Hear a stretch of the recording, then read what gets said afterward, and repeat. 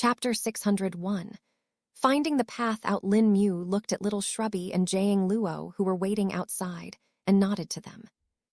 Time to go, Lin Mu spoke. Yes, Jiang Luo exclaimed with excitement.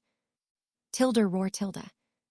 Little Shrubby responded with his own roar, and the trio flew up. This time they were going to fly up as high as they could. The tear in the spatial fabric can appear at any place in the sky, and Lin Mu would need to be there to open a portal from there to the sacred grounds. Technically, one could leave the minor plane from anywhere in the area, but the areas that had started to break apart first were the underground and sky. The underground was out of the option, as Jiang Luo and Little Shrubby would be unable to leave through that route. Only Lin Mu with phase might be able to leave through that route, but even then, it may take him long to find the proper point, which was the tether between the minor plane and the sacred grounds.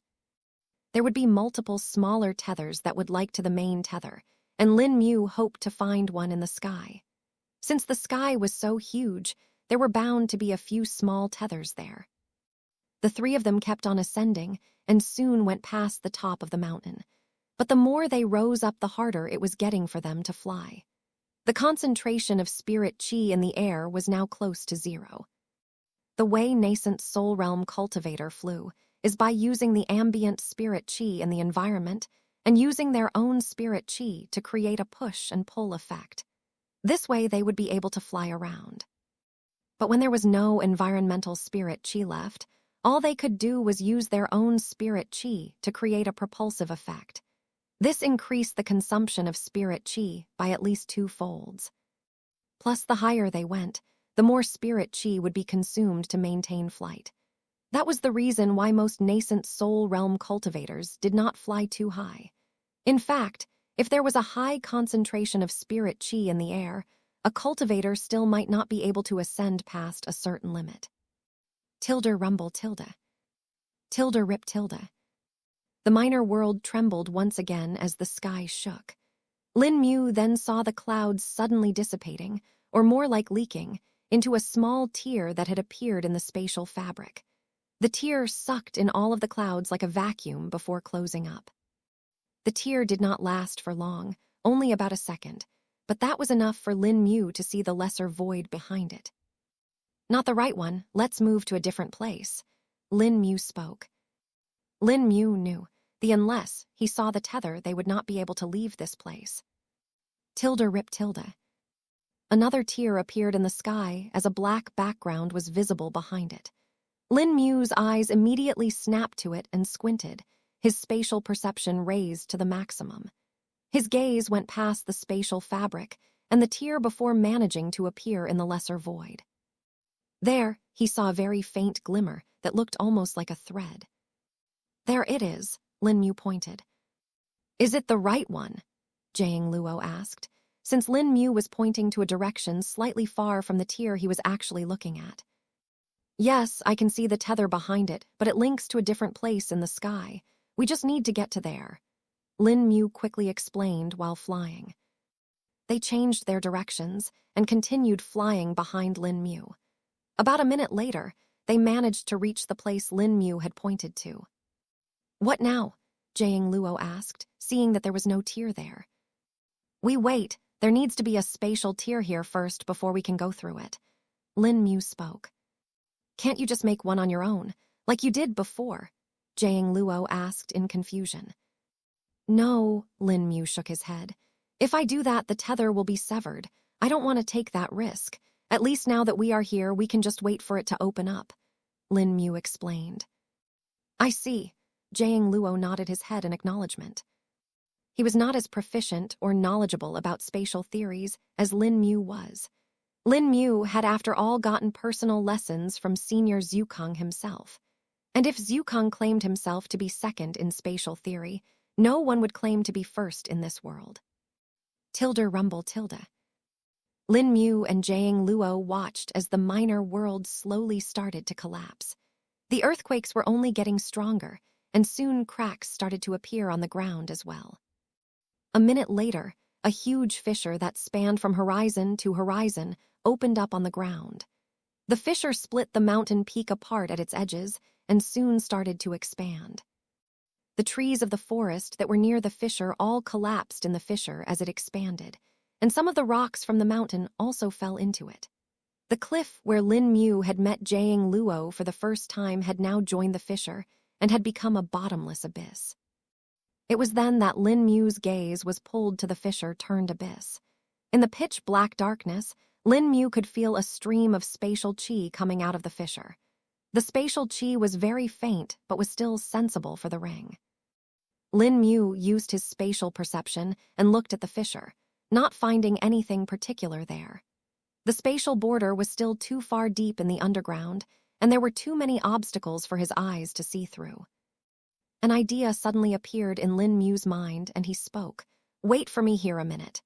Chapter 602, A Different World. Jiang Luo was taken aback by Lin Mu's words and wondered where he was going. Little Shrubby, though, did not ask anything. His trust in Lin Mu was something which could not be expressed in words. But what Jiang Luo was expecting did not happen. He had thought that Lin Mu was going to fly to some place, but instead of that, he disappeared into thin air. "Huh, where the heck did he go?" Jiang Luo said out loud, feeling confused.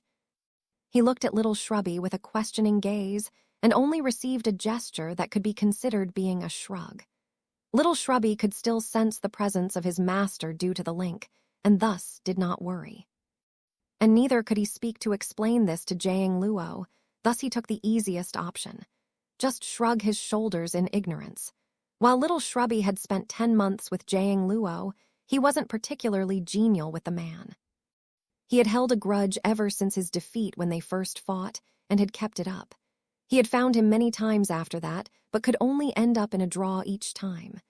Little Shrubby thought that he was improving, but could still not come out on top. The only reason he had only become tolerant of Jiang Luo was that the man had made him the 4 new prosthetic metal hands. They were also spirit tools, and were actually at the mid-grade. Since Little Shrubby had reached the nascent soul realm as well, it was easy for him to control multiple spirit tools at once like this. Most beasts were at a disadvantage naturally when it came to using spirit weapons and spirit tools due to their different physiologies. This also included the fact that their usage of spirit sense was inherently different. Most beasts used their spirit sense directly and did not even refine it. They mostly depended on their natural talent and the passive growth of the spirit sense to extend its range. This led to them not having the finer motor skills needed for the spirit sense to use different spirit weapons and spirit tools. Humans, though, were always using different tools and weapon with their hand, and thus using spirit sense to do the same came a bit more naturally to them. Overall, it was just a question of habit and practice. Now that Little Shrubby had been using the prosthetic metal hand, he had gotten habituated to it as well, and could use it the same as any human would use their hand. And with the addition of the 4 more prosthetic hands, Little Shrubby's capabilities had increased as well. The main thing he was happy about was the fact that he could now cook 5 things at once. Jiang Luo was unaware of what was running in Little Shrubby's mind, and looked at the place where Lin Mu had disappeared from. Had it not been for the collapsing minor plane, Jiang Luo would have been able to tell that there were some spatial disturbances where Lin Mu had disappeared at. But the spatial fluctuations coming from all over the minor plane were basically muddying the water and making it hard for him to perceive. If he was in fact able to perceive it, he would realize that Lin Mu had used Fade. After using Fade, Lin Mu appeared in the paralleled world. He knew that the parallel world was like a more even mirror of the real world, and the things that were hard to see were easily visible in here. Since it was hard to tell where the spatial qi was coming from in the depths of the fissure, Lin Mu reckoned using Fade should solve his problem. And when he finally did, he could see the changes there. "What's that, a sphere of some kind?" Lin Mu questioned. Below Lin Mu, where the fissure was supposed to be in the real world, he could see a large, illusory sphere. It was kind of like the black dots that showed the flaws in the spatial fabric or the moving ones, which designated the teleportation channels. The only difference was that this sphere was not black and was instead white, along with being much bigger than that. Even from this distance, The sphere looked to be of a size the same as that of the mountain in the minor plane. Lin Mu could only imagine how big it would be if he actually got closer to it. He tried to think what it could be, but could not reach a conclusion. "What is that, Senior?" Lin Mu asked, unable to think of anything. Zhukang, who had been silently cultivating for a while, opened his eyes upon hearing Lin Mu's words. He used his link with Lin Mu and peered into the outside world before seeing where Lin Mu was standing. "The parallel world and a world," Zhukang said. As soon as Lin Mu heard Senior Zhukang's words, his eyes went wide. "That's a world, Senior?" Lin Mu questioned, surprised, visible in his tone. "It does seem like it, but there is something wrong with it," Zhukang replied. "What could be it?" Lin Mu asked. "Can't tell from here.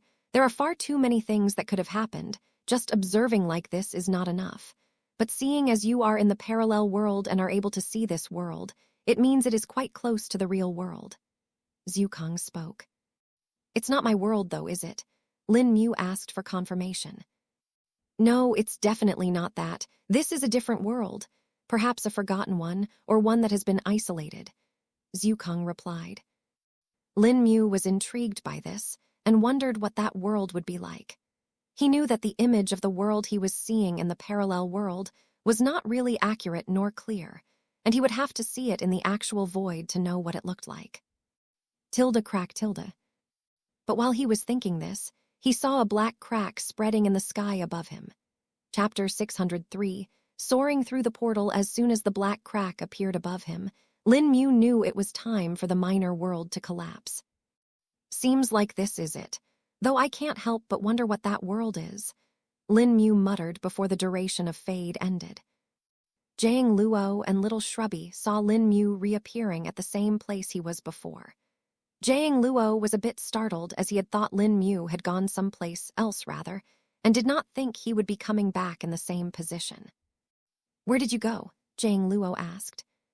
"Nowhere really, just needed to take a different perspective of all this," Lin Mu said before turning to the sky. While he was in the parallel world, he could see a black crack there, but now it was just the same sky as before. But Lin Mu could tell that the spatial fabric had already started collapse.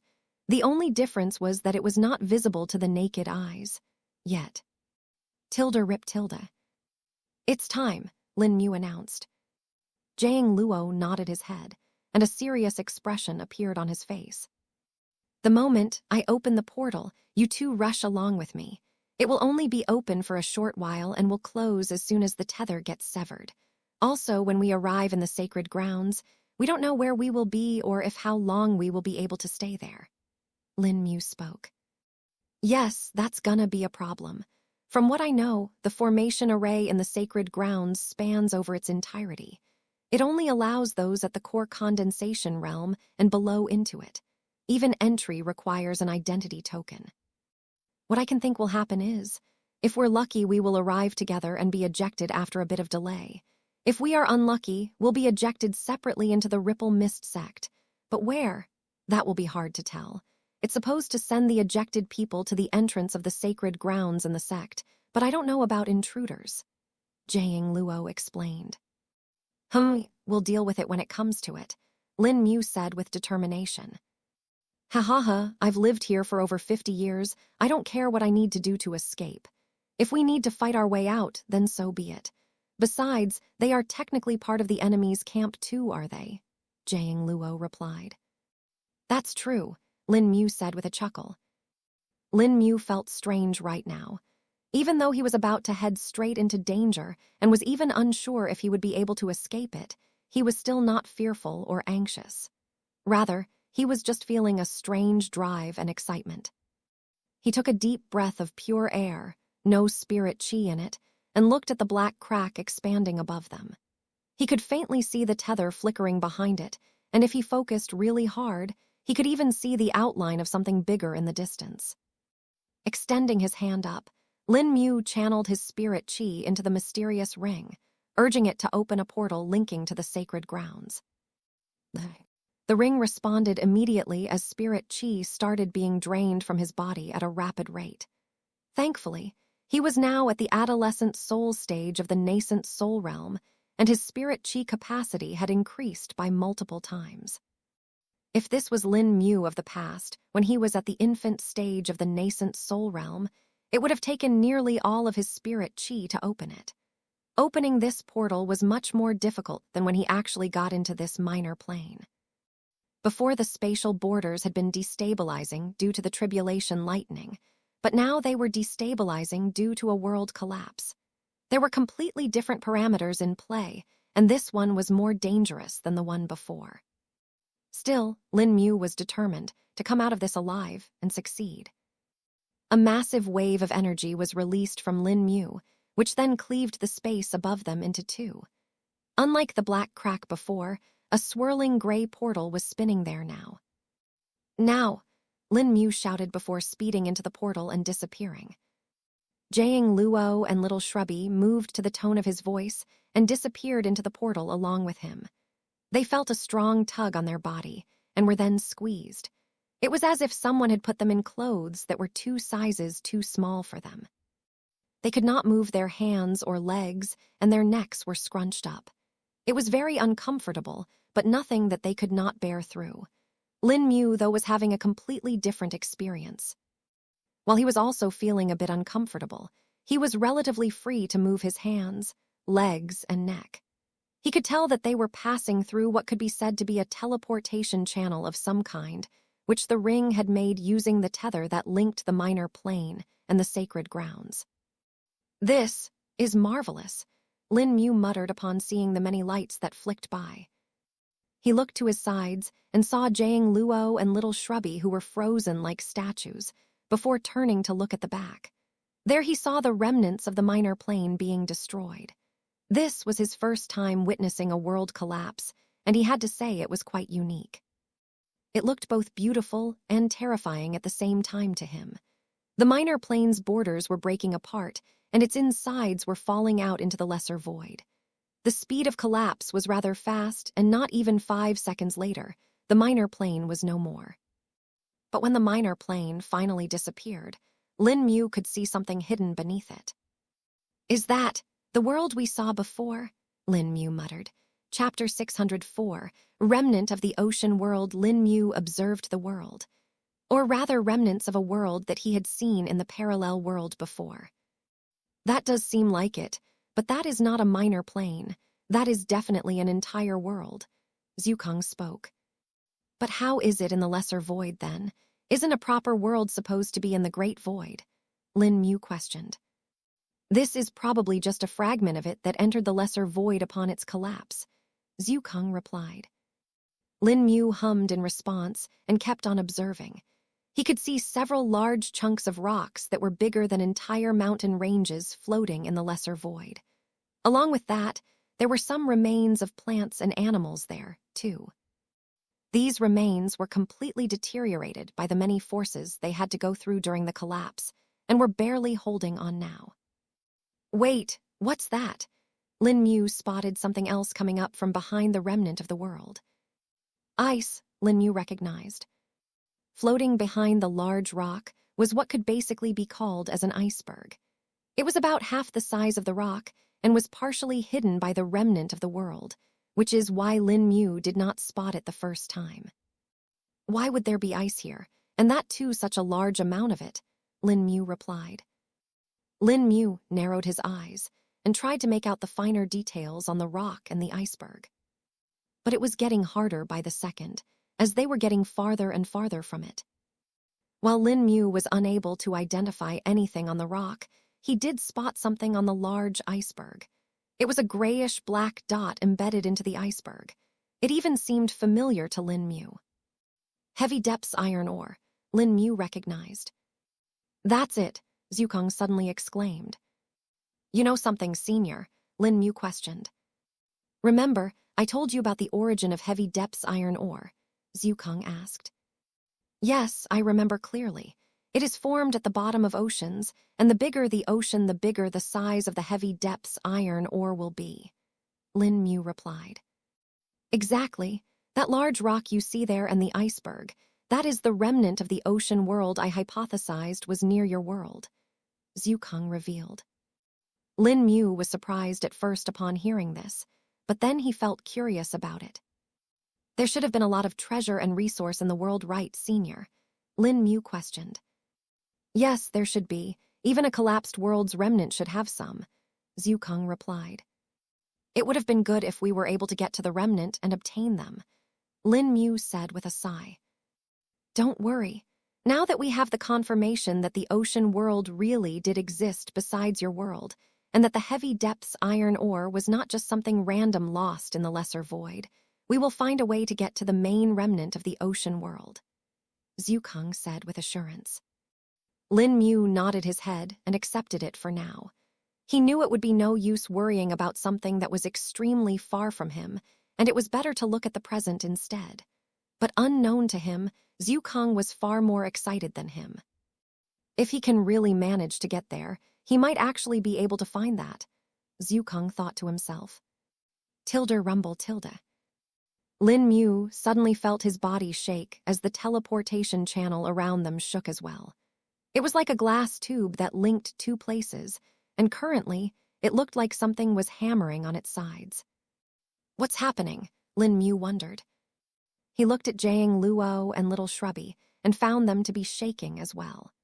While they could not show any expressions on their faces due to being frozen like statues, Lin Mu could still feel the emotions coming from Little Shrubby. Jiang Luo and Little Shrubby were feeling vibrations that were stronger than him currently. The only difference was that it was hard to tell as they were frozen like statues. Lin Mu knew that this was the spatial turbulence and a normal part of the lesser void. But this was also something that could easily turn deadly and claim their lives. Lin Mu needed to be sure that the integrity of the teleportation channel was decent, or they may not reach their destination in one piece. Tilde crackle tilde. Lin Mu felt a strange fluctuation from behind him and looked back. The channel has already started to collapse, Lin Mu said out loud. Thankfully, his voice couldn't really be heard by the other two right now, or they would have probably become terrified and anxious, which was something that would not have helped them in this situation anyway. Lin Mu could see that the far ends of the teleportation channel were breaking apart, and that had resulted in a domino effect. It had started from the minor plane and was now rapidly approaching them. It will be fine, you're already quite far from it, Zhukang assured. Lin Mu couldn't help but still feel a bit anxious about it, but nodded his head before turning to look at the front. The faint outline that he had seen back in the minor plane was now fully visible to him. Is that the sacred grounds? Lin Mu said. He could see what looked like a flat ground that was floating in the lesser void. It was covered with a translucent dome, which was probably the sacred ground's spatial borders. The teleportation channel was taking them to the very edge of the sacred ground, from what Lin Wu could see. Is that where we will be landing? Lin Mu wondered.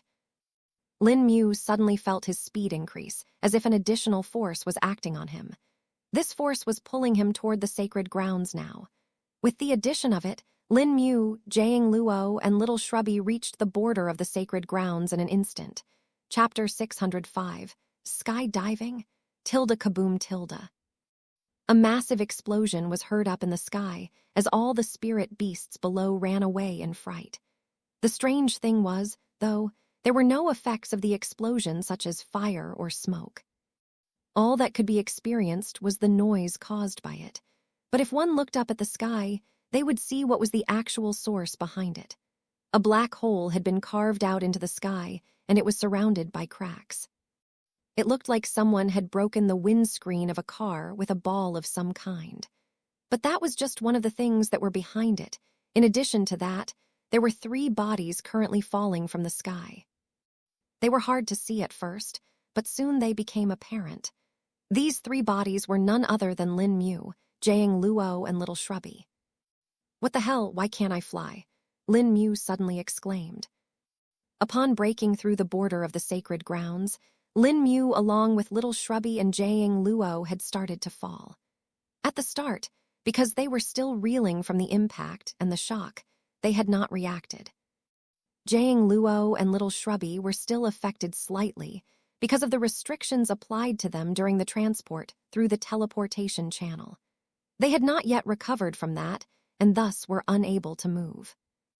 Only Lin Mu was the person who was able to move now, and he tried to fly since they were quite up high in the sky. But then the shock of being unable to fly was delivered to him. It must be a limiter on the sacred grounds. Since it does not allow anyone from the nascent soul realm above to enter it, it would obviously not allow you to fly. Try and use your spirit weapons. Zhukang spoke. Lin Mu immediately withdrew his spirit sword from the ring, but then found it to be unable to fly either. This doesn't work either, Lin Mu said, feeling a bit anxious now. While he knew he might be able to bear a fall of this height due to his innate defenses and the mortal strengthening scripture, little Shrubby and Jiang Luo might not be able to do the same. Lin Mu also had another way of bypassing this fall, since he could just use Fade to enter the parallel world and fly down there. If I can get down first, I might be able to catch them somehow, Lin Mu thought and used Fade. In the next moment, he appeared in the parallel world and tried to fly. Why can't I fly here either? Lin Mu was stunned again. This shouldn't have happened unless this is just how Fade works, Zhukang said. As soon as Lin Mu heard Zhukang's words, it clicked to him. Of course, Fade only allows me to enter a place parallel to this. The rules stay the same, though. Lin Mu understood another restriction of Fade today. But why do the spirit weapons don't work either? Even the Qi refining realm cultivators can use them. Lin Mu questioned. Many such inheritance and trial grounds prevent flying so that the contenders have to follow a set route. This also prevents them from cheating and finding a loophole to an otherwise complex test, Zhukang answered. Lin Mu was reminded of the various trials grounds that the lost immortal had gone through and realized that this was understandable. Flying made a lot of tasks easier, and if that was restricted, a cultivator would have a hard time doing what they normally did. Reappearing in the real world, Lin Mu thought of some other solutions. He was falling for about 40 seconds now and still had not reached the ground. In fact, Lin Mu could see the ground was still a minute away. His brain ran at lightning speed, and the first thing he thought of was his other skills. Blink, yes, Blink should help, Lin Mu thought. He then used Blink, but it did nothing except for moving him a distance away from his previous location. He blinked several times, but there was no reduction in his speed. He even tried to blink to a position lower than him and higher, but there was still no difference. Damn it, this doesn't work either, Lin Mu cursed. He then thought of phase, but using it would be tricky. If he kept on falling like this while using phase, he might end up quite far deep into the ground and would not have enough time to come back up. It was now that it hit him. I've got it all wrong. I just need to get down faster than them, Lin Mu remembered. In the anxiety and rush of falling down, Lin Mu had forgotten what he had thought of literally 10 seconds ago. But now that he remembered it, he knew the way to proceed. Blink it is, Lin Mu muttered before starting to use Blink non-stop to increase his speed of falling. Currently, it would still take Jiang Luo and little Shrubby about 30 seconds to reach the ground, but Lin Mu was already there. A crater was instantly cratered upon him, hitting the ground, and he was directly embedded into it. A cracking sound could also be heard coming from the ground, and this was actually from Lin Mu himself. His mortal strengthening scripture's armor now had long cracks going all the way from the top of his head to his legs. Damn, that still hurts. Lin Mu gritted his teeth and forcibly pulled himself out of the ground. The ground tore like paper under Lin Mu's hands, and he stood up.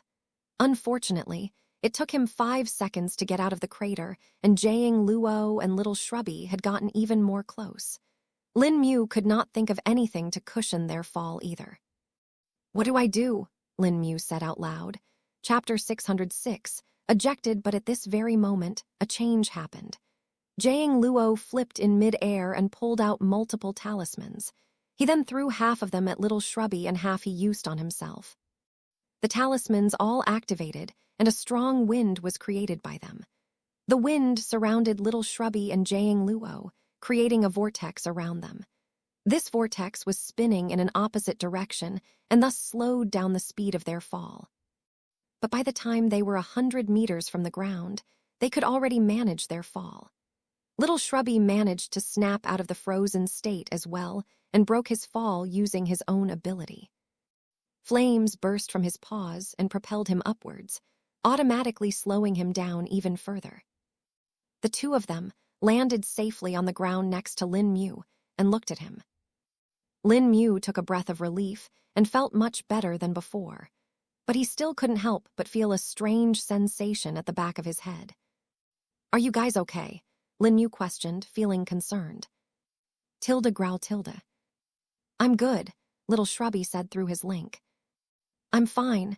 Didn't think I would need to use the wind vortex talisman so soon. Even used up my entire supply," Jiang Luo replied. "Thankfully you had them, or I don't think both of you would have been able to come out of this unharmed," Lin Mu stated. "That's true. I never expected to be frozen like that in the Lesser Void. At least now I can say proudly that I survived the void," Jiang Luo said with a chuckle. "Wait, did you see anything in the void?" Lin Mu asked. "No, once I was frozen, everything went black for me. I could not feel anything, nor could I hear anything. It was a strange feeling and very uncomfortable. I don't think I want to experience that again," Jiang Luo said with a shake of his head. Jiang Luo then looked at the large crater to the side and the Lin Mu-sized hole that was created in the center of it. "Seems like someone had a rather rough landing," Jiang Luo said. "It could have been better, yes, but it was not," Lin Mu replied, remembering the feeling of the crash again. Tilda Girarar Tilda. Little Shrubby let out a low growl and lifted his paw. "I can't fly," he stated. "What's he saying?" Jiang Luo questioned. "That he can't fly. Or rather, I think none of us can fly here. Not even the spirit weapons work here and can only be wielded normally using hands," Lin Mu answered. Jiang Luo furrowed his brows in response and tried to fly on his own, realizing that he truly could not fly. "There are restrictions here," Lin Mu stated. "Looks like it, but why are we still here? The sacred grounds should have expelled us by now," Jiang Luo stated. "Oh yes, I was wondering about it too. Are the formation arrays not working?" Lin Mu wondered. He closed his eyes and spread his spirit sense around, trying to sense any formation that might be set up here. The overall formation array of the sacred ground was too big and Lin Mu would not be able to see it unless it was at the very center or at a node. "It won't work. We will need to get close to one of the nodes to even be able to sense a formation array like this. Plus, the true location of those formations might be deep underground. Since the minor plane we were in was part of this world, then I'm sure the formation arrays are set up underground. Only by doing that would they be able to freely harness the spirit chi from the spirit stone mines that are hidden deep beneath the ground," Jiang Luo spoke. Does this mean we will be able to stay here in the sacred grounds?" Lin Mu said as his eyes lit up. But then, thousands of runes suddenly appeared in the sky as they formed into a formation array. "I spoke too soon," Lin Mu said with a wry smile. The spirit chi in the air started to stir as the formation array fully activated. Lin Mu, Jiang Luo, and Little Shrubby, all three of them felt a force pushing them into themselves. The force started to get stronger, and in a few seconds, they disappeared into thin air. Lin Mu was able to perceive all that was happening and knew that it was the space opening up and using the gate of the sacred grounds to send them back. He could even see the lesser void for a fraction of a second again, but was moved to the ejection site pretty quickly. Since he was still able to move, Lin Mu took this opportunity to put on a mask from his ring. In a certain area of the Ripple Mist sect, several disciples were working on their tasks. There were even some nascent soul realm elders among them that were doing the more complex and difficult tasks. "We need to be quick and find out the reason behind all these abnormalities. The sect patriarch has ordered us to strictly check for any discrepancy," the elder, who was the supervisor here, announced. "Yes, elder," the disciples responded. Thousands of runes could be seen floating around in a formation array, as disciples worked on them. There were several runes that were fluctuating abnormally, and those were the ones that the disciples focused on. Tilda wing tilde. But then all of a sudden, a loud whirring sound was heard. "What's happening?" the disciples said out loud. They did not know what this was, as it was not done by them. "The gate, it's opening," the elder pointed to the center of the area. The sound of 3 people hitting the ground was heard, as everyone nearby turned to look at them. "People, how?" Chapter 607. The distressed Ripple Mist sect. The people of the Ripple Mist sect had been sensing some abnormalities with the sacred ground, and thus the patriarch of the sect had ordered the elders to check upon it. The first thing they checked was the gate of the sacred ground, and it was normal, and thus the only other option for them that was left was the formation array instead. Now this was a troublesome matter for them. The formation array of the sacred grounds was set up in multiple parts.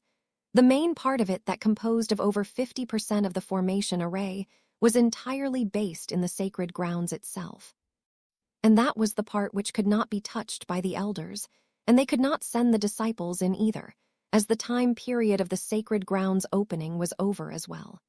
In fact, the only reason why they found out about this due to the disciples who had been chosen to enter the scared trials. Inside there they found out that the spirit chi concentration in many areas was far lower than normal, and the number of resources they got this time was the lowest in 50 years. The sect's elders had prepared the disciples thoroughly so that they could get more this time around, but it still did not help. This had bothered the sect patriarch very much, along with the high elders. The lower elders, though, were a bit confused as to why the patriarch and the others were so obsessed about the resources.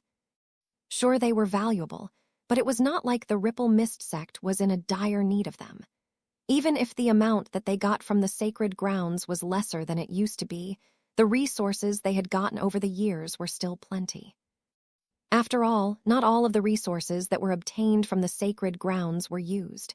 Usually, only 50% of them were used, while the rest were conserved for later times. Due to this, the sect had quite a stockpile of them.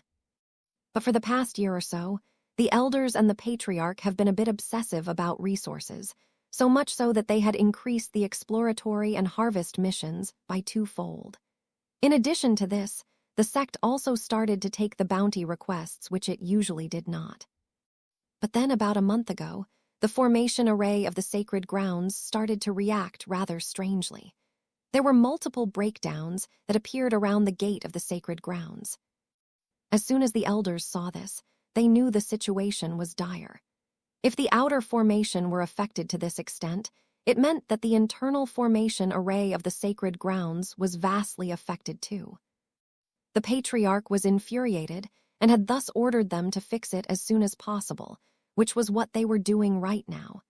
But they had never expected for the gate of the sacred grounds to suddenly activate. Usually, it only activates to allow the disciples to enter or exit the sacred grounds, and it occasionally ejected some disciples from the trials too. This was originally a feature to prevent intruders from entering the sacred grounds, but had not been utilized for that in a long time. The sect never had an intruder in the past 50 years, and thus the only time someone was ejected was due to a disciple's breakthrough to the nascent soul realm in the sacred grounds. There were many disciples who were at the peak of the core condensation realm, and they delayed their breakthrough for the sacred trials. Senior Sister Bai was one such example, and had taken advantage of the opportunities in the sacred grounds to have her breakthrough to the nascent soul realm there. Not only did she manage to successfully break through to the nascent soul realm, but due to the high concentration of spirit chi in the sacred grounds and the resources she had obtained there, she even managed to progress quite far into the infant soul stage. In fact, the elders even thought that it would not be long before she would break through to the child soul stage of the nascent soul realm. Perhaps 2 years later, the sect would have another cultivator at the child soul stage. But now the appearance of 3 nascent soul realm spirit chi fluctuations at the gate, that 9 months after the trial had ended, was shocking to the elders and disciples here. "Huh, a beast," one of the disciples said. The first being they saw was none other than little Shrubby, who was at the nascent soul realm. Did one of the beasts accidentally get ejected from the sacred grounds due to the malfunction? Someone else wondered. No, there are two men there too. A junior elder spotted Lin Mu and Jiang Luo, who had finally appeared fully. How is this possible? The elder who was the supervisor couldn't help but say in shock. Finally, everyone saw the people who had appeared clearly. There were two men. One of them was wearing a mask, while the other man was big and muscular. The third was not even a human being, a liger-like beast with red and black fur. Oh my, more than I expected, Lin Mu muttered. Jiang Luo's eyes darted around, and he saw all the formations that were currently being worked on by the disciples. Looks like our plan had been affecting the formation arrays of the sacred grounds, Jiang Luo said in a low voice. No wonder they are here. I thought we may at least get to surprise them and get a head start, Lin Mu replied. Kill? Little Shrubby asked as his claws extended and started to heat up. Lin Mu looked around as his spirit sense spread fully. Everyone that was in the range was currently in the range of his spirit sense, and they could feel the pressure exuding from the spirit sense as well. Chapter 608. Crossing the sect. Lin Mu's spirit sense observed the cultivators in his range, and he realized that there were 3 nascent soul realm cultivators here, along with 20 core condensation realm cultivators and over 40 chi refining realm cultivators. The core condensation realm cultivators were the ones mainly dealing with the formations, while the nascent soul realm cultivators mostly supervised and dealt with the formations that were the most complex. The chi refining realm cultivators were mostly there to do chores and menial tasks. They would hand the materials and tools to the core condensation realm cultivators as needed, and would also supply the spirit chi when needed for testing. But currently, all of them were under the pressure exerted by Lin Mu's spirit sense. Lin Mu himself did not know that his spirit sense was doing this. A adolescent stage of the nascent soul realm, the surprising elder stated. He focused on the spirit chi fluctuation coming from the other two, and realized that they were not weak either. A beast at the infant soul stage and another cultivator at the adolescent soul stage of the nascent soul realm. How are they here? He added. Are they from our sect? An elder who found this all unbelievable said. They could not imagine there being intruders in the sect or even in the sacred grounds, and thus thought of the only other option, which was none other than them being some disciples or elders of the sect that were here instead. No, they are not from our sect. I don't recognize any elder to be like them, and they are far too strong to be disciples, the supervising elder uttered out loud. He did not even consider Little Shrubby in it, as he was a beast and would obviously not be a disciple. Looks like we got to hurry, Lin Mu said with a sigh before chanting something. The supervising elder, who had gotten agitated along with the others, suddenly became dazed as his eyes went dull and facial expression blank. Jiang Luo looked at it with an incredulous expression and spoke. What did you do to them? He asked. Just bought us some time. Let's get as far away as possible. The others may arrive soon too, Lin Mu replied as he gazed at Little Shrubby. Shrubby instantly understood what Lin Mu meant, and the harness appeared on his back. Jiang Luo narrowed his eyes upon seeing this, as it was the first time Little Shrubby had shown the harness, as Lin Mu had not needed to ride on his back at the minor plane before. The only thing that Little Shrubby had even shown Jiang Luo was the spatial storage belt that he wore on his neck as a collar and the prosthetic spirit tool. But then he saw Lin Mu climbing on top of Little Shrubby and strapping into the harness. Jiang Luo understood the use of the harness. He had seen Little Shrubby's speed and knew how fast he was. He was way faster than him, or perhaps anyone in the nascent soul realm. Plus, he was sure that Little Shrubby had not used his full speed yet. Whenever they battled, Little Shrubby used short bursts of speed. For him to reach his top speed, he would have to run in a straight line for a long time to be able to do that, and thus had never used it in the minor plane. There was simply not enough space there. If Little Shrubby started running, he would not even reach halfway to his full speed before crossing the entire length of the minor plane, running out of space to run. The elders and disciples of the Ripple Mist sect were still in a daze and looked like they would be for a while. "Where do we go now?" Jiang Luo questioned. "Out of here, anywhere, but first we just need to get as far away as possible," Lin Mu replied. Jiang Luo nodded his head and flew up. Little Shrubby pawed the ground and pushed ahead. He didn't go at its full speed from the start, since that would create a lot of noise. Instead, it started to leap across the area while running, while creating barely any sound. Even now, Little Shrubby was moving at a speed faster than at which it flew. While Lin Mu could fly faster than this, that would let out a lot of spirit chi fluctuations and attract quite a bit of attention. Even now, there were several people who had noticed them. "Who's that flying in the air?" A disciple who was at the chi refining realm asked his companions. "If they can fly, then they must be a nascent soul realm elder," one of the companions answered. Tilda whoosh tilde. And just as the disciples were speaking about this, they felt a strong gust of wind rush by. What in the name of Heavens was that? The disciples who were knocked back couldn't help but say. They moved their eyes to catch a glimpse, but could only see a red blur moving at a blinding speed. "Is that an elder too?" someone questioned. "I think that was a beast," another disciple wondered. "A tamed beast? That too at the nascent soul realm? I highly doubt they are one of the few that our sect has." A senior disciple who was at the core condensation realm spoke. "Who do you think they are then, senior brother?" a junior disciple questioned. "I think that elder was not wearing the robes of our sect either," someone noticed. The senior disciple narrowed his eyes as he thought of something. He then pulled out a jade slip and held it in his hand. Closing his eyes, he sent a message and then put the jade slip away. "Let's see who they really are," the senior disciple spoke. By now, Lin Mu, Little Shrubby, and Jiang Luo had already crossed a quarter of the Ripple Mist sect. The gate of the sacred ground was located far too deep into the sect, plus they needed to cross several barriers too. Chapter 609. The sect's barriers. The Ripple Mist sect had different barriers for security in different sections of the sect. This was to prevent those who did not have access or were not authorized to enter those areas from proceeding. Only if one had the right identity token would one be able to enter that area, but there were still some peculiarities to this. There were several areas that were considered to be public and did not need an identity token except for the most basic one to enter.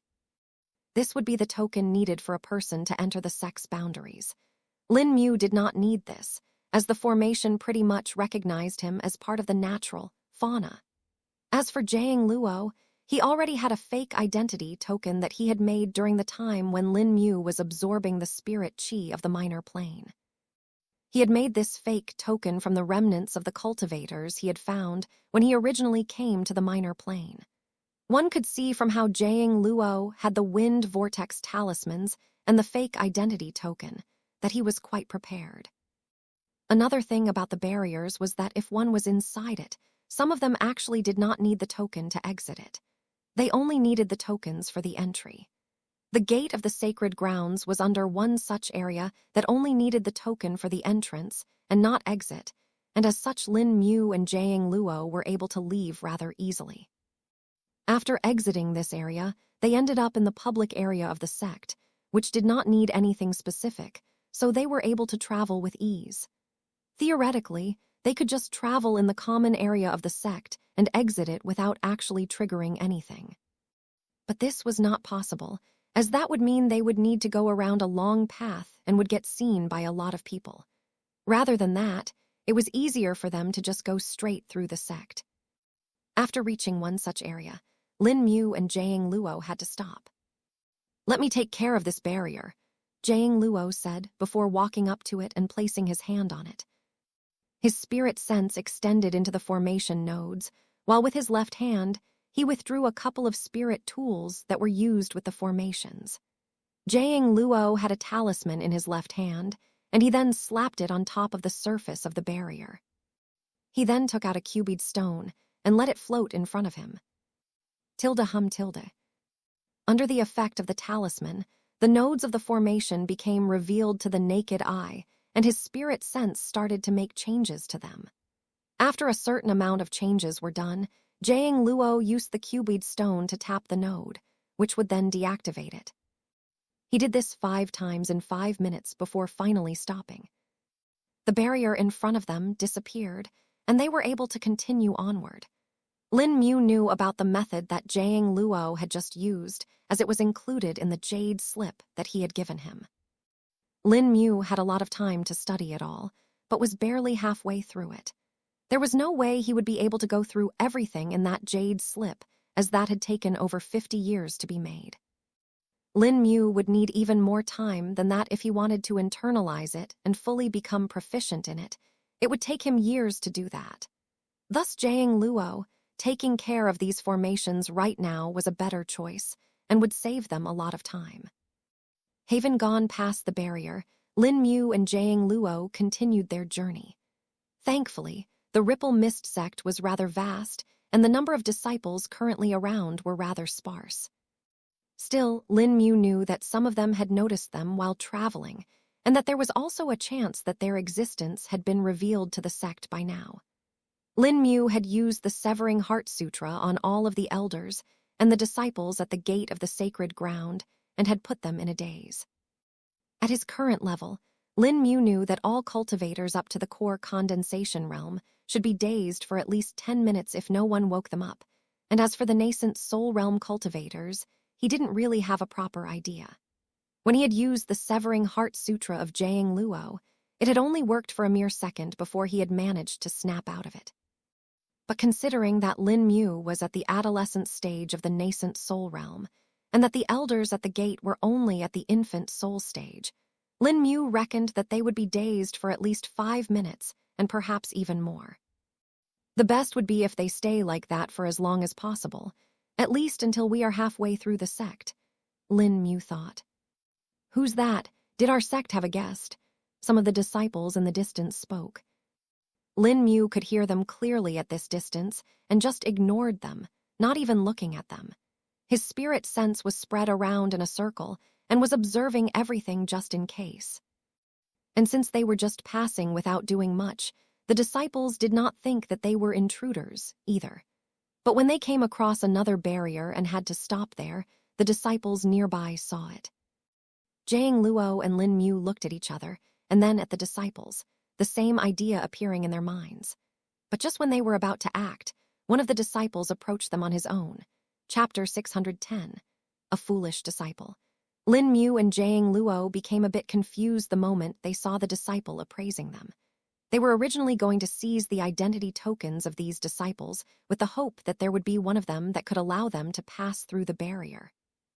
While Jiang Luo could unlock this one on his own as well, it would take him a few extra minutes that they did not really have. Thus, this would be the fastest way for them to progress further. But then this disciple, who was wearing the robes of the inner court, approached them with a smile on his face. "Would honored guests allow me to provide some help?" the disciple asked. Lin Mu narrowed his eyes and scanned the disciple with his spirit sense, finding that he was the early stage of the core condensation realm. He didn't know what to do, but then thought of going along with it. He gestured to Jiang Luo to pause before speaking. "We want to go past this place, but we have been given the wrong kind of token, it seems." Lin Mu flashed the token that they had. "Tusk, seems like the disciples at the registry messed up again. Let me help the honored guests then," the disciple replied. "Oh, that would be really nice," Lin Mu said, feeling surprised. "Please, the honor is all mine. The sect would be losing its credibility if I let honored guests be displeased," the disciple stated.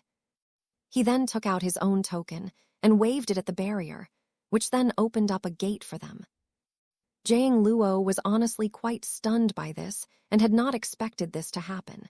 He had been ready to fight and get the identity token, but now they had been mistaken for honored guests, somehow. He didn't know whether this disciple was truly mistaken or was acting pragmatically to save himself and his fellow disciples.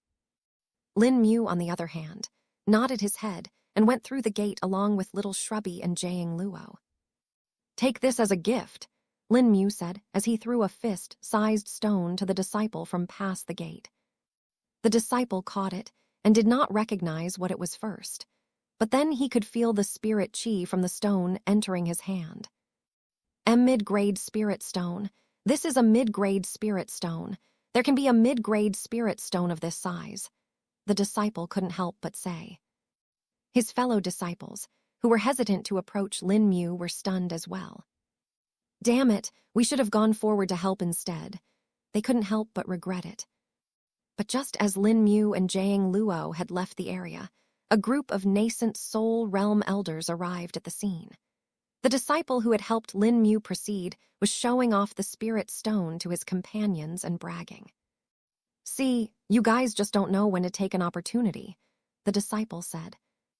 Humph, we just didn't go talk to them since we didn't know who they were, one of the other disciples stated. Didn't you see how strange they were? One of them was riding on that beast while wearing a mask too, while the other man was built like a hill. Another one commented. Exactly, and what if they were intruders and not guests at all? What would you have done then? A female disciple snorted. PFFT tilde, you guys are just envious. How would someone even enter our sect like that? And didn't you see they were leaving the area, not entering it?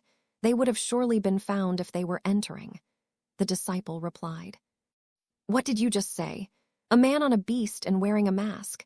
The nascent soul elder who just appearing in the sky questioned out loud. All the disciples were startled by the sudden appearance of the elders and looked up. Elders, greetings.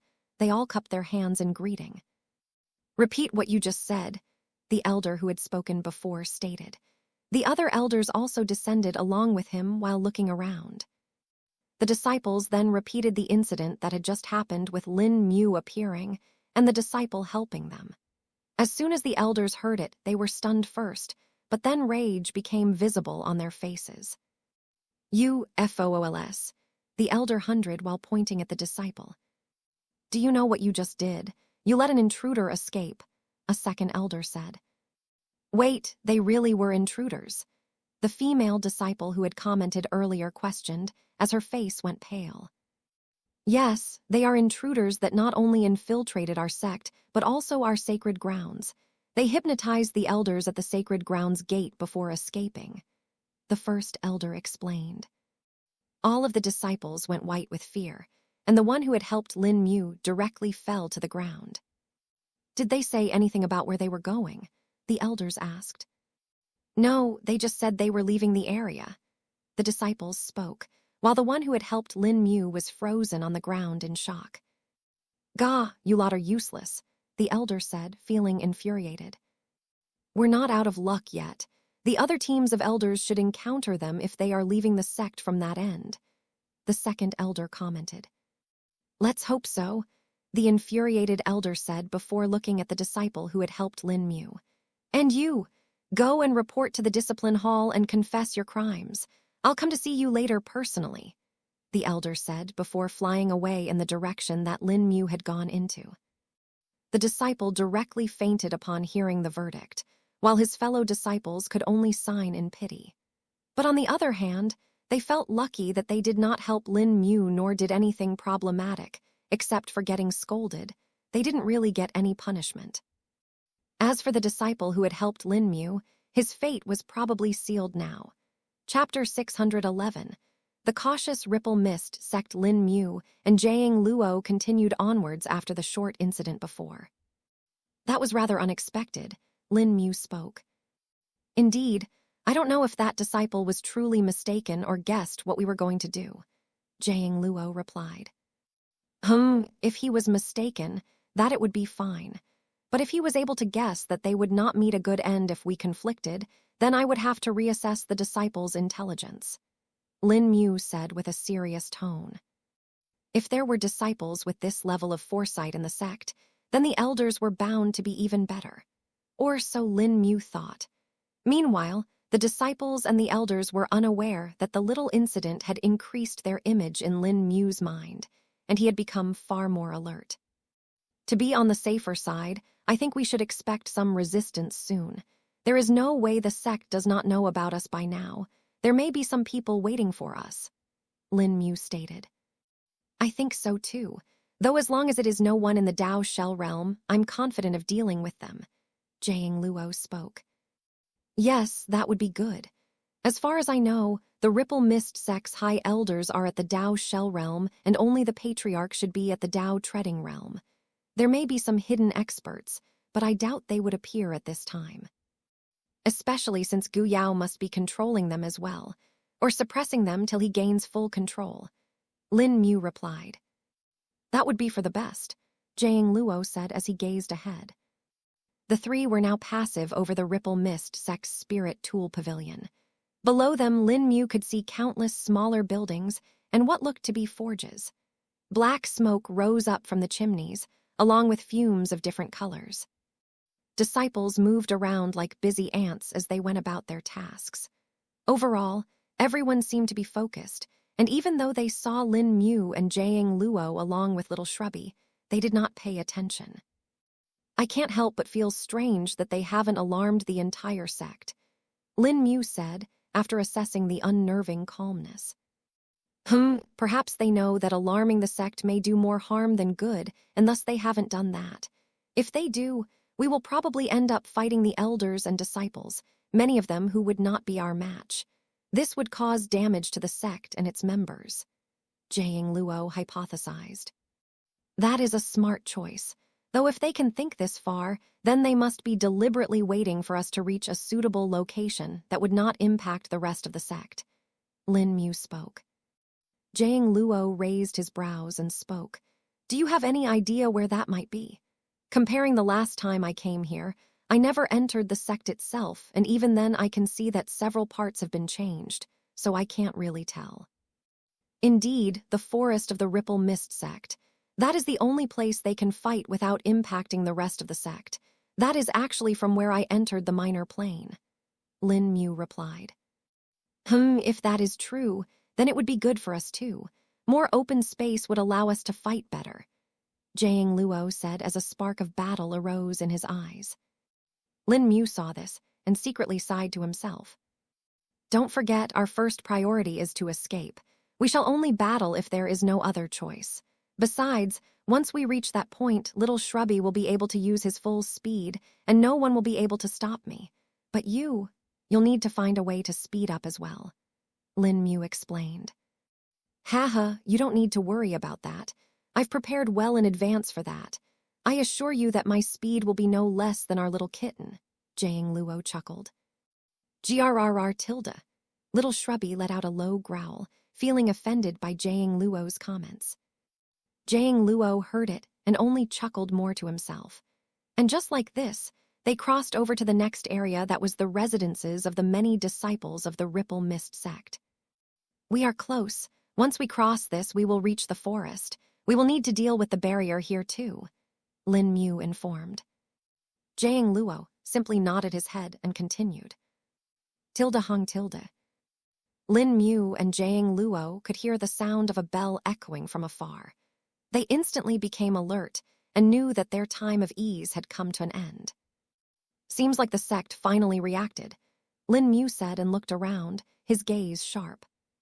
Jiang Luo had a similar expression, and they looked below to see a strange scene. The elders have called for a gathering. The disciples who heard the bell came out of their residences.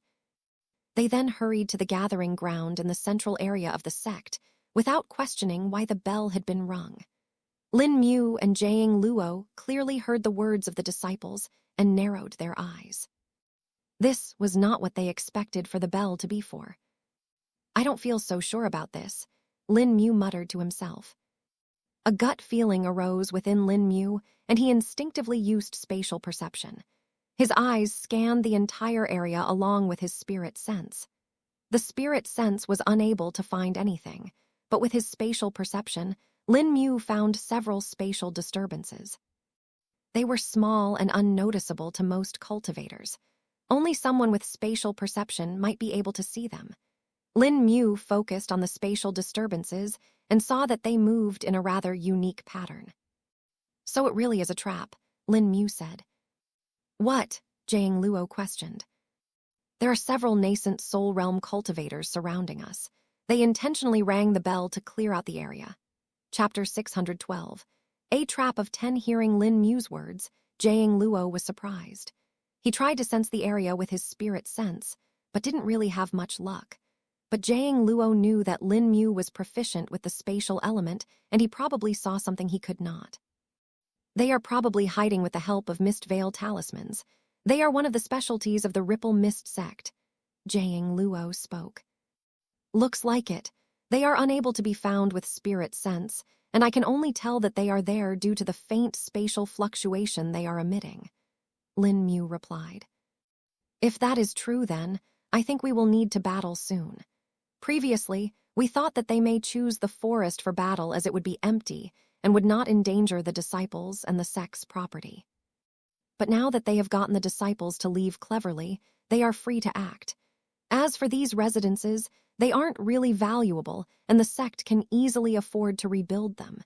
It would be their best option as it would take us some effort to get past the barrier here. Jiang Luo analyzed. Lin Mu did not reply and simply nodded his head. He knew that they must act as before and not let the enemies know they have found out about them. Tilde shua tilde shua shua tilde. And just as Lin Mu had expected, the moment all the disciples were gone, the hidden foes revealed themselves. 10 elders appeared in front of Lin Mu and Jiang Luo, while the barrier that was past them started to glow as well. Halt right there. Criminal scum, the elder who was standing in the very center yelled. Lin Mu paid no attention to him and instead scanned their cultivation bases. 3 elders at the adult soul stage of the nascent soul realm, 4 at the adolescent soul stage, and 3 more at the child soul stage of the nascent soul realm. Lin Mu informed. Seems like all the stronger elders of the Ripple Mist sect below the Dao Shell realm are here. Jiang Luo spoke as a smile appeared on his face. Indeed, how do you want to do this? Lin Mu asked as ideas instantly appeared in his mind. Since we've already been detected, we may as well directly shatter that barrier. I believe you have something for that, Jiang Luo said. Lin Mu nodded his head, understanding what Jiang Luo was referring to. But before that, we'll need to get rid of these elders. The barrier is unlikely to fail as long as they are here plus. I think it'll take me a couple of continuous attempts to break the barrier, or it will simply recover. Lin Mu spoke. All right, then we shall get rid of the elders first, Jiang Luo said as he withdrew the weapons from his spatial storage treasures. 7 spears appeared behind his back, then a broad axe appeared in his right hand, along with a slim dagger in his left. His equipment type seemed similar to when he fought Lin Mu previously, but the quality was much higher. Now that Jiang Luo had been able to get high-quality and valuable materials from the mines, he splurged as much as he could to make the best weapons and spirit tools he could.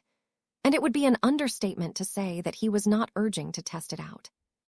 Jiang Luo was a spirit weapon forger at heart, and it would be the best feeling for him when he tested out his weapons himself. That is the thing that would give him the most joy in the world if he excluded his family from the list. Lin Mu saw this and couldn't help but be impressed.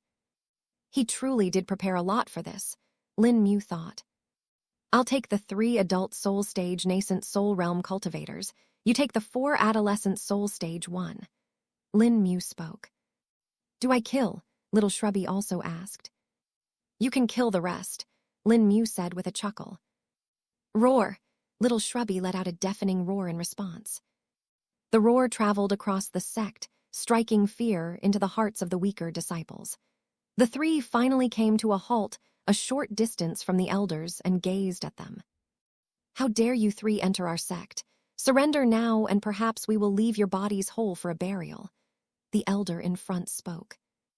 The elders were infuriated upon seeing that Lin Mu and Jiang Luo weren't really putting them in their eyes, and causally talked despite the tense atmosphere. And that beast, muzzle it, perhaps we will have a feast, another elder said, eyeing Little Shrubby. Hearing this, Little Shrubby's eyes locked onto the man. He dies first, Little Shrubby declared, though to the elders and Jiang Luo, all they could hear was a growl. Lin Mu unhooked from the harness and let Little Shrubby free. The short sword came to float beside him along with the iron thorn spear, then 2 more slim swords appeared in his hands. These were taken from the Tri-Cauldron Peony sect and didn't really match each other fully, but were of the same size, thus being suitable to be used like this. Little Shrubby was the first to make his move as he moved at a blinding speed and rushed the man who had taunted him. His flaming red claws exploded with a blinding light, impacting the elder. All the elders were stunned to see this speed, as they realized they were unable to keep up with it. Their vision was simply lacking. Tilda Shing Tilda. Big mistake taking your eyes off a foe, Jiang Luo said as 3 of the 7 spears soared through the air like javelins thrown by an Olympian. ARGH. One of the elders who was at the adolescent soul stage of the nascent soul's realm was stuck in his arm and grunted with pain. The other 2 managed to dodge the spears, but were now alert. Careful, these men are not weak. The leading elder cautioned chapter 613-3 against 10. The warning of the elder was soon confirmed a few seconds later. The smoke created by the explosion cleared up, and everyone could finally see the scene. Little Shrubby's claws were pierced through the chest of the elder as his blood boiled over. The bubbling blood spilled from his 7 apertures as Little Shrubby boiled him from the inside. Tilda woo tilda. The sound of boiling water came from the elder as more and more blood spilled out from his 7 apertures. The elder could not speak anything at all and felt like his entire body had become just one big pot of boiling blood. The pain was simply underwhelming his sense and made him unable to act. The body of the elder could no longer hold the pressure in and finally exploded. The boiling blood made steam, which was being suppressed by the body of the elder. When it reached the peak, the elder ceased to exist. But then, tilde whoosh tilde. You'll never catch me. The nascent soul of the elder flew out from the bloody mess and went towards the other elders for protection. Tilde roar tilde. Little Shrubby roared once again, stunning the people around. Even the nascent soul was frozen for a second, but that was all that was needed for Little Shrubby to reach it. His mouth opened wide and bit the entire nascent soul whole. N-O-O-O. The nascent soul screamed but could not escape. Little Shrubby's mouth closed, and the nascent soul was crushed to death, dissipating into spirit chi. This tastes good, Little Shrubby suddenly said. His words were only understood by Lin Mu, though, while Jiang Luo could sense the emotions in it a little bit. But to the other elders, all they could hear was another loud roar and the terrifying scene of a beast eating their fellow elders' nascent soul. Some of the elders were scared, but most of them were also angry. You wretched beast, you shall never live a day without pain again, the elders yelled in rage. Tilde GRR tilde. Little Shrubby simply growled at them, as if inviting them for a challenge. But the look that he had in his eyes was quite different from before. The elders felt like they were being gazed at by a predator, and the desire in Little Shrubby's eyes was also quite visible. To Little Shrubby, they were now reduced to treats that Little Shrubby could eat as he pleased. Lin Mu saw the ease with which Little Shrubby killed the elder and nodded his head. His strength has undergone a qualitative increase, Lin Mu muttered as he looked in the front at his target. I'll kill you, beast, the elder in the center shouted and went towards Little Shrubby, ignoring Lin Mu that was in front of him. Tilde Shing Tilde. And where do you think you are going? Lin Mu said as the short sword flew towards the elder. The short sword was aimed directly towards the man's heart, and if he had not blocked, it would have directly pierced into it. You, the elder shouted upon blocking the short sword with a chi skill. But Lin Mu gave him no chance to speak as he suddenly appeared at his side. His body spun like a top as the slim sword slashed at the elder's back. Tilde dang dang dang tilde. The outer robes of the elder were directly torn apart, and the inner armor hidden beneath was revealed. This was the armor that had managed to save the life of the elder. The elder was more than just shocked, as he had not seen Lin Mu approach him. One moment, he was in the front, and in the next moment, he was at his side. How, if I did not have the armor, I would have already died. These men, who are they? The elder couldn't help but think. Elder Ko, we are coming. the other two adult soul stage nascent soul realm elders said as they flew to support him. While Lin Mu was fighting here, Jiang Luo was overwhelming his opponents. His first volley of spears had already made the 4 adolescent soul stage nascent soul realm elders wary, but his attacks were just the beginning. Tilde shua tilde tilde shua shua tilde. The spears flew back to his back, and 3 more were shot out instead. Haa. Jiang Luo didn't stand back either, and he jumped into the fray himself. The axe in his right hand slashed out an arc of chi that moved like a scythe through weeds. One of the 4 elders was slower than the others and managed to get his arm chopped off in one clean cut. The 3 spears that had shot were blocked, but this had slowed down the elders once again. You are far too weak for me, Jiang Luo taunted as he shoved the dagger into the chest of the elder whose hand he had just cut off. And just like that, the second elder from the 10 elders was killed. His nascent soul didn't even get a chance to escape as the dagger glowed with a gray light, decimating the nascent soul right within the elder's body. Tilde shing tilde.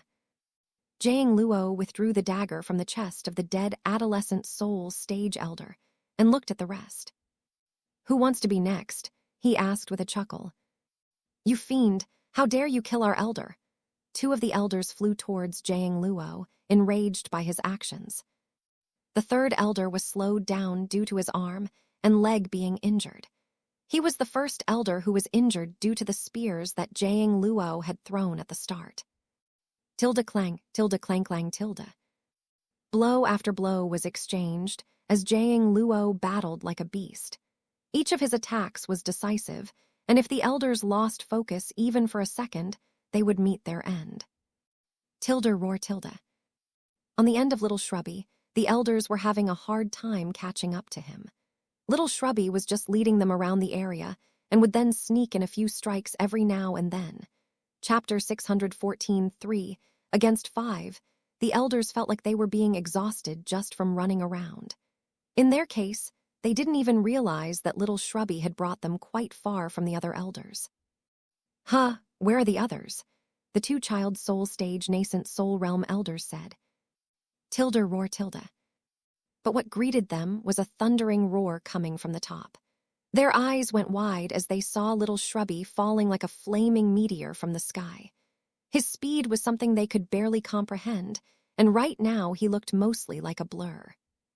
If it were not for his roar, they would have just thought that it really was a meteor that was falling from the sky. The 2 elders knew that if they did not move, they would be instantly squashed to death. Thus, they decided to split apart to escape. You think it will be this easy, one of the elders said. But then, a metallic hand suddenly slapped his face. He felt the breath leave his lungs as his cheek ached. This slap was enough to stun him and stop him from moving. The other elder heard the loud slap and couldn't help but look. But as soon as he turned, he was met with the same fate. This time 2 hands slapped him at the same time, making his ears ring non-stop. The stunned elders were then hit with the falling meteor, which was none other than Little Shrubby. His claws were spread apart and slashed the 2 elders from the back of their head to the bottom of their spine.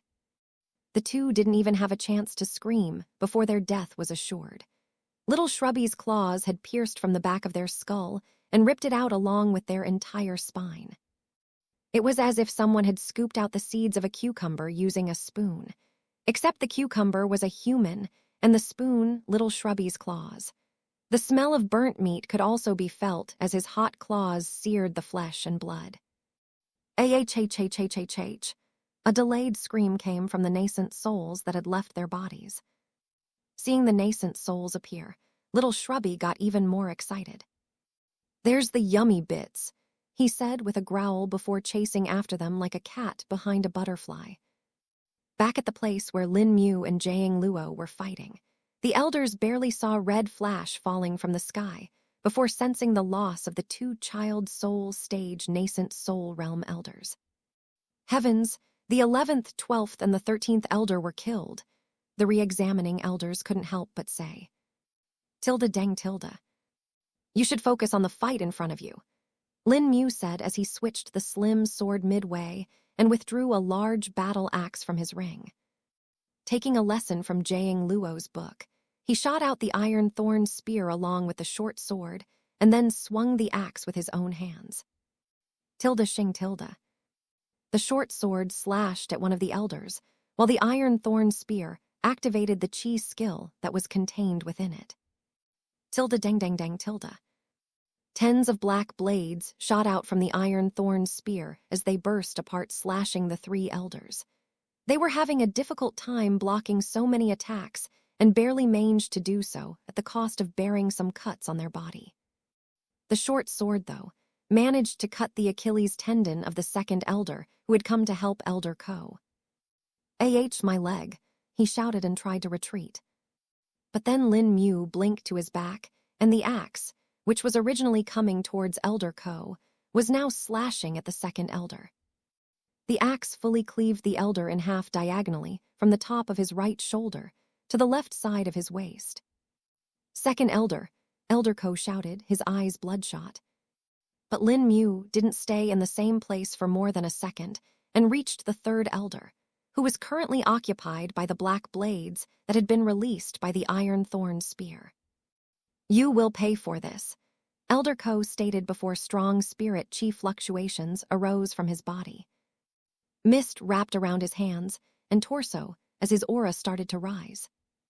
Elder Ko flicked his hand, which caused the mist to turn into a whip and attack Lin Mu. The nascent soul of the second elder had managed to survive and was now taking refuge behind Elder Ko. Oh, your nascent soul is still alive. I was sure that attack should have destroyed it, Lin Mu said casually, though he really was surprised.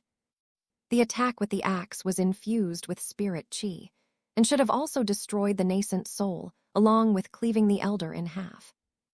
You aren't the only one who has some tricks under his belt. The second elder, who was in the form of a nascent soul, spoke. His face was like that of a vengeful ghost. The third elder finally managed to block all of the black blade attacks of the iron thorn spear and looked at Lin Mu with shock on his face. It hasn't even been 10 minutes and half of our people are already dead, the third elder thought. His spirit sense spread around and saw the dead bodies of the rest. 3 were killed by Little Shrubby and 1 each by Lin Mu and Jiang Luo. Who are you? There is no way someone like you would enter the sect for no reason, the third elder couldn't help but ask. That is none of your concern, Lin Mu said as he clenched his right fist. The axe had been stored away, and Lin Mu was now unarmed, rest for the iron thorn spear and the short sword that floated at his sides. The 2 elders did not sense the spirit of chi spinning within Lin Mu's arm, or they would have long since interrupted him. Who sent you? Is it the Long Cloud Alliance? Chapter 615. The conflict of alliances. Lin Mu raised his brow upon hearing the name of the Long Cloud Alliance from the elder's mouth. He knew the Long Cloud Alliance was the second alliance that was formed when Gu Yao created the Zither Wind Alliance. The Long Cloud Alliance was a product of circumstance, and the sects within it only reunited only because of the threat of the Zither Wind Alliance. Plus, it allowed them to compete against the top 3 sects due to this. The alliances had powers that were comparable to each of the top sects alone. While this meant that the top 3 sects could join up to easily eliminate them all, they knew that it was impossible to happen. The top 3 sects had long legacies, and they certainly would not join up together, as it would be sullying the honor of their ancestors. But while they might not join up together, they could pull in other smaller powers. There was already news about the Rainbow Pill sect thinking about pulling in the entire Great Zhou Empire under their wing. Until now, the sects and the empire were in a delicate balance. While the sects were ultimately located within the territory of the entire Great Zhou Empire, which represented the secular world, they still had their independent territories within them. Many sects' territories were bigger than that of kingdoms of the Great Zhou Empire. Thus, one could understand just how much power the sects held. The only reason why the Great Zhou Empire was able to stand was that they represented the secular world, and the people who were recruited into the sects ultimately came from there. If there was no Great Zhou Empire, the commoners would have a hard time flourishing. And if there were no commoners left, how would the sects get their disciples? One must know that only a few among the commoner were able to cultivate, not to mention reach a sufficient cultivation base.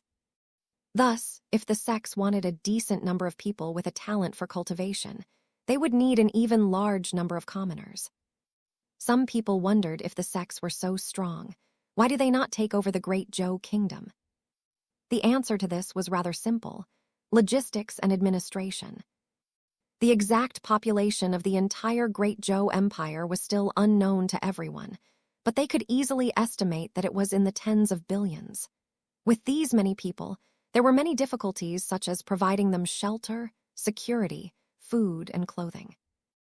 Even the Great Zhou Empire could not do all this on their own, and thus allowed the existence of vassal states. That was the reason why the kingdoms still existed within the banner of the empire. This allowed the empire to distribute the workload according to different regions. This also took care of the region's specific problems and needs that varied from time to time. If the cultivation sects were to take over the entire Great Zhou Empire, their workload would become massive. They were supposed to be cultivators detached from the secular world. If they controlled the empire, they would have no time to cultivate at all. Plus, the headache of handling the needs and complaints of billions of people would probably lead them to chi deviation instead.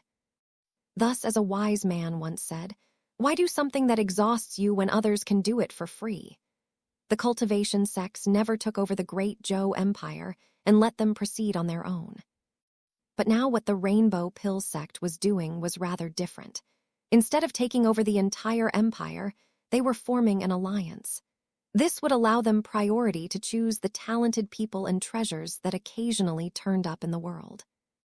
The implications of this were simply massive, and if the emperor were not sick, even the Great Zhou Empire would not have thought of ever doing it.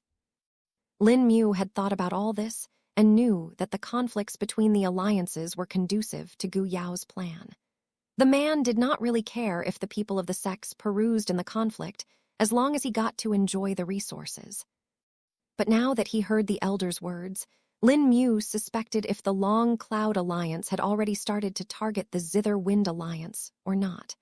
From the tone of the elder, it did seem like they had been concerned about this for a long time. "So what if I am?" Lin Mu commented casually. Hearing his words, the elder's eyes went wide. "I knew it. You truly are from the Long Cloud Alliance, aren't you?" the elder said as anger appeared on his face. Lin Mu did not respond to the man and simply kept his silence, not solving the misunderstanding. The other elders also heard the conversation and got wary. "Damn it, the Long Cloud Alliance managed to do a preemptive strike. It should have been us who did it first," the third elder cursed.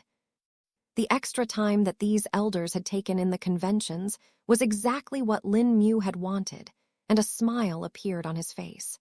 If it were not for the mask he was wearing, the elders would have definitely become alert. While the elders were cursing their luck, Lin Mu suddenly raised his right hand and punched out.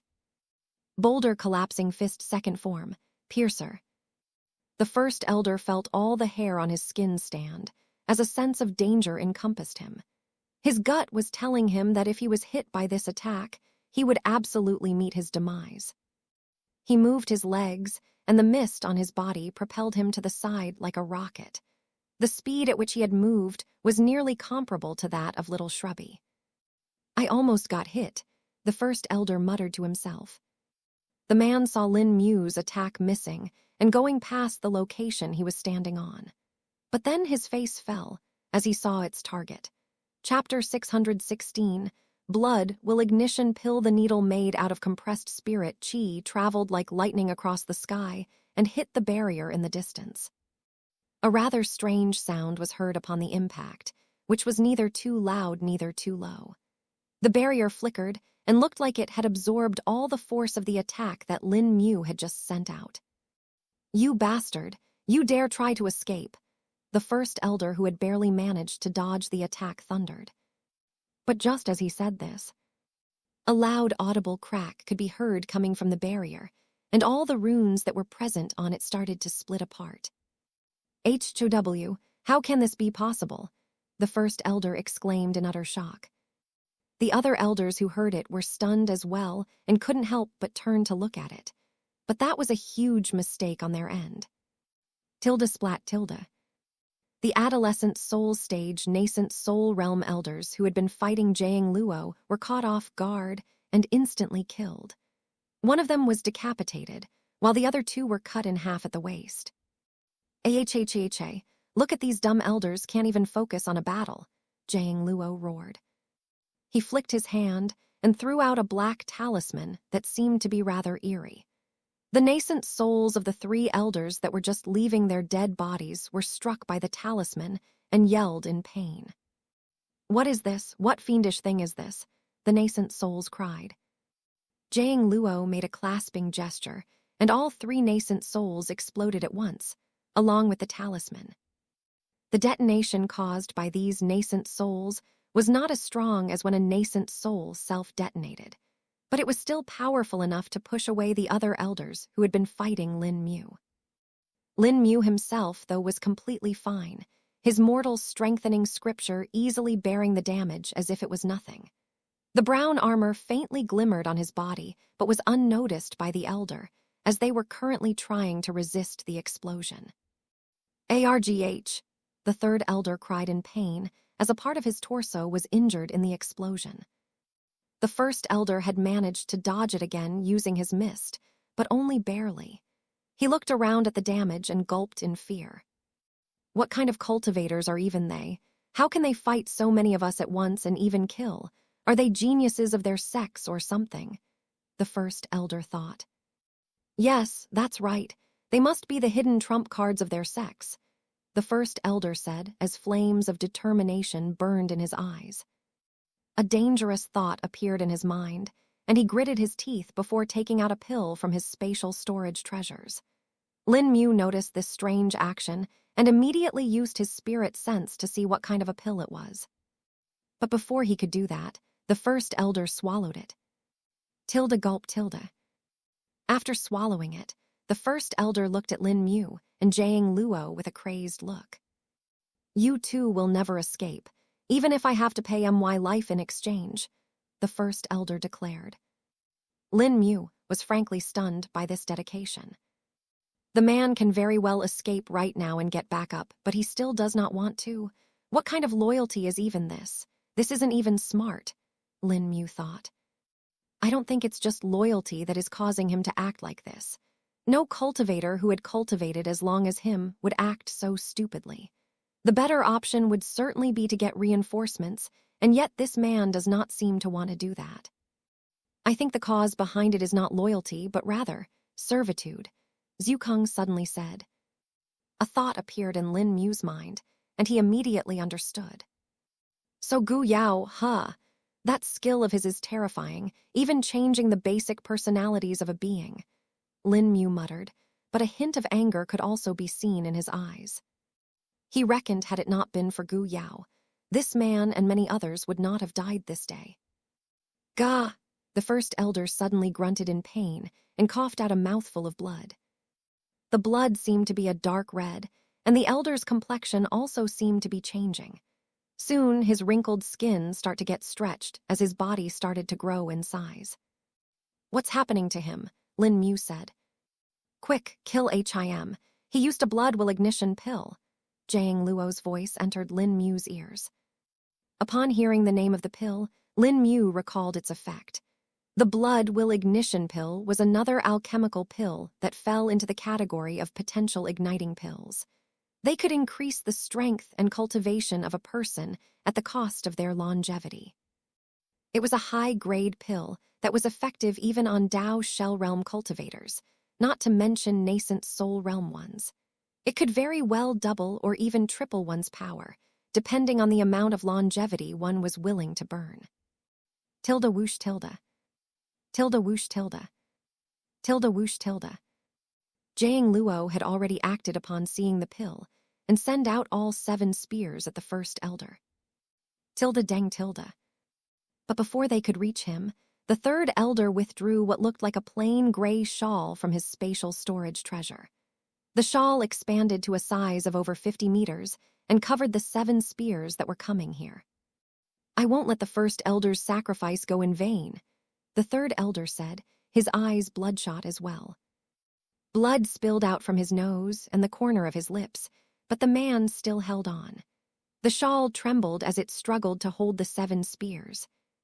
"If 7 are not enough, then take more," Jiang Luo yelled as the axe and dagger were thrown out as well.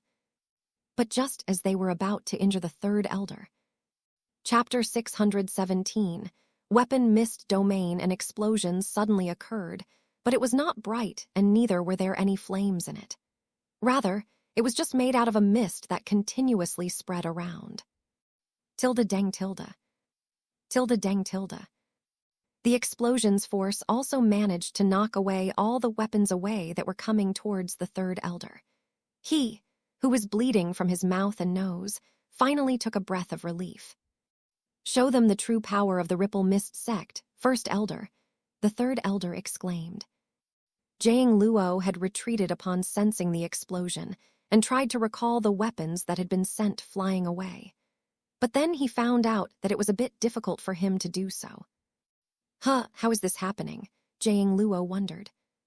His spirit sense suddenly became sluggish, and commanding the spirit weapons was like sending a message with a pigeon.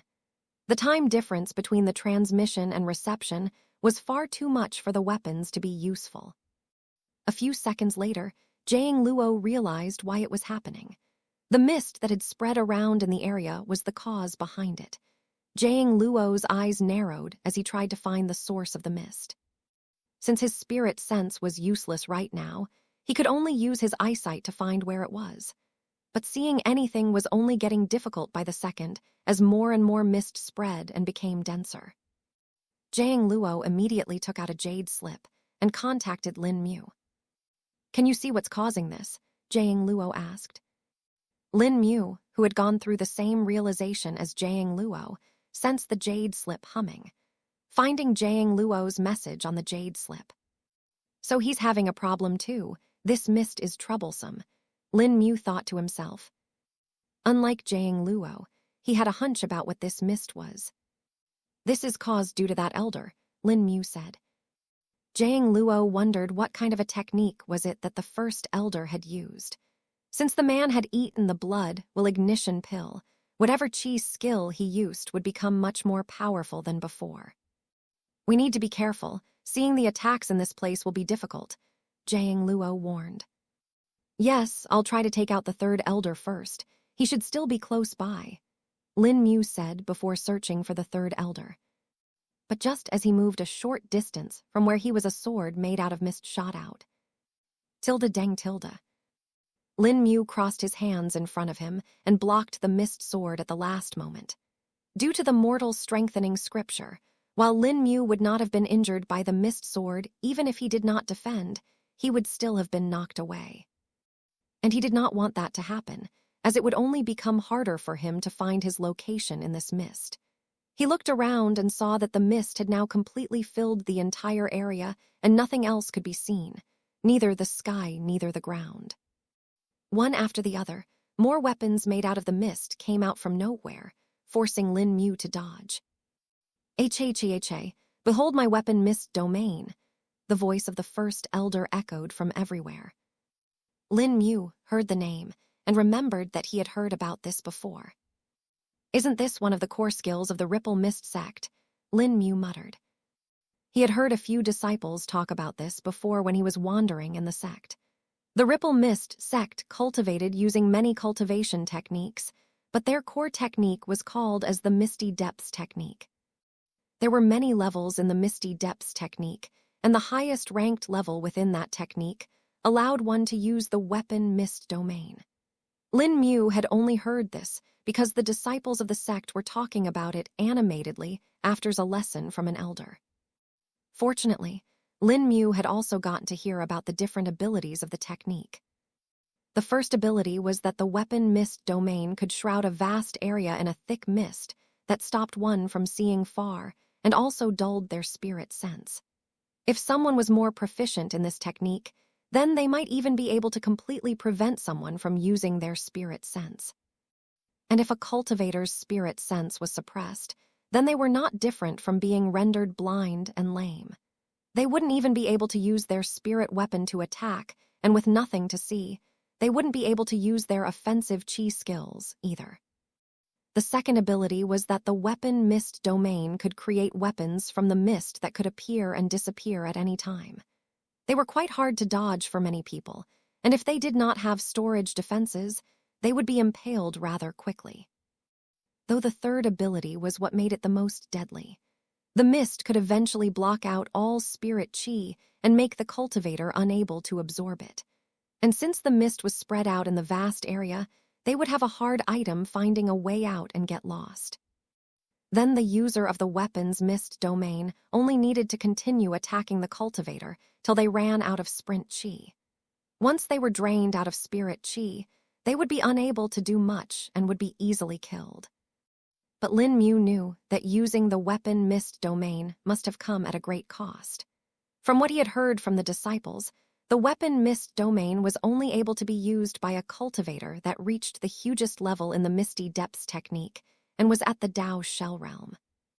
From this, Lin Mu surmised the first elder now had power comparable to that of a Dao Shell realm cultivator. Lin Mu informed Jiang Luo of this as well and tried to think of a few solutions. Chapter 618, a tricky technique. Upon being informed by Lin Mu, Jiang Luo became even more alert and watched out for any sneak attacks. His wariness turned out to be right, as just after a few seconds, he could hear something approaching him at great speed. Tilde whoosh tilde. You can't attack me that easily, Jiang Luo said before withdrawing a shield from his spatial storage.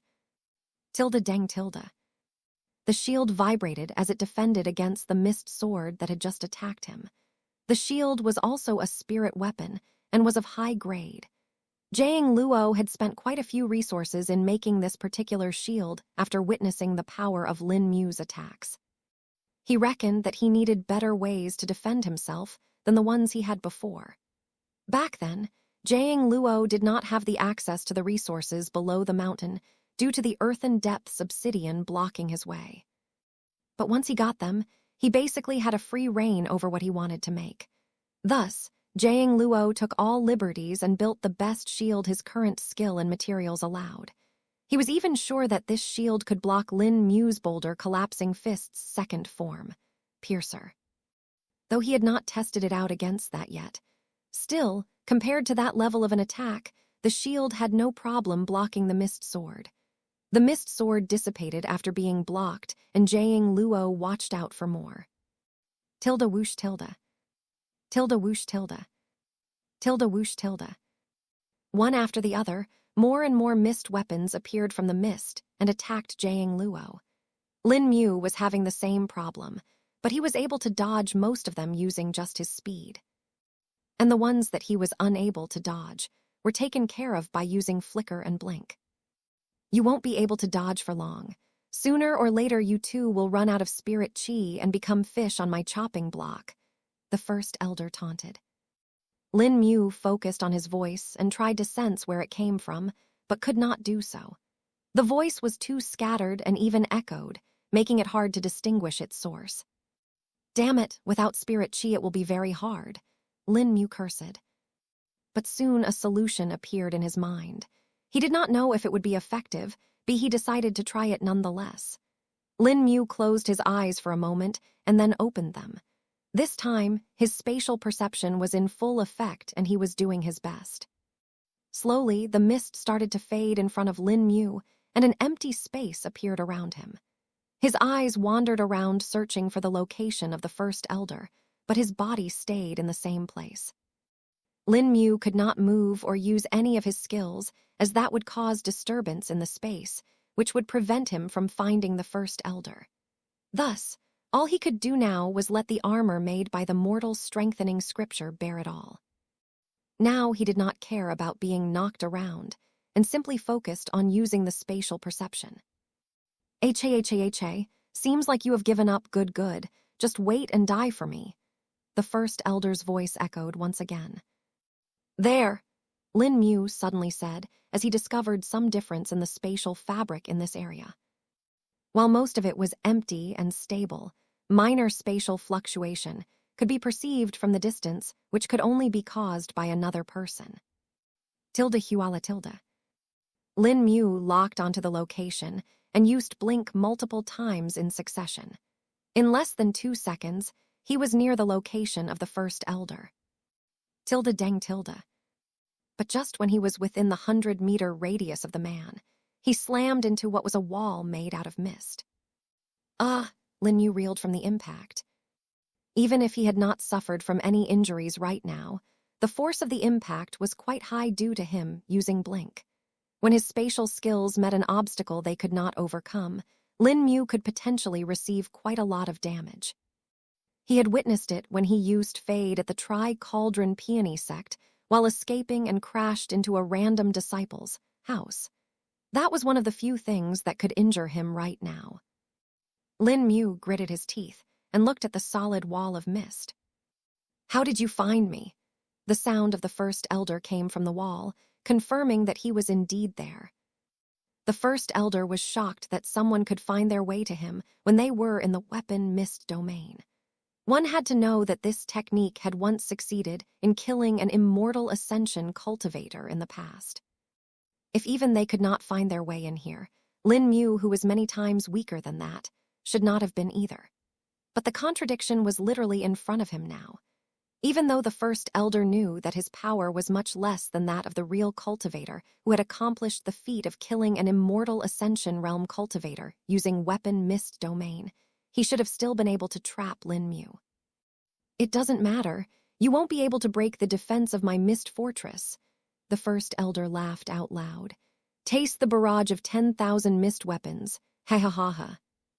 From the walls of the mist, which the first elder called as Mist Fortress, thousands and thousands of mist weapons shot out.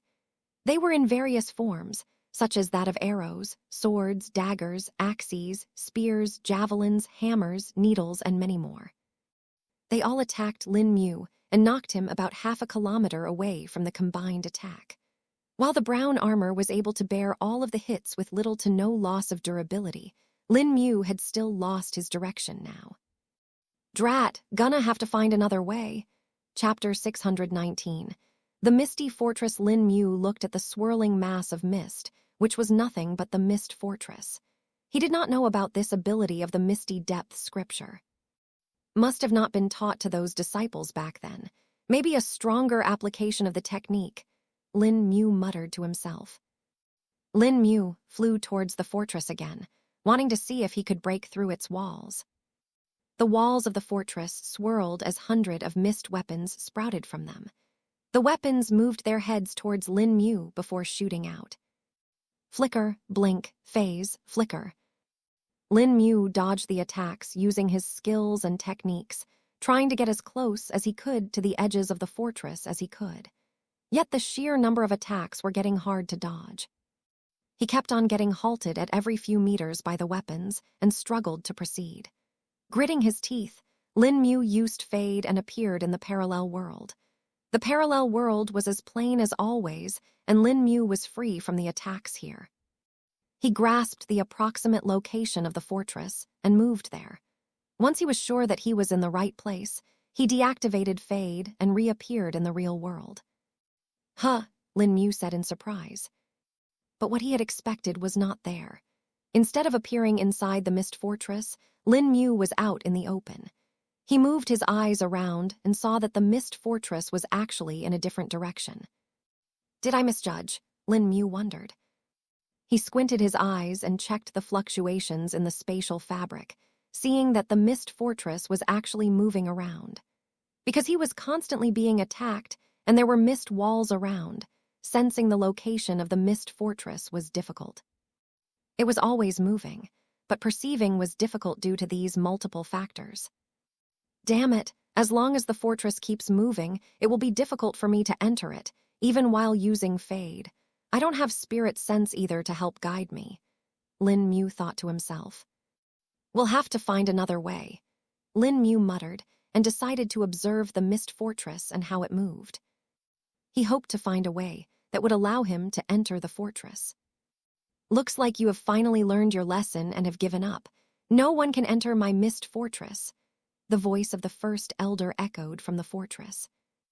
Lin Mu's eyes twitched as he felt infuriated by the first elder's words. "If I really want to, I can just prolong this till the first elder runs out of spirit chi. I'm pretty sure the first elder can't maintain this state indefinitely. After all, he used a potential burning pill." Lin Mu muttered to himself. "Don't forget that the longer you prolong this, the higher the chance for the other higher-ups of the sect from coming here." Zhu Keng reminded Lin Mu. "Ah, that's right, can't do that either," Lin Mu replied. He could only continue to observe the fortress from afar while dodging the attacks of the mist weapons. He even asked Jiang Luo about the mist fortress, but the man was helpless as well. He had as much knowledge about mist fortress as Lin Mu, which was nothing. Besides, he was having a hard time doing anything other than blocking and dodging the attacks of the mist weapons. Unlike Lin Mu, he did not have a technique that passively defended him, nor did he have skills that allowed him to effortlessly dodge the attacks. Thus Lin Mu could not expect much hesitance from the man currently either. But then Lin Mu's mind went to the only other person, or rather beast, that could help him. "Little Shrubby, where are you?" Lin Mu called out through his link. Out of the misty area, Little Shrubby was chasing the two nascent souls of the child soul stage nascent soul realm elders that he had killed. Tilda whoosh tilde. "Ah!" One of the nascent souls screamed in pain as it was eaten up by Little Shrubby. The destruction of the nascent soul led to it releasing all of the spirit chi that was contained within it, and Little Shrubby enjoyed it thoroughly. "Yummy," he thought to himself. He continued his chase after the last remaining nascent soul for a few minutes. The nascent soul was evidently using some kind of a technique to speed up, or Little Shrubby would have been able to catch it rather easily. Plus, the nascent soul had figured out that there was a limit to Little Shrubby's speed at short distances. The nascent soul discovered that as long as he could change his direction constantly, Little Shrubby would not be able to catch him. Thus the cat and mouse chase continued round and round the area. Little Shrubby also saw the appearance of the mist, but did not mind it right now, as Lin Mu seemed to be fine to him. The connection was also stable, so he was not worried.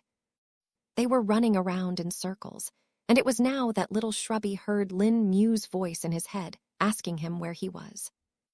"I'm chasing after the last nascent soul," Little Shrubby said. "Finish it up quickly and come help me, I need your speed," Lin Mu said. "Okay," Little Shrubby said as his expression turned serious. Now that Lin Mu had asked for his help, he would not slack off anymore. Flames exploded from Little Shrubby's body, making him shoot forward like a rocket. In less than a second, he was right next to the nascent soul. "Chow," the nascent soul said in shock. The truth was that ever since getting stronger and his speed increasing, Little Shrubby had not had the time to practice his skills. He needed practice with his short bursts of speed and controlling directions. And now, this nascent soul was turning out to be the perfect test dummy. But all that was over as Little Shrubby's fangs sank into the nascent soul, ending its existence. Chapter 620. Assistance from Little Shrubby. Little Shrubby flipped mid-air and looked at the mist in the distance. "Where is Master?" Little Shrubby questioned, unable to see anything. "Use our connection to find me. It should still be working," Lin Mu replied. Little Shrubby nodded his head and closed his eyes, using the connection to sense Lin Mu's location. It didn't take him long to sense where he was. "I'm coming," Little Shrubby said with a roar. He burst forward and disappeared into the mist, sending it roiling to the edges. The winds generated by his speed were splitting apart the mist, while the heat from his body was also making the mist evaporate. The path that he had traveled had cleaved open the mist. Tilda whoosh tilde. Lin Mu heard a sound and saw Little Shrubby appear from the distance. But that was not all, as he could see the outer area of the sect from the path that Little Shrubby had unintentionally created. Lin Mu raised his brows and wondered if this was a valid method of navigating, but then the mist started to move and covered the path that had appeared. Still, now that Lin Mu knew that it was possible to do so, he had more hope. What do we need to do? Little Shrubby asked. Tilda swooshed Tilda. But just as he spoke, a mist weapon came flying toward it. Die, vile beast, the first elder thundered. Tilda Girrar Tilda. Little Shrubby growled in irritation and spat out a fireball that met the mist weapon, destroying it instantly.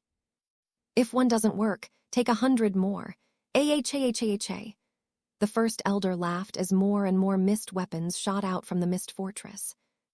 Little Shrubby dodged a majority of the mist weapons with his speed, while the rest he destroyed with fire. What I want you to do is to throw me towards the mist fortress, Lin Mu said, while dodging the mist weapons. Little Shrubby nodded his head and got closer to Lin Mu so that he could get on his back. Tilda roar Tilda. Little Shrubby circled around the barrage of the mist weapons and got a sufficient distance away from the fortress. Lin Mu was on his back, but this time he was not strapped into the harness. They too continued to move at a great speed, and once they were 2 kilometers away from the fortress, they turned around. Now follow my direction and run, Lin Mu said as he instructed Little Shrubby through his mind. Little Shrubby started to run toward the mist fortress according to Lin Mu's direction. Whenever the fortress moved, Lin Mu told Little Shrubby so that it could make adjustments accordingly. The more Little Shrubby ran, the greater his speed got. But even now he was not at his full speed. It was only at perhaps 50%. The mist weapons were unable to keep up with Little Shrubby's speed and kept on missing, despite getting closer to him. Lin Mu kept his eyes trained on the mist fortress, tracking its every move. Now, Lin Mu yelled. Little Shrubby stopped at that very moment, and Lin Mu was short forward due to momentum. But this was exactly what Lin Mu wanted, and he used fade the moment he was sent flying. The momentum he had was carried over to the parallel world, and just when Lin Mu estimated that he should be in the mist fortress, he deactivated the skill. Lin Mu suddenly felt a constricting force around him when he reappeared in the real world. It felt like there were restraints wrapping around him, slowing his ability to move. He looked around and saw that the mist here was even denser. How did you enter MY Mist Fortress? No, this cannot happen. The first elder was shocked at first, but then got furious. Be crushed under the misty depths. Where is he? Lin Mu thought as he used his spatial perception. But despite using that, he was unable to tell the exact location of the first elder. Of course, if he's not moving, I won't be able to see the faint disturbances in the spatial fabric, Lin Mu understood. He gritted his teeth and wondered if he had now been trapped. No, I need to think calmly, there must be a way, Lin Mu said to himself. He continued using spatial perception to look around, and soon found a difference. There is an outline, Lin Mu muttered.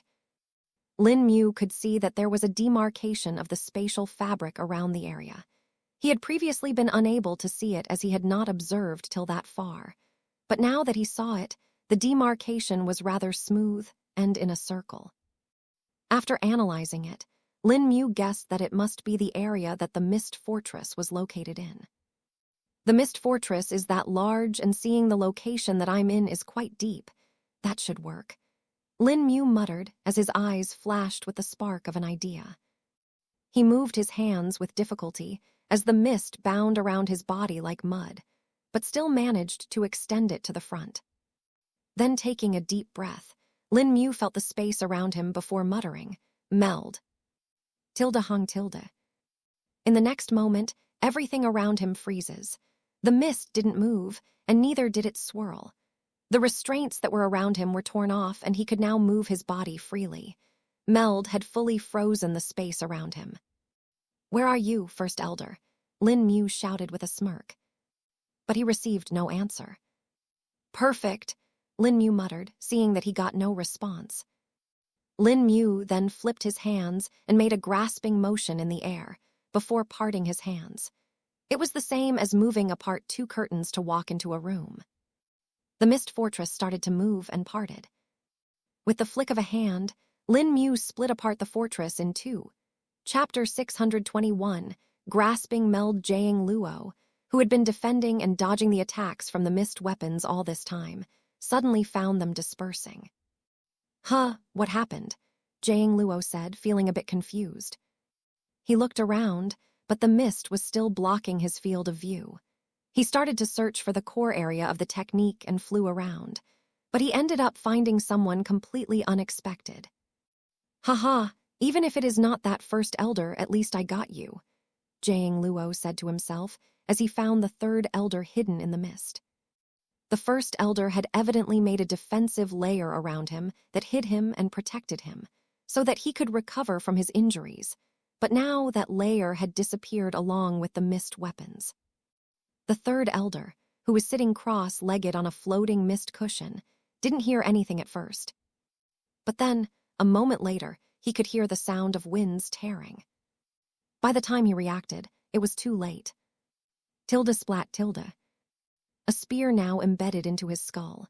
It went through his right eye and came out through the back of the skull, easily shattering the bone. Blood and brains spilled out from the back and his mouth as his neck slogged to the left. Jiang Luo quickly approached the man with the dagger in his hand. The dead man's body slightly glowed, and his nascent soul was just about to leave it when Jiang Luo stabbed the dagger into it. Ay, the nascent soul screamed in unwillingness. The third elder could not understand how this all happened. One moment he was calmly recovering in a safe space the first elder had made, and now in the next moment, he was dead. Had he not been off guard, Jiang Luo might not have been able to kill the man so easily. He had, after all, managed to defend against multiple high-grade spirit weapons at once when he had been attacked by Jiang Luo. Now where is that spatial storage treasure? Jiang Luo said as he searched the man's body. The thing Jiang Luo was after was the shawl that the third elder had used. Its defenses were far too stronger than they should have been, and Jiang Luo felt suspicious about it. After taking out the spatial storage treasurer of the third elder, which was a shoulder band, Jiang Luo put his brand on it and checked it. I knew it, Jiang Luo said as his eye turned bloodshot. He pulled out the shawl from the spatial storage treasure and looked at it. His spirit sense probed it and checked the formations on it, along with the building materials. Ripple Mist Sect, I swear the Jiang clan will have its revenge, Jiang Luo said out loud. Jiang Luo then sensed something in the distance and furrowed his brows. Spatial fluctuations, what's Lin Mu doing? Jiang Luo questioned. Back in the Mist Fortress, Lin Mu had split it apart using meld. His hands trembled as Lin Mu gritted his teeth. This is much harder than I thought, Lin Mu said with difficulty. He was currently trying to control the two chunks of space that he had separated using meld, but was finding it to be extremely difficult. He wanted to find the first elder who was hidden there, but to do that he would need to split it once more. Not only that, but Lin Mu also realized that his spirit chi consumption right now was through the roof. Using meld on such a large area was consuming it like a camel in an oasis. Lin Mu tried to estimate his consumption and saw that despite his increased cultivation base, controlling an area as big as this used up 1% of his entire spirit chi stores every second. It had been 20 seconds since he used meld, and he had already used up about 1/3 of his spirit chi stores, inducing the previous consumption during the battle. Normally, it should not have been this high, as his body would also absorb spirit chi passively from the air. But due to the effect of the weapon mist domain, Lin Mu could not absorb spirit chi from the air. If he was still able to passively absorb spirit chi, the consumption of spirit chi might have been sufficiently offset by that. You need to focus, sense the fine details of the spatial fabric and find its flaws. There are always flaws in the spatial fabric. Once you grasp them, you will know where to tear it from. Zhukang spoke in Lin Mu's mind. Lin Mu took a deep breath and closed his eyes.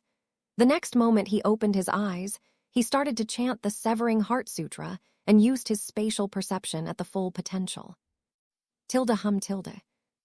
The scene in front of him turned as dark as the night, and it was as if an endless sheet made out of cloth had been spread in front of him.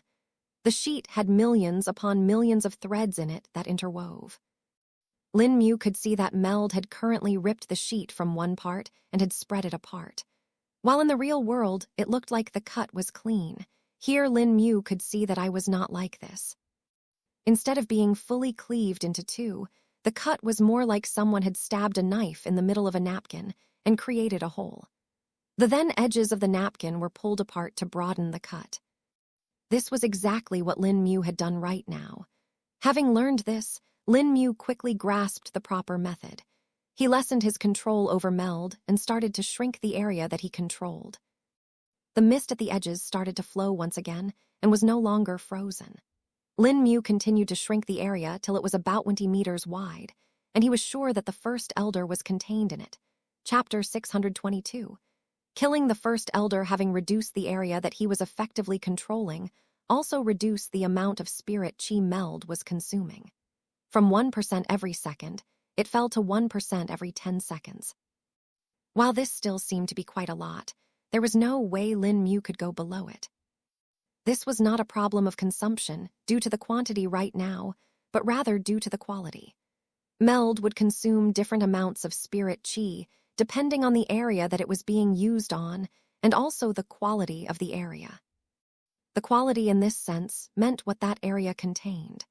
For example, if that area contained a cultivator that was at the chi refining realm, Lin Mu would easily be able to use Meld for over an hour with just 1% of his spirit chi. But if that same cultivator was at the nascent soul realm, the consumption was increased to 1% needed for every 10 seconds. It would also be the same for high-energy areas like formation arrays and such. Areas that had high spatial stability would also be very difficult for Meld to manipulate, and thus, the consumption would be high as well. That was the reason why Zhukang had told Lin Mu to find the flaws in the spatial fabric. While Meld could cut space from any part, cutting it from the weaker parts would use far less energy and would also be easier. And now that Lin Mu could grasp that, he found himself being able to move around much easily. His hands that felt like they had been stuck in a swamp were now finally free to move. "Now, split for me," Lin Mu said as he turned his hand and pulled away.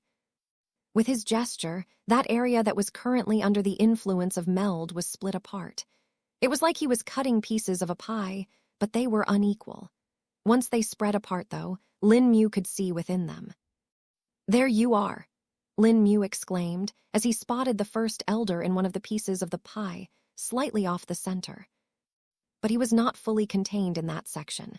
Rather than that, one of his arms was in a different section, and a part of his waist was in another section as well. Seeing this, Lin Mu turned his hands and curled his little finger and index finger. The two parts that contained the majority of the first elder were pulled towards him, while the rest he freed from Meld. The mist started to flow again, and only the two pieces that Lin Mu was currently controlling Meld were consuming his spirit chi. His consumption of spirit chi finally reached a more tolerable level that he did not need to worry about right now. Lin Mu brought his hands closer to him, pulling the two chunks that were currently being controlled by him that contained the first elder. Lin Mu looked the elder straight into his eyes and saw his taunting expression that was frozen. "This man," Lin Mu muttered and extended his left hand to grasp the elder's head. He then pulled on it, easily separating the head from the body. Since the space was still frozen, Lin Mu had not actually cut the head apart, but rather just split the space. If the head was put back right now, it would still return to normal. But Lin Mu did not have that intention at all. Instead, he lowered his right hand and stopped using Meld.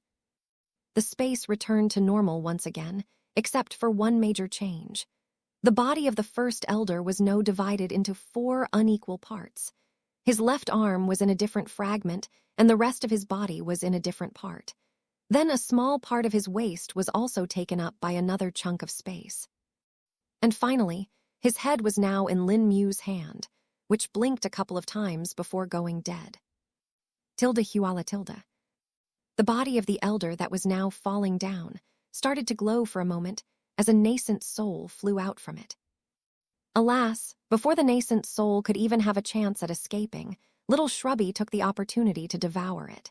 His eyes closed in pleasure and turned into 2 U's as he enjoyed the treat, which was probably one of the most luxurious treats a beast could have. A nascent soul. I guess that's fine too, Lin Mu said upon seeing little Shrubby eat the nascent soul of the first elder. The poor man had no chance to say any last words and was eliminated rather quickly. Tilda whoosh tilde.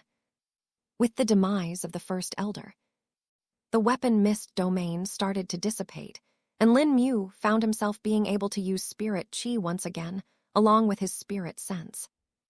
There you are. In the very next moment, Lin Mu heard the voice of Jiang Luo coming from the back. He turned around and saw the man flying towards him at great speed. Lin Mu understood that now that the weapon mist domain was not effective, Jiang Luo would be able to use his spirit sense and find him quickly. In the next second, Jiang Luo was right beside him and looked at the head of the first elder in Lin Mu's hand. Seems like you handled it pretty well, Jiang Luo praised. It was tricky, but I managed, Lin Mu said with a nod. Tilde GRR tilde. Oh, and little Shrubby helped a lot too, Lin Mu said with a smile upon hearing the growl of little Shrubby.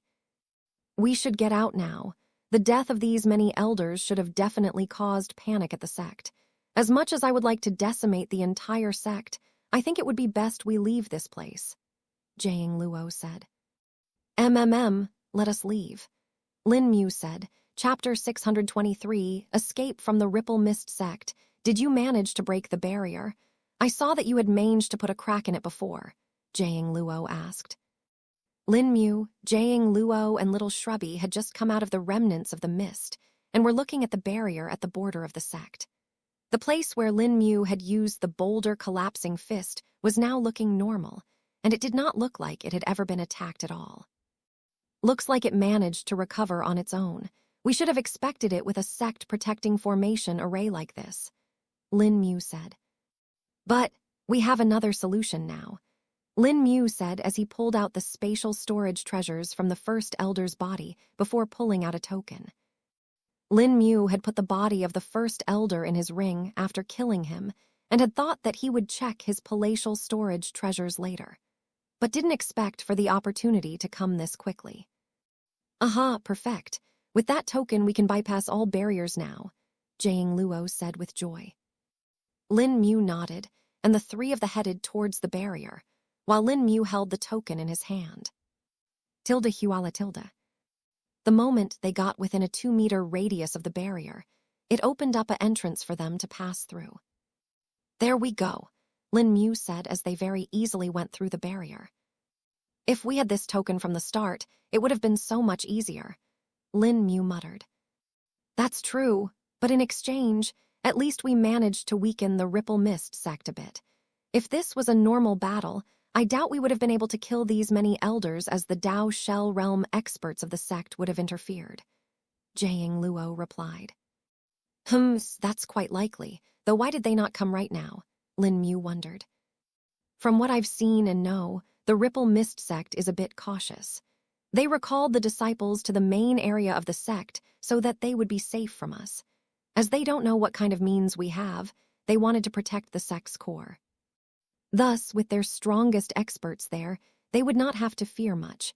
But I'm sure they would have never expected for all of their elders to die like this, haha, Jiang Luo chuckled. We shouldn't delay this and wait any more, then. Let's take advantage of this, Lin Mu said as he sat on the back of little Shrubby and strapped into the harness. We follow the same plan, Jiang Luo asked for confirmation.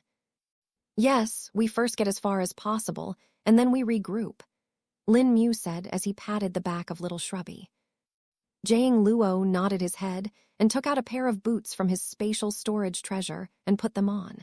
He then took out another belt and put that on his waist as well. He then skipped a few times before flying away at a sonic speed. Whoa, Lin Mu exclaimed upon seeing it. Lin Mu knew for sure that this was not Jiang Luo's real speed. The man was not this fast even when he had used that blood essence ignition technique. But right now, his speed was nearly the same as that of little Shrubby's speed. Since Lin Mu saw the man put on the new spirit tools, which were the boots and the belt, he reckoned they were the reason behind his increased speed. That is some impressive work, Lin Mu muttered. But just as he was about to leave, he sensed some really strong spirit chi fluctuations coming from afar. Who dares? The sound of a man thundered from afar. From the strength of the spirit chi flotations, Lin Mu knew that this must be a Tao Shell Realm cultivator, most likely to be a grand elder of the Ripple Mist sect. The couldn't hold back anymore. Seems like it, Lin Mu said as he told Little Shrubby to start running. Little Shrubby's running speed was faster than his flying speed, and thus he mostly ran on the ground. His paws dug into the ground with force as he shot ahead at great speed. He pushed a few more items with his paws and accelerated again. You dare run after killing our elders? Never, the voice thundered again. This time, Lin Mu could see the outline of a man approaching from the main area of the sect. He was coming at a great speed and was sitting on what looked like a large oar. The oar was also emitting strong spirit chi fluctuation, and Lin Mu understood that it was also a high-grade spirit tool. To Lin Mu now, high-grade spirit tools looked to be common since he had been with someone who could literally make them as he wanted to. Lin Mu had gotten to learn quite a few things from Jiang Luo, and if he wanted to, he could actually make his own spirit tools and spirit weapons now. Albeit they would only be of the low-grade level, or the mid-grade if Lin Mu was a bit lucky. Still, all that he lacked was experience and practice in making them. He already had the knowledge in the form of the jade slip that Jiang Luo gave him, and also the various books that he had collected from many places now. All combined, Lin Mu should be able to learn to make spirit tools and weapons on his own after a while. But he didn't know if he would really do it right now, as there were a lot of things that he needed to do before that. Lin Mu had gained a lot of materials on the various occupations of cultivators such as the formation creation, alchemical pill refinement, some beast tamming, and now spirit tools, spirit weapon forging. Chapter 624. Speed. There were simply too many things for Lin Mu to do, and he felt a bit overwhelmed. But eventually, he decided that since he had started with the formation creation first, he would stick with them. All the other occupations needed formations in some way or the other anyway, and thus it would be helpful to him later. Tilde shua tilde shua shua tilde. Little Shrubby's speed kept on increasing, and Lin Mu realized they were now faster than ever before. If it were not for his enhanced vision due to a higher cultivation, he would not have even been able to see things going by, as it would have all just been a blur. And the speed is still increasing, Lin Mu muttered. With every little step, Little Shrubby accelerated even more. Looking at the area, Lin Mu was sure they had already left the territory of the Ripple Mist sect by now. Even though Little Shrubby had only been running for about 5 minutes now, they had quite likely went past at least 100 kilometers. Lin Mu looked back and could not see any signs of the Tao Shell Realm cultivator at all. Seems like we left him far behind, Lin Mu said. With the speed you two are going, it would have been a joke if he was able to catch up, Zhukong said. Do you even know the speed at which you are traveling? He asked. No, I can't really estimate it, Lin Mu said. You two are traveling at nearly the same speed as sound, Zhukong replied. The speed of sound, Lin Mu repeated. If you go any faster, your voice would be left behind if you talk, Zhukong explained shortly. Try it, try speaking. Okay, WHat, Lin Mu spoke in a shocked tone. To him, it felt like his voice was lagging behind him, and then it happened. Lin Mu felt a shock wave emitting from around them as Little Shrubby's speed increased once more. Now you're moving faster than sound. That was a sonic boom. It happens when you break the sound barrier, Zhukong explained. Lin Mu and Zhukong were talking using their connection, and thus didn't actually need to speak verbally. All they needed to do was thinking, and their thoughts would be transmitted to each other. Though Zhukong had said to Lin Mu that it wasn't exactly that, as that thing would be called telepathy instead. What actually happened was that both Lin Mu and Zhukong's thoughts came to a common place that was made from a fragment of both their minds. In this shared space, their thoughts would appear and interact. This was also where Zhukong would be able to see Lin Mu's memories when he shared it with him. Usually Lin Mu directed all his current memories to this place unfiltered, because of which Zhukang was able to see and experience the real world without causing problems. But Lin Mu could also simply talk, and Zhukang would be able to hear him. But now it was obvious that speaking was of no help, as his voice would be transmitted, but would be left behind. The only sound that Lin Mu heard while speaking was his own voice in his head that echoed in his skull. But even then, he could clearly hear the difference between the sound that echoed in his head and the sound he heard externally. This was Lin Mu's second time experiencing this technically, but the first time he was not conscious. The first time this happened was when Little Shrubby used the 7 Beasts burst for the very first time. But now Little Shrubby could achieve the same speed without needing to use that innate skill. How fast would he be once the 7 Beasts burst is used now? Lin Mu couldn't help but wonder. Lin Mu turned back to see if there was anyone following them and did not see the Dao Shell Realm cultivator anymore. It was obvious that they had left him in the dust, though when he looked to the upper side, he saw none other than Jiang Luo. The man's long hair was blowing back due to the wind, and every step he would soar forward. The boots that he was wearing allowed him to step onto the air and created a strong jet of wind from them. As for the belt that he was wearing, it continued to emit spirit chi fluctuation and had several points on it that glowed. Though when Lin Mu looked at it, he found that after a few seconds, one of the glowing points stopped glowing. And after another minute, one more point stopped glowing. "What is that?" Lin Mu muttered to himself as he focused on the belt. Still, it was hard to do so when they were moving at a great speed, and thus he decided to improve it a bit. He chanted the calming Heart Sutra and felt everything slowing down a bit. He opened his eyes and gazed at the belt again, and finally understood what those glowing points were. High-grade spirit stones, Lin Mu recognized. Each of the glowing point was a high-grade spirit stone that had been embedded into a socket around which a small formation was inscribed. The glow that he saw was actually coming from the formation itself rather than the high-grade spirit stone. And the reason why it stopped glowing was that the high-grade spirit stone was depleted of its spirit chi. Once that happened, the high-grade spirit stone would crumble to dust and scatter, deactivating the formation. Lin Mu couldn't really tell how this all functioned, just from seeing, and decided to ask Jiang Luo once they stopped. "How long can you run at this speed for Little Shrubby?" Lin Mu questioned the beast. "I don't know, I feel like I can just keep on running," Little Shrubby answered. Keep on running till Jiang Luo can run. Once his speed is reduced and he needs to rest, we shall stop as well," Lin Mu replied. "Okay, Tilda," Little Shrubby said, and kept on running at the same speed. Chapter 625. Wind Strider Boots and Spirit Chi Infusion Belt. Lin Mu knew that if they went any fast, they would leave behind Jiang Luo as well. And it was better for them to run alongside for now, just in case anything happened that they had not expected. They continued like this for about 12 more minutes before finally stopping. Tilda crack Tilda. An audible crack was heard as Jiang Luo slowed down and stopped. Lin Mu and Little Shrubby stopped along with him and looked at him.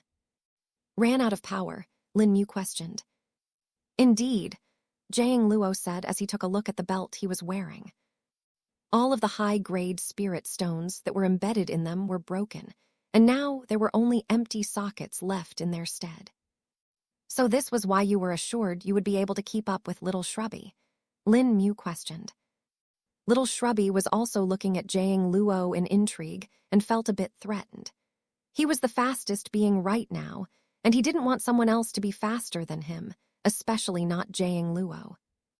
"Yes, these are the spirit tools I made in case we needed to escape, and they did end up coming in handy," Jiang Luo replied as he took off the belt from his waist. "So what are these exactly?" Lin Mu questioned. You can think of the belt as a disposable high-grade spirit tool, while the boots are just normal high-grade spirit tools," Jiang Luo answered. When Lin Mu heard the word disposable high-grade spirit tool, he didn't know what to think of it. Perhaps in this world, Only Jiang Luo and a few handful of people would say the words disposable and high-grade spirit tool in the same sentence. I see. So the belt functions as a battery? Lin Mu asked, remembering some of the concepts from the jade slip Jiang Luo had given him. Yes, but a very high-powered one. I had to use high-grade spirit stones to make this work for the boots. While I can make a lower-quality version of this as well, I finally found out the upper limit of what the belt can handle as of now. Jiang Luo replied. Lin Mu felt quite a bit intrigued by this and wanted to know more. His curiosity had always been high, and every time he got to learn something new, he would benefit from it. He definitely wanted to know how these two worked. How do they work? Lin Mu questioned. I'll tell you, but I think we should find a place to rest first. I don't know about you, but using these two spirit tools put a bit of a strain on my body. I don't know how you two can keep up with a speed like that, Jiang Luo said as he massaged his neck. Oh, okay, let's find a place to rest for a bit, Lin Mu said, and the two men looked around with their spirit sense. It didn't take them long to find a dense thicket of trees some distance from them. The crown of the trees completely covered the sky, while the bushes and smaller trees around blocked the view of what was hidden within it. Of course, a location like this was quite unusual, and little Shrubby told them that this was the nest of a beast. Currently, the beast was not there, thus they could go there and would not need to bother with it, hopefully. And if the beast came back before they were done resting, it would be unfortunate for the beast. Jiang Luo didn't rest right away, though. He first threw out 4 flags that implanted themselves into the 4 cardinal directions around the thicket. Once that was done, a thin barrier appeared around it, and a few runes floated around. Jiang Luo scanned it over with his spirit sense, and they all faded away into nothingness as if they never existed. The flags also went deeper into the ground, completely disappearing from their view. This should be a bit safer, Jiang Luo said as he sat down with his back to a tree. Lin Mu could see the visible fatigue in the man and knew that he was truly affected by the spirit tools. Why are you so tired from that? Lin Mu asked curiously. Being at the adolescent soul stage of the nascent soul realm, you should be stronger than that. Jiang Luo had a bitter expression on his face after hearing Lin Mu's question. Not everyone has a body like you and cultivates all the way to the 13th stage of the body tempering realm. I don't even know how the hell you accomplished that, Jiang Luo said, feeling a bit insulted. But then he saw the look on Lin Mu's face that showed pure curiosity and understood that Lin Mu didn't really mean to insult him like that. What kind of a master does this guy even have? How did he train him like this? Jiang Luo wondered. The speed at which we ran. You must have seen that we outrun the Dao Shell Realm cultivator as well. From that, you should be able to tell how much power it would require to do the same for a normal cultivator, Jiang Luo hinted. Lin Mu went over it in his mind and realized that it was truly far more than should have been possible for any normal cultivator, even if they were at the Dao Shell Realm. No wonder your body hurts, Lin Mu said in an understanding tone. Exactly. While the Wind Strider boots are extremely fast, they need an equally strong spirit chi supply. And while I can provide it with my body as well, the speed of infusion that it needs would not be enough. Thus, I ended up adding the spirit chi infusion belt to the combination, Jiang Luo said and took a pause. He took out a couple of alchemical pills from his spatial storage treasure and ate them. Chapter 626. A new destination. After feeling a bit better in a minute or so, Jiang Luo decided to continue his explanation. The belt can be socketed with spirit stones of different grades and can provide a steady high output of spirit chi that a cultivator cannot provide himself normally. But I expanded the belt to the max, and 18 high-grade spirit stones seemed to be the limit for it, Jiang Luo said as he withdrew the belt from his spatial storage ring. Lin Mu looked at the belt and saw that most of the inscriptions on it were destroyed and looked like they were burned off. The amount of continuous spirit chi needed by the Wind Strider boots destroyed a high-capacity spirit chi infusion belt as well, Jiang Luo said with a sigh. So if it were a lower number of high-grade spirit stones, the formations would not have been destroyed. Lin Mu questioned. Exactly, but wind strider boots require far too much spirit chi to function. Originally, they aren't even supposed to work for extended periods of time like this. They are supported to be used for short bursts of speed. I just modified the design a bit and made it so that they can work continuously as long as I want. But the counter problem to that is that they need a high-volume supply of spirit chi. This was one of my projects that I worked on before I left the clan, but never got to finish. Didn't think I would work on it again after so long, Jiang Luo answered. Lin Mu could see the hints of sorry in Jiang Luo's eyes and understood that he must be missing his clan now. It had been a long time for the man, over 50 years, and he could not even begin to guess how that felt. It had been barely 6 years since Lin Mu's parents had died, and he still missed them from time to time. For Jiang Luo, Lin Mu could only guess that it was many times more painful. We should figure out what to do next, Jiang Luo suddenly said. Yes. Seeing as there have been no signs of anyone pursuing us, we should be safe, Lin Mu replied. That was inevitable. Unless the one pursuing us was a Tao-treading realm cultivator, they would not have been able to keep up with our speed. Though I now don't know where we exactly are, Jiang Luo said as he stroked his beard. Let me check where we exactly are, Lin Mu said before withdrawing a jade slip from his ring. Since we ran in the southeastern direction from the Ripple Mist sect, we should have already left the borders of the previous kingdom. And considering our speed and how long we ran, we should be about 400 kilometers away from the sect. Lin Mu calculated and checked on the map. I think I have an idea of where we are, Lin Mu said. And where is that? Jiang Luo questioned. We have come about 400 kilometers from the Ripple Mist sect to the southeastern direction. This roughly puts us at the border of the kingdom of Shu, Lin Mu said as his brows furrowed. Jiang Luo noticed Lin Mu's reaction and wondered if something was wrong, but then recalled his own memories. Is there one of the sects that is under the influence of Gu Yao in the area? Jiang Luo asked. Indeed, it is a mid-level sect called Mountain Brush Sect, Lin Mu replied. The Mountain Brush Sect. I remember them. They were one of my attackers as well and took part in the assassination, Jiang Luo said as a spark of fury appeared in his eyes. We need to leave this area as soon as possible. We still don't know if Gu Yao has been alerted or not yet. While we do need to gather more information about the current condition of the empire, I don't think this will be the right place. While we personally would not be harmed by this, if they get a whiff of our presence so soon, our latter plans might become troublesome, Lin Mu explained. Jiang Luo went over Lin Mu's words and found his hypothesis to be reasonable. That does seem likely. We are only 400 kilometers away from the Ripple Mist sect anyway. We need to go much farther than this. They can still inform their allies at this range using communication jade slips, Jiang Luo said. Exactly, we best get going, Lin Mu said. Where do we go, though? I know about the kingdoms, but seeing as how it's been over 50 years, their situations might have changed, and thus my judgment could be wrong, Jiang Luo asked. Lin Mu thought over it for a minute and saw the map. Currently, they were in the upper mid part of the Great Zhou Empire. They literally had the entire southern part that they could go to as of now.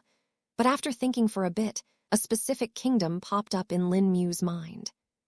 We do have a lot of places that we can go to, but the closest location that I think would be safe is the Fenlong Kingdom, Lin Mu stated. The Fenlong Kingdom? They are quite small, aren't they? They don't have that many cultivators there that belong to sects there either, Jiang Luo muttered. Both of them deliberated over it and discussed the advantages and disadvantages before coming to a final decision. Fenlong Kingdom it is then. If we go 2,000 kilometers further south and then a couple of 100 kilometers east, we should arrive there, Lin Mu said. We should set off then, though I will not be able to keep up with the same speed, at least not for a while till my meridians are a bit rested and the belt fixed, Jiang Luo replied. That will be fine. We will stop by some smaller villages on the way and see if we can find some information there as well," Lin Mu assured. Jiang Luo nodded his head, and the two of them, along with little Shrubby, began their journey again. Chapter 627. First time seeing the ocean. Lin Mu, Jiang Luo, and little Shrubby had now been traveling for about 2 days now. Since they had to travel at a bit more relaxed pace than before, they only covered about 1,000 kilometers in a day. Plus, Jiang Luo needed to rest to recover his meridians as well. This showed to Lin Mu how much of a difference having a complete body tempering cultivation made, along with him having the Xianshan. Though there was still the question of little Shrubby, who was the one who could run at that speed for a long period of time. Little Shrubby said that he could still run at that speed and did not feel tired at all, so they were yet to find the limits of little Shrubby. As for the pace at which they were traveling at currently, they could do so without stopping for weeks upon weeks had it not been for Jiang Luo. Though there was also the fact that every time they came across a village, they would pause their journey and gather some information. This was the additional reason why they were even slower. If it were not for them halting, perhaps they would have covered twice the distance they had by now. The villages that they came across were mostly small and relatively isolated communities. In total, they had seen 7 villages in the past 2 days, and only 2 out of these 7 villages even had a cultivator in them. The rest of them were just filled with commoners and warriors in the body-tempering realm. And just as Lin Mu and Jiang Luo had thought, they were looked at with suspicion when they entered the villages. It took them quite a bit of effort before even getting some interaction with the villagers. Jiang Luo, who had been deprived of normal human interaction for over 50 years now, was still quite enthusiastic and tried to talk as genially to the villagers as he could. Alas, when Lin Mu showed them a bit of gold, the villagers turned into chatterbirds, showing that Jiang Luo's efforts were a bit inefficient. Still, even when the villagers did start to speak, Lin Mu and Jiang Luo didn't really get any information that they could consider to be useful. They mostly talked about their daily lives, about whose kid got married, whose cow gave birth, whose wife beat up their husband, and stuff like that. Lin Mu could simply rub his forehead in helplessness, while Jiang Luo fully enjoyed it all, laughing with the villagers. Lin Mu even wondered if the villagers were hiding something and spied on them using phase, but it turned out that they were speaking the truth. Lin Mu then wondered if these villagers were too isolated or something. Only when he reached the final 2 villages, where there were cultivators, did they get some actual useful information. Lin Mu and Jiang Luo learned that the Fenlong Kingdom was currently in a complex situation. Their royal family was undergoing an internal conflict, and the aristocrats were also vying to pull some power under them. The prices of commodities had risen up, and the merchants were fully taking advantage of it all. While they did not find out the reason behind this, Lin Mu reckoned they should get the information quite soon. The Fenlong Kingdom was the 3rd smallest kingdom in the entire Great Zhou continent and was comparable to the Wu Lim County in size. It only had 2 major cities, with one of them being the capital and the second one being the port city, Jiaolong. The Fenlong Kingdom was located on the eastern coastline of the continent and thus had access to the ocean. This was Lin Mu's first time seeing an ocean, as he hadn't even seen a sea before this in his life, thus he was amazed.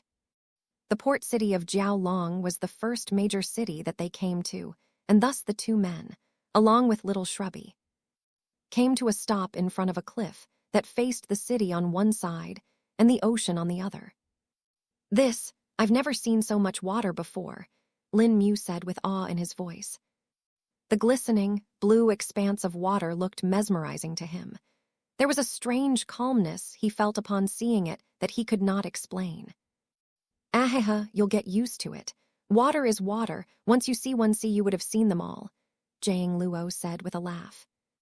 "If you say so," Lin Mu replied, not knowing if the man was being serious or not, and his choice of alliteration.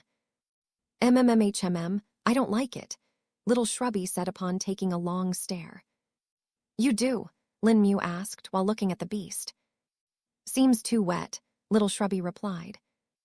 I guess that's okay, Lin Mu said, thinking that little Shrubby was still a cat in the end. It's my first time here and I've heard that this place is small, but yeah, it really is, Jiang Luo said while gazing at the Jiao Long port. Lin Mu turned around and took a look at the city as well. Calling it a city was a bit of an overstatement, as the entire Jiao Long port was the same size as that of the northern town. It really is small, though they do have a lot of boats and ships to compensate for that, I guess, Lin Mu said while gazing at the large blanket of floating vessels. There were easily over 1,000 boats and ships on the port and in the water surrounding it. The ones that were near the port were densely packed and dangerously treaded. If there was any mistake made, they would quite likely collide with other vessels that were passing by. It was evident that the sailors and fishermen were quite skilled at controlling their ships and boats. Indeed, Jiaolong Port is said to be one of the cities with the best shipwrights and sailors in the entire Great Zhou continent. Chapter 628.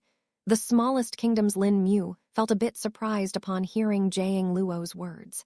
He could not think that in such a large continent filled with cultivators, a small place like this would have the best shipwrights and sailors. Why is that so, though? Can't the cultivators make better boats and ships? Lin Mu questioned, feeling curious.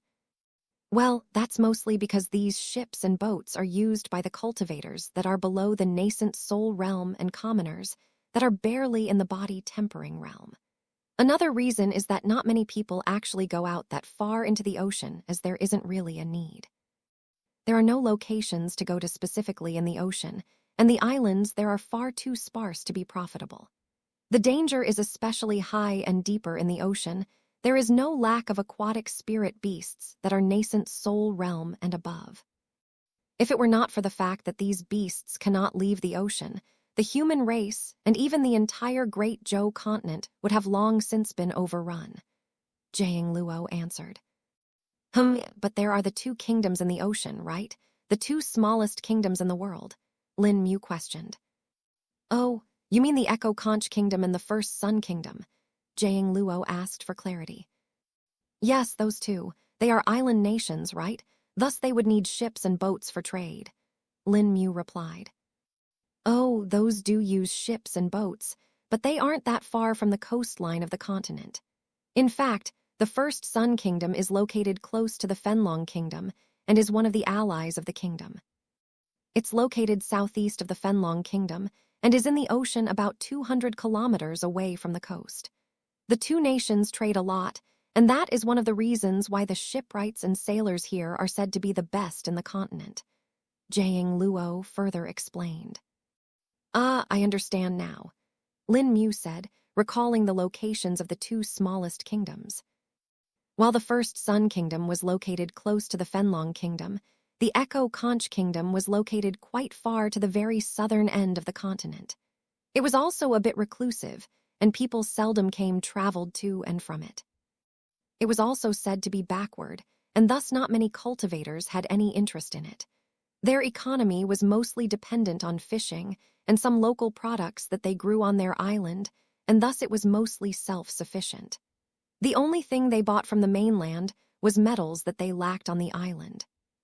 We should head to the city now and see what news we can gather, Jiang Luo said. Yes, we should do that, Lin Mu said as his spirit sense spread over the entire area, looking for a suitable place. What do I do? Little Shrubby questioned. You can go fish, Lin Mu suggested, but then saw the wronged look on Little Shrubby's face.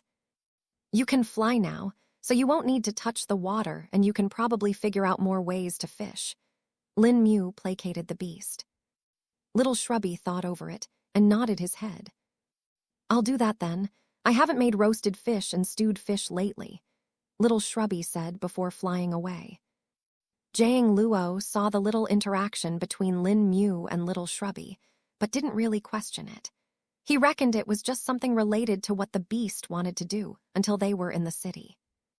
They obviously could not bring him into the city, as it would be way too eye-catching, and people would get suspicious. We'll split up and return to this spot at midnight then, Lin Mu spoke after thinking for a minute. That seems okay. I'll take my leave then, Jiang Luo said before flying away. Lin Mu could see that the man was going to circle around the port city to go to the southern end. Two nascent soul realm cultivators entering together would probably pull the eyes of a few spies that usually loiter around, and that was not something they wanted. Plus, with the increasing influence of Gu Yao, Lin Mu and Jiang Luo couldn't be more careful. Plus one of Lin Mu's goal was to see if he could find an outpost of the High Court here.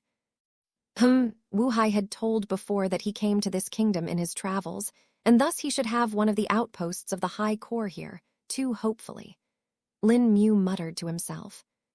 Lin Mu didn't fly like Jiang Luo did. Instead, he walked to the entrance of the city once he had changed into some sober robes. While most cultivators would not be able to tell his cultivation base as long as they weren't at the core condensation realm, if he wore the flashy robes, he would definitely bring attention to himself. Lin Mu took in the sights as he walked calmly to the gate of the city and paid the entry tax, which was a single silver coin. At least they are not ripping us off, Lin Mu muttered to himself as he continued on. The guards didn't even check anything and merely asked his name before writing it down onto a register. Lin Mu casually gave out a fake name, and the guards accepted it right away. They don't seem that worried about security, huh? Lin Mu said after leaving the gate. Once inside the city, Lin Mu spread his spirit sense out fully and grasped the situation in the city. With his spirit sense that had expanded once more, it was easily possible for him to cover the entire city in it. Lin Mu could very easily sit in one place and observe the entire city as he pleased. And with this thought in his mind, he decided to find a suitable spot to wait in. Chapter 629. Jiaolong City. Lin Mu soon found a tea shop that was bustling with people on the main roar of the Jiaolong City. The shop was located on the third floor of the building and overlooked the port, allowing the patrons to take in the pleasant sight of the sea. Of course, it was no common tea shop, and from the attire of the people that entered it, it was a rather luxurious shop that the rich people of the city visited. At this point, Lin Mu didn't really care for the price despite it being a gold coin. He was quickly brought to a suitable table by the open gallery and allowed him to see the city and the people below. With his eyes, it was easy for him to see even an ant crawling on the ground clearly. The people here are mostly commoners, Lin Mu muttered to himself as he looked around the tea shop. The waiter had already gone to get him a pot of tea with some snacks, allowing Lin Mu to freely look around the shop. There were around 100 people on the floor easily, and even then there was room for more. It was evident from this that the tea shop was rather large. Lin Mu's spirit sense quickly picked up the cultivation bases of everyone in the shop. The strongest person is at the late stage of the qi refining realm, while the weakest is at the fourth stage of the body tempering realm, Lin Mu assessed. A few of the women and girls in the tea shop stole some glances at Lin Mu as well. His handsome face made it hard for them to resist, which earned him the envy of a few men that were accompanying these women. But since Lin Mu kept to himself, he looked out of the shop. They didn't mind it after a bit. A few women sighed at the face of Lin Mu, who they found to be longing for something. In their minds, they had already made up some elaborate stories about him as they wondered who he was. Lin Mu was unaware that he had gained multiple different identities in the minds of these women in the span of mere minutes. "Here you go, sir. This is the best tea of our establishment," the waiter said upon serving the tea. Lin Mu looked at the tea that seemed to have a greenish-yellow color. A few tea leaves floated gently on the surface of the tea, looking like dancing grass in the wind. Lin Mu had an idea after seeing this. He took out a couple of silvers and handed them to the waiter. "I'm new to the city and would like to know more about it. Why don't you accompany me and tell me?" Lin Mu asked. "Of course, sir. It will be my pleasure," the waiter hurriedly agreed. Lin Mu gestured to the chair next to him and picked up the cup of tea before taking a sip of it. "It's bland," Lin Mu thought. While Lin Mu hadn't really tasted that many types of teas and was not really a connoisseur, he still had enough sense to tell good tea from bad tea when it was this obvious. He even wondered if they had made a mistake or something like that. But for the sake of this time, he decided to keep his mouth shut and listen to the waiter's words. I'll start with the history of the city then. Jiaolong City was established over 1,000 years ago and is considered to be one of the oldest cities in the continent. The waiter spoke. Hearing this, Lin Mu was truly intrigued. Oh, really? But with a kingdom this small, how can this city be so old? Lin Mu questioned the man. That's a common doubt that people have, sir. In fact, Jiaolong City is even older than the capital of our Fenlong kingdom. The city has had many names throughout the years and had changed with every new dynasty. The current name was given to the port by the current royal family about 80 years ago. They named it so that the city would rise up like a flood dragon from the sea, shocking the masses, and thus they called it Jiaolong. The city was used by many kingdoms as a point of transit if they were involved in sea trade. Our Jiaolong City is also the main port from where one can take a ferry to and from the First Sun Kingdom. The waiter explained. I see. Please continue. Lin Mu said as he took another sip of the bland tea that was no different from warm water at this point. He took a look at the fried dough sticks that were given as snacks and picked one up before eating it. The dough stick broke in his mouth with a crisp tilde-crack tilde and a pleasant flavor spread in his mouth. For a moment there, Lin Mu was reminded of his childhood in the northern town. His mother would make freshly fried dough sticks in the morning for breakfast, and Lin Mu used to enjoy them hot. But in the next breath, his heart stilled, and he opened his eyes calmly. That time has long passed. Dwelling on the past is only asking for more pain and sorrow, Lin Mu thought to himself. Lin Mu continued hearing about the city and its people from the waiter. He learned that the city was actually run by a group of merchants than a single mayor or someone like that. In fact, even the king of the Fenlong kingdom didn't really have as much authority in Jiaolong City as the council of merchants. These merchants traded all over the continent and surprisingly became part of the council of such a small city. Lin Mu found this to be a bit strange and did not know why. While the waiter told him that it was because of the merchant ships that all alighted here, Lin Mu knew that there was something fishy. Chapter 630, two familiar names. Lin Mu got interested in this so-called council of merchants and asked more about it. He discovered that it was composed of 10 merchants, some of which represented large and prominent merchant families. Though there were two names that caught Lin Mu's attention. The first name was none other than the Mu clan, which Wu Hai had visited in his younger years. This was also the clan from which Lin Mu had disguised himself as. The second name that caught his attention was actually an individual merchant who had made his own company and grown it quite a bit. He recently reached the point where he had managed to buy a position in the council by outbidding others. This individual merchant was actually someone Lin Mu had met before, Jingaming Shang. Tell me more about the Mu clan and Jingaming Shang, Lin Mu asked. The Mu clan is in a difficult state right now, the waiter spoke. Oh, why that? Lin Mu questioned. We do not know exactly why, as the matter was suppressed by both the royal family and the other members of the merchant council, but we do know that the Mu clan has fallen greatly in their status. Even their position in the merchant council is now threatened and could be taken away at any moment, the waiter replied. But how could such a drastic change happen? Lin Mu asked further, having a bad feeling about it. It all happened around 3 years ago. The people of the Mu clan suddenly went into hiding, and only a few external workers were left to run their businesses. Of course, this couldn't be kept up as without the guidance of the main members, the businesses started to fall into a loss. The clan didn't reappear for about 2 years, and even the merchant council wondered if they were okay or not. They sent many letters to the clan, but all of them were unanswered. If it were not for the fact that the Mu clan had several cultivators, the merchants might have even gone to visit them directly. But then about a year ago, the clan reappeared, or more like their people did. The person that appeared was not someone we had expected, though. The person was the youngest son of the Mu clan patriarch, Mu Tao. He is the one who took over the administrative part of his clan and declared that their patriarch had passed away. The merchants were suspicious about it and did their own investigations.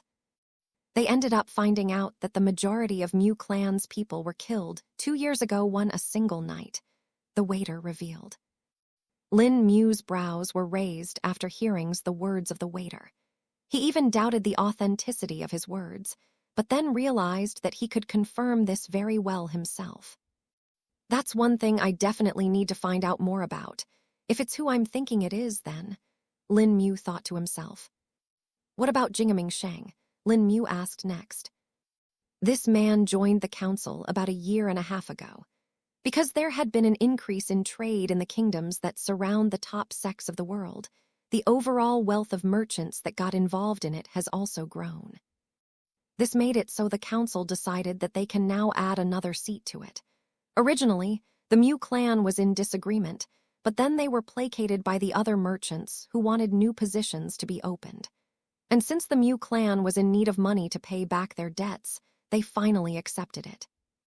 Jingming Sheng is said to have capitalized on the trade boom and made a sizable fortune. He easily outbid his competition for the 10th seat in the merchant council and was even said to be one of those that sent a big gift to the Mu clan. Plus, he is also a cultivator that is at the core condensation realm, and thus not many can afford to oppose him either. The waiter explained. I see. A rather interesting man, Lin Mu muttered to himself. Lin Mu sat in silence for a couple of minutes, analyzing the information that he had just been given. The waiter also sat patiently, not daring to interrupt Lin Mu. From Lin Mu's demeanor, he could tell that he was not simple, and the ease with which he tipped him also showed that he was definitely wealthy. Since he's asking questions about the merchant council, he must be a rich merchant too, the waiter thought to himself. What can you tell me about the cultivators of this kingdom? Oh, and also the royal family, Lin Mu questioned. The Fenlong Kingdom isn't particularly known for our cultivators, but we still do have quite a few of them. While we don't have any cultivation sect in our borders, we still have a lot of martial schools. Every rich merchant would either be a cultivator himself, if he had the talent, or would have other cultivators as his guards and assistant. As for those that belong to merchant families, they have plenty of cultivators of their own. The strongest cultivator in the Fenlong Kingdom is said to be the general of the Fenlong Kingdom. He's at the nascent Soul Realm and is the uncle of the current king. The king himself is at the core condensation realm, while the patriarchs of the merchant families, who are also the aristocrats of this kingdom, are also at the core condensation realm. Even the Mu clan's patriarch was at the core condensation realm, which was one of the reasons why all the other council members were shocked after hearing of his demise. They were scared that whoever did that to the Mu clan could come after them as well, and thus they were very cautious during that time. As for the Qi refining realm cultivators, there are plenty of them spread around the kingdom, but most of them should be concentrated around the capital and this city, the waiter answered. Chapter 631, observing the city. Having learned quite a few things from the waiter, Lin Mu was given a lot to think about. The more he did, the more he felt like things were not right here. He gazed out of the gallery and saw the hustle and bustle of the port below. This place is way too prosperous for the cheap prices that they have, Lin Mu thought. Lin Mu could easily list over 10 different sources of income that the city had, and despite that, the people didn't seem to be that rich. Even this tea shop, which was supposed to be for the richer people, wasn't particularly expensive. Even in Wu Lim City, Lin Mu had seen places more expensive than this. He was not feeling even more sure that there was something wrong with this place. The waiter took his leave after Lin Mu dismissed him and was tipped a few more silvers. Lin Mu took another sip of the warm tea and closed his eyes. Low chanting that was inaudible to anyone in the room came out of Lin Mu's voice as his spirit sense spread around. While before Lin Mu had done a quick scan with his spirit sense, it was only to get a gauge of the area of the city. If he wanted to see what was actually going on, he would need to focus on particular parts to be able to do that. Once Lin Mu's eyes were closed, darkness descended in his vision. But as his spirit senses started to pick up things, that darkness started to be filled with things. At first, the building and people that were the closest to Lin Mu appeared in the darkness. They were all in black, white and gray in color now, and if Lin Mu focused on any particular part, he could see its color as well. The more diffused his perception was, the lesser details there were for him to see. Lin Mu went from the closest area around him in circles and expanded outwards. There he saw the commoners toiling and working hard, some cultivators fighting and arguing among themselves, fishermen carrying large wicker baskets filled with fish, women doing their daily chores and cooking, children playing around in the streets, and old people watching them while reminiscing about their own childhood. Lin Mu's perception kept on expanding as he started sensing the cultivation bases of everyone in the city. Those that were in the chi refining realm and body tempering realm couldn't even feel anything when Lin Mu's spirit sense swept over them. Eventually, Lin Mu even found Jiang Luo on the opposite side of the city. He too was sitting in one of the city's establishments, and this one seemed like a restaurant. Currently, he seemed to be enjoying a table full of dishes and was eating in a manner quite similar to that of Lin Mu himself. Jiang Luo felt when Lin Mu's spirit sense arrived near him, and he responded with a simple nod. But upon seeing this, a thought appeared in Lin Mu's mind. Does he even have money to pay for that food? Lin Mu muttered to himself. Lin Mu tried to recall, but he didn't remember ever giving the man any of the coins that he had with him. He should be fine using the spirit stones for payment. He should have some low-quality ones left probably. Lin Mu thought to himself. Lin Mu pulled his spirit sense from Jiang Luo's area and proceeded ahead. After a bit, he finally reached a place of interest, the building where the Council of Merchants assembled.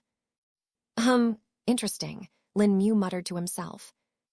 His spirit sense easily bypassed the few formation barriers that were set up around the building and entered the building. The building was not that big compared to its importance, and there were other buildings in the Jiao Long city that were over 10 times bigger than this, but those buildings were warehouses for storing goods and raw materials. There were several rooms in the building, and it was mostly empty, other than a few servants and clerks going about their data. Only when Lin Mu reached the innermost hall of the building did he meet some resistance. This is a stronger barrier. My spirit sense won't be able to enter at this range, Lin Mu thought to himself. He opened his eyes and stood up from the table before leaving the tea house. Once he was out of the building, he directly went to the side alley that went from the left of the tea house and then entered an even smaller alley. Lin Mu had already scanned the entire Jiao Long city and now knew it like the back of his hand. He knew exactly what would be the best locations to hide and the places that would be empty. Lin Mu sank into the ground using phase and quickly made his way to the Merchant Council's building. In less than 10 seconds, he was already there.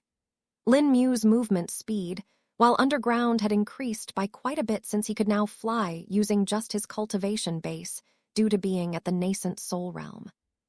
To him, the ground was pretty much the same as air when he used phase, and thus he could just fly around in the ground that way. Thus reaching the Merchant Council's building didn't take him that long. Once he was there, though, he quickly found some flaws in the barrier and made an opening just big enough for him to pass. He easily reached the innermost hall where the 10 council members were likely to meet. While there, Lin Mu saw several servants gossiping. "Did you hear? They are going to remove the Mu clan from the council," one of the servants whispered to another one. "Hasn't that rumor been going around for a while now? Nothing strange there," the second servant replied with a whisper as well. Chapter 632. The council's secret meeting. Lin Mu's ears perked up upon hearing the servant's words, and he got closer to them. "Isn't that why the council has met up today?" the servant asked. "Oh yeah, I don't think I saw the Mu clan's leader either," the second servant replied. "No way. Do you think they might be doing this secretly?" the first servant said with an apprehensive tone. "Hey, you two, get to work and stop gossiping," a clerk who had just appeared from the corridor said out loud. "Why, yes, sir," the servant said before rushing away. Humph, dare to slack off on my watch, the clerk said before returning to his work as well. Lin Mu furrowed his brows upon hearing the words of the servants. Something is definitely fishy, Lin Mu muttered as his head turned to the innermost hall. He approached the barrier and placed his hand on it. About 5 seconds later, an opening appeared on its surface, allowing Lin Mu to enter freely. To Lin Mu, a formation of this level was easy to crack, taking him mere seconds to unravel. Upon entering the inner hall, Lin Mu first sensed the spirit chi fluctuations in the room. Since he had known that there were several core condensation realm cultivators in the council, they could still sense his spirit sense if he directly used it. 5 at the early stage of the core condensation realm, 2 at the mid-stage, and the remaining 2 at the peak stage of the chi refining realm. Lin Mu quickly analyzed the cultivation bases. He then turned his spirit sense into a fine tendril and probed the walls of the hall, before finding a location that was suitable to spy from. That shelf should be fine, Lin Mu muttered before blinking to the wall behind the shelf. He then slightly extended his head from the top of the shelf, such that only his eyes were peeking out of it. The shelf itself was over 5 meters tall, and there were several decorative showpieces kept on it. And no one was likely to directly gaze at the very top of the shelf between 2 statues that cast a shadow on the wall behind. Lin Mu's eyes were hidden in these shadows, and thus were not visible easily for others, but it allowed him to take a view of the room quite clearly. So these are the so-called council members, Lin Mu internally said. He saw 5 old men, 3 middle-aged men, and 1 woman in the hall. They were sitting around a long circular table where 1 chair was currently empty. In all of them, Lin Mu quickly identified the one person he knew, Jingming Shang.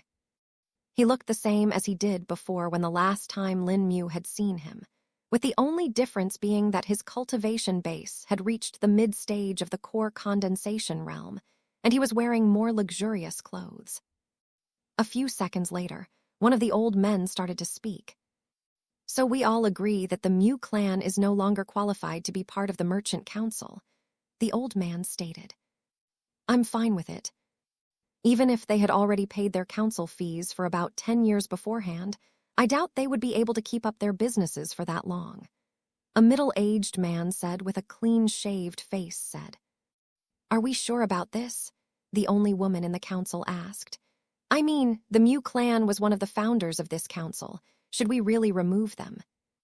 Has Miss Fen forgotten that we are merchants and all we care about are profits?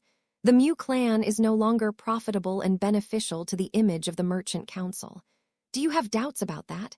The old man questioned. Isn't this dishonorable, though?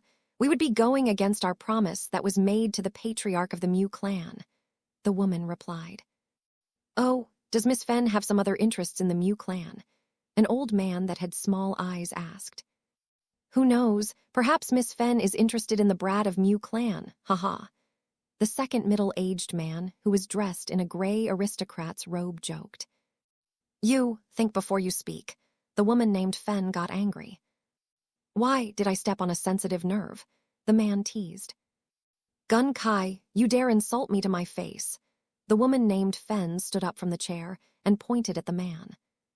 Spirit chi fluctuations came off her body, and it was obvious that she was at the early stage core condensation realm. Equally powerful spirit chi fluctuations came from the man named Gun Kai as well and clashed with Miss Fen's.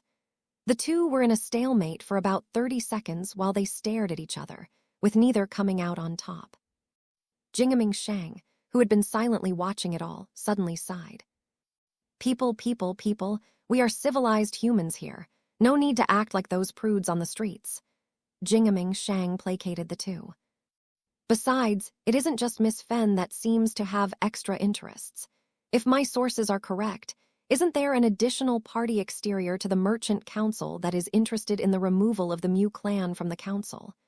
Jingming Shang said with one eye open. What do you mean by that, Jingming Shang? Do you dare to accuse us openly? The old man who had spoken at the start said, feeling irritated. No, all I mean is, We alls have benefits to pursue. Why don't we just discuss them openly so that a conflict like this doesn't appear? Who knows, perhaps you might even find an option which is far more profitable. Jingaming Shang suggested in a nonchalant tone. The members of the council heard his words and deliberated over them for a bit before nodding their heads. We'll do as Jingaming Shang suggested, the old man said with a straight expression. Chapter 633. A hidden backer Lin Mu was surprised that the other council members had accepted Jingaming Shang's words so quickly. So the saying merchants will sell their mothers and children if it bring them fortune is true, huh? Lin Mu thought to himself. Putting these thoughts aside for now, Lin Mu focused on the task at hand and continued to observe the council. Well, then who wants to start first? Jingaming Shang questioned. He gazed around at the council and finally settled on the old man who had spoken the first time. Why doesn't Senior Shantung start first? You are the oldest of us all, so this honor should go to you, Jingaming Shang said with a thin smile. The old man, who was named Shantung, didn't mind Jingaming Shang pushing him at the front and took it with ease. So I'll reveal to you all that we have a backer currently willing to get a seat in the Merchant Council. While we could add another seat while keeping the Mu clan in there, getting the approval from the royal family will be difficult, Shantung said. Is that why you want to remove the Mu clan from the council? One of the middle-aged men who wore a single earring on his right ear asked. If it was like that, I would have long since done it. But no, the backer wants something else. They want the seat of the Mu clan specifically. In simple words, they do not want the Mu clan to exist, Shantung revealed. A few of the members of the council had surprised expressions on their faces, but it didn't seem like they were truly genuine. How many of the council members knew about this already? Senior Shantung, Jingaming Shang asked with a straight face. He then saw 4 members out of the 9, raising their hand. Among them, Gun Kai was included, and so were 2 more older men of the council. The ones that were not included in it were Miss Fen, the man with the earring, and the remaining members. As expected, Jingaming Shang thought to himself. Let's say we go according to the wishes of this backer of yours and boot off the Mu clan from the council. What will be the aftereffects of that? Have you thought of that? Jingaming Shang questioned. I mean, won't the royal family be concerned about this? From what I've seen and heard till now, they try to keep tabs on the council, he added. Shantung nodded his head and looked at Gun Kai for a second before speaking. This backer of ours, he doesn't really care for the opinion of the royal family. But of course they did try to come in his way, and now the royal family is in turmoil, Shantung spoke in a serious tone. At first, the other council members didn't pick it up, but a second later they understood the meaning behind Shantung's words.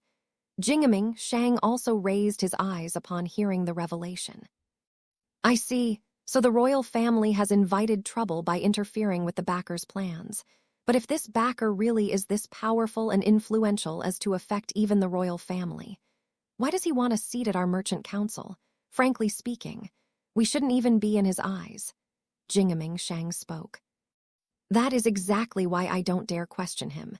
If he can cause the royal family troubles like this without even appearing, then what would he be able to do to us? To our clans and our businesses, Shantung said in a cold tone. Hearing his explanation, the other members, who did not know of the backer originally, felt chills going down their spines, except for Jingaming Shang.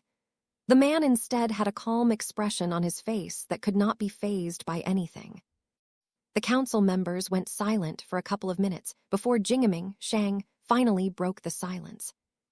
Miss Fen, you must have had a reason to act in favor of the Mu clan, right? What was it? We know Senior Shantung's side, and now let's see yours, Jingaming Shang questioned. Miss Fen, who had a slightly lost look on her face, looked at Jingaming Shang and the rest of the council before taking a deep breath. The reason why I acted in favor of the Mu clan was because of a rumor, Miss Fen stated. A rumor? What kind of a rumor? The council members asked. A few years ago, I heard a rumor about the Mu clan. It is said that their clan is actually an offshoot of an ancient clan of the continent. I don't know how much you all know about the history of the world, about the 5 great continents, Miss Fenn replied. The 5 great continents? You mean before the unification of the Great Zhou Empire? Jingaming Shang questioned. Yes, Miss Fenn responded. As the history goes, there were once 5 great continents in this world of ours: the northern, the eastern, the western, the southern, and the central continent. Among these 5 continents, the Great Zhou Empire is currently composed of only 3 of them. Namely, the southern continent, the eastern continent, and the central continent. The northern continent is the territory of the northern tribes, while the western continent, it doesn't exist anymore, Miss Fenn revealed. What? Is this really true? I've never heard of this before, the middle-aged man with the earring said, feeling shocked. Jingaming Shang didn't say anything and sat in silence. Nobody knew what was going on in his mind right now. Lin Mu was intrigued by hearing this all as well and wondered what else he would find out. This is the first time I'm seeing someone else other than Jiang Wei speaking about the history of this world. So for no other person I met knows much about the existence of the 5 continents, Lin Mu thought. Lin Mu was even more intrigued due to the fact that the Mu clan was rumored to be the offshoot of an ancient clan. He wanted to know what kind of a clan could they be, from that Miss Fenn was willing to help them. Chapter 634, An Ancient Clan. After hearing the doubt of the middle-aged man with the earring, some of the other council members were interested in it too. I'd like to know more as well, Gun Kai, who was on the side of Shantung, asked. I guess I can explain this to you all. This is not something that is known to the people of the recent few generations, Shantung said. Why is that so? Jingaming Shang suddenly asked. There are many reasons for it, but the biggest one is that it has simply been far too long. In fact, even I don't know when all this exactly happened, Shantung replied. I see, please do explain it to us, Jingaming Shang stated. As I said before, I don't really know when this all happened, but it's safe to assume that it's been thousands of years. As of now, I think only a few of the cultivation sects, including the top cultivation sects, the different aristocrats of the kingdoms, and a few old clans, know about all this. Even I myself only know about this because I once traded a few old documents in exchange for a lot of money. Originally, I had thought that these documents may be some kind of a cultivation technique or a cheese skill that was found from a ruin. But it turned out to be something far more shocking, Shantung said, and took a pause. As Miss Fenn said previously, there used to be 5 continents in the world. There were many conflicts between them, and a great war happened. After that war, the 5 continents were joined up by some peerless cultivators. But then the northern continent, which was the biggest enemy back then and even is now, did something. They destroyed the entire western continent and made it sink into the ocean. The people of that time managed to stop the northern continent from fully merging with the Great Zhou continent, but it came at a great cost. It is said that ever since then, the powers of the world fell considerably, such that we're not even half as compared to then. The area that we live in right now, the Fenlong Kingdom, it was once part of the eastern continent, Shantung explained. This, I can't believe it, the middle-aged man with the earring commented. The others were finding it hard to believe it as well and didn't know what to say. For about 5 minutes, silence descended in the hall and no one spoke as they tried to internalize this shocking information. But Lin Mu, on the other hand, furrowed his brows. So they don't have a proper record of the history as well. The record that this man Shantung saw only mentions a war but doesn't mention the invaders. What stupidity, Lin Mu thought to himself as he shook his head. Seeing that one of the most important parts of the history being removed from the records made him feel disappointed. Perhaps if the people of this world had proper records and knew about what had all happened, they would have been far more alert, Lin Mu reckoned. About this link of Mu clan to an ancient clan, what's the rest of the story behind it? Jingaming Shang questioned. Yes, as Senior Shantung said, there were 5 continents in the past. I found out that the ancient clan that the current Mu clan is an offshoot of belonged to the now destroyed Western continent, Miss Fenn answered. How sure are you of this? It was Shantung that questioned the woman this time. See it for yourself, Miss Fend said as she withdrew an old scroll from her spatial storage treasures, which was a hairpin. The scroll had a metallic stamp imprinted on one of its edges, while golden tassels hung from its corners. Shantung took the ancient scroll carefully and observed it with his spirit sense. I've never seen paper like this before. It's woven with formations, Shantung said as he continued to observe it. Exactly. I've never seen those kinds of runes and scriptures before other than in some of the extremely old ruins. But even then, they only had a few of those scriptures and charterers, not hundreds like on this scroll, Miss Fend stated. What is in that scroll? Lin Mu wondered and tried to focus on it. Oh, Tao script. Lin Mu recognized the characters. This looks like the primordial script that some of the formation's masters use, Shantung suddenly said. Primordial script, but isn't that a lost language? Even the formation masters only know how to write them but don't know their meaning, another old man suddenly said. Lin Mu's ears perked up as he remembered that old man Jiang Wei had also called Tao script as the primordial script before. He had also seen some Tao script characters being used in the formations Jiang Wei had made. While Lin Mu could not fully read the scroll from this angle, he decided to use his spirit sense to see what it exactly was. Since it had Tao script written in it, Lin Mu was sure that there would be traces of spirit qi that would allow him to read without directly interacting with Shantung's spirit sense. What's written in it? Jingaming Shang asked the question that everyone else had been wanting to ask. The scroll states that during the ancient war, a lot of clans that survived the collapse of the Western continent moved to the Great Zhou continent.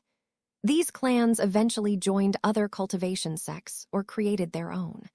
While many faded away to the annals of time, a few still managed to survive. But when the clans were escaping the Western continent, not all of their people evacuated. There were still the main powerhouses of those clans that needed to stay back to fight the war. The few that were sent out were either younger members of the clans or even some of the branches. The Mu clan of Fenlong Kingdom is from one such ancient clan of the Western continent, the Mulong clan, Shantung read. Chapter 635. The Fen clan and the Fenlong clan, upon hearing the words written on the scroll, the council members were shocked. They had not thought that some average merchant clan in a small kingdom like the Fenlong Kingdom would be related to some ancient clan. But while they were having thoughts about the ancient clan, Lin Mu was thinking about something else. Mulong, Fenlong, Mu clan, Fen clan, Lin Mu couldn't help but repeat. They seemed to be significantly similar to him, and he wondered if there was some relation to all of them. This Miss Fen, is she related to the royal family too? Lin Mu wondered. Jingaming Shang furrowed his brows and came to the crux of the matter. Miss Fen, I understand that the Mu clan is related to the ancient Mulong clan, but what is your particular interest in it? I mean, there are a lot of smaller clans that were once related to the ancient clans. We can literally find tens of people with the Zhou surname, and they may even be related to the imperial family, but just how far is the relation? That matters too. Jingaming Shang questioned. Miss Fen looked at Jingaming Shang and hesitated a bit before speaking. As you might all know, my Fen clan is technically related to the royal family of our Fenlong Kingdom as well. My mother was a lower member of the royal family and married into the branch, which split apart a long time ago. This branch chose to keep Fen as their surname while letting go of the Long from their name. They thought at that time that keeping an imposing name such as Long might bring them trouble since they didn't actually have the true power to back it up. Still, deep down, my clansmen still wanted to one day gain back the old surname. We had been striving on it by becoming merchants and amassing a fortune. Of course, our clansmen did as much as they could do by pursuing the path of cultivation as well, yet there weren't really any people that had a good talent. In my clan, I'm the only one that could be said to have a decent talent, Miss Fen explained. Having heard her words, some of the council members nodded their heads, while some of them just got more confused. I still don't understand how this links up with you speaking for the Mu clan, Gun Kai questioned. I'm not done yet, it's just painful. My elders pursued cultivation, but couldn't achieve much, and thus they tried to find other ways to get stronger. The way we sought was bloodline assimilation. Of course, doing so is a difficult task, and finding a suitable bloodline for everyone would be close to impossible. But even then, we found an alchemist that was an expert at bloodline refinement. He did an analysis for us and told us that no bloodline would be compatible with us because we still have an innate bloodline hidden within us, Miss Fenn revealed. The council members were far more shocked upon hearing this revelation. They couldn't believe that the Fenn clan could have an innate bloodline. But what they were even more shocked about was that Miss Fenn chose to reveal sensitive information like this. Lin Mu was surprised by this too, and felt like the more time he spent here, the deeper the web of mystery got for him. But while some of the members of the council were shocked, two of them were not convinced. Why would you say something like this, Miss Fenn? No benefit comes to you by doing this, Shantung asked. I agree with Senior Shantung this time, Jingaming Shang added. That is why I said it was painful. The innate bloodline we have is the reason why our cultivation talent is not that good. The alchemists that we met told us that it is our own innate bloodline that suppresses our talent, and unless few fully awaken it, we would not be able to reach our potential. Of course, my elders were not convinced and tried to find a solution to this problem. One of them managed to get some of the ancestral scrolls from the Fenlong Kingdom's royal library. In there, we discovered that the Fenlong clan, and thus the Fen clan in relation, was said to have peerless experts thousands of years ago. But then an evil cultivator came and cursed them to never be able to cultivate. The ancestors managed to resist the curse, but it still managed to suppress the innate bloodline that they had. Over the years, information about the bloodline was lost as well, and now we know nothing about it. We still continued our search and eventually found out about the Mulong clan. It was even said that the Fenlong Kingdom took their name from being inspired by the Mulong clan once upon a time. This was because both were clans that were based around the ocean and practice water attribute cultivation techniques and skills. Miss Fenn explained further. Jingaming Shang and Shantung nodded their heads as they finally understood the woman's thinking. They understood that even if the information about the innate bloodline was revealed, it was not like they could take advantage of it. No wonder they seemed to be so different. The founders of the Fenlong Kingdom took inspiration from the Mulong clan, Lin Mu thought. Wait, so the reason you wanted to support the Mu clan is because of their relation to the Mulong clan? Gun Kai asked. Not just that, Miss Fenn shook her head. I know for sure that the Mu clan has some old records about the Mulong clan, and my elders hoped that those records may contain something that may help us awaken our bloodline, she answered. Lin Mu was a bit confused upon hearing her words, though. If they really wanted to find a way to awaken their bloodline, why would they pursue the records of the Mu clan? This is just hopping to find something. It is not even sure that they would have something like that. Lin Mu thought. Chapter 636. Temptation. Lin Mu thought a bit more about the Fen clan's situation and got more confused. Rather than searching like this, why don't they go to actual ancient clans that still exist, or even the cultivation sects that are far more likely to have a solution? Lin Mu thought. You're forgetting something. Zhukang suddenly spoke in Lin Mu's mind. What is it, Senior? Lin Mu asked. Do you think they can afford that? Or whether those ancient clans or the cultivation sects will entertain them? Zhukang replied. Lin Mu heard Senior Zhukang's word and came to a realization. Of course, how did I miss that? Lin Mu muttered.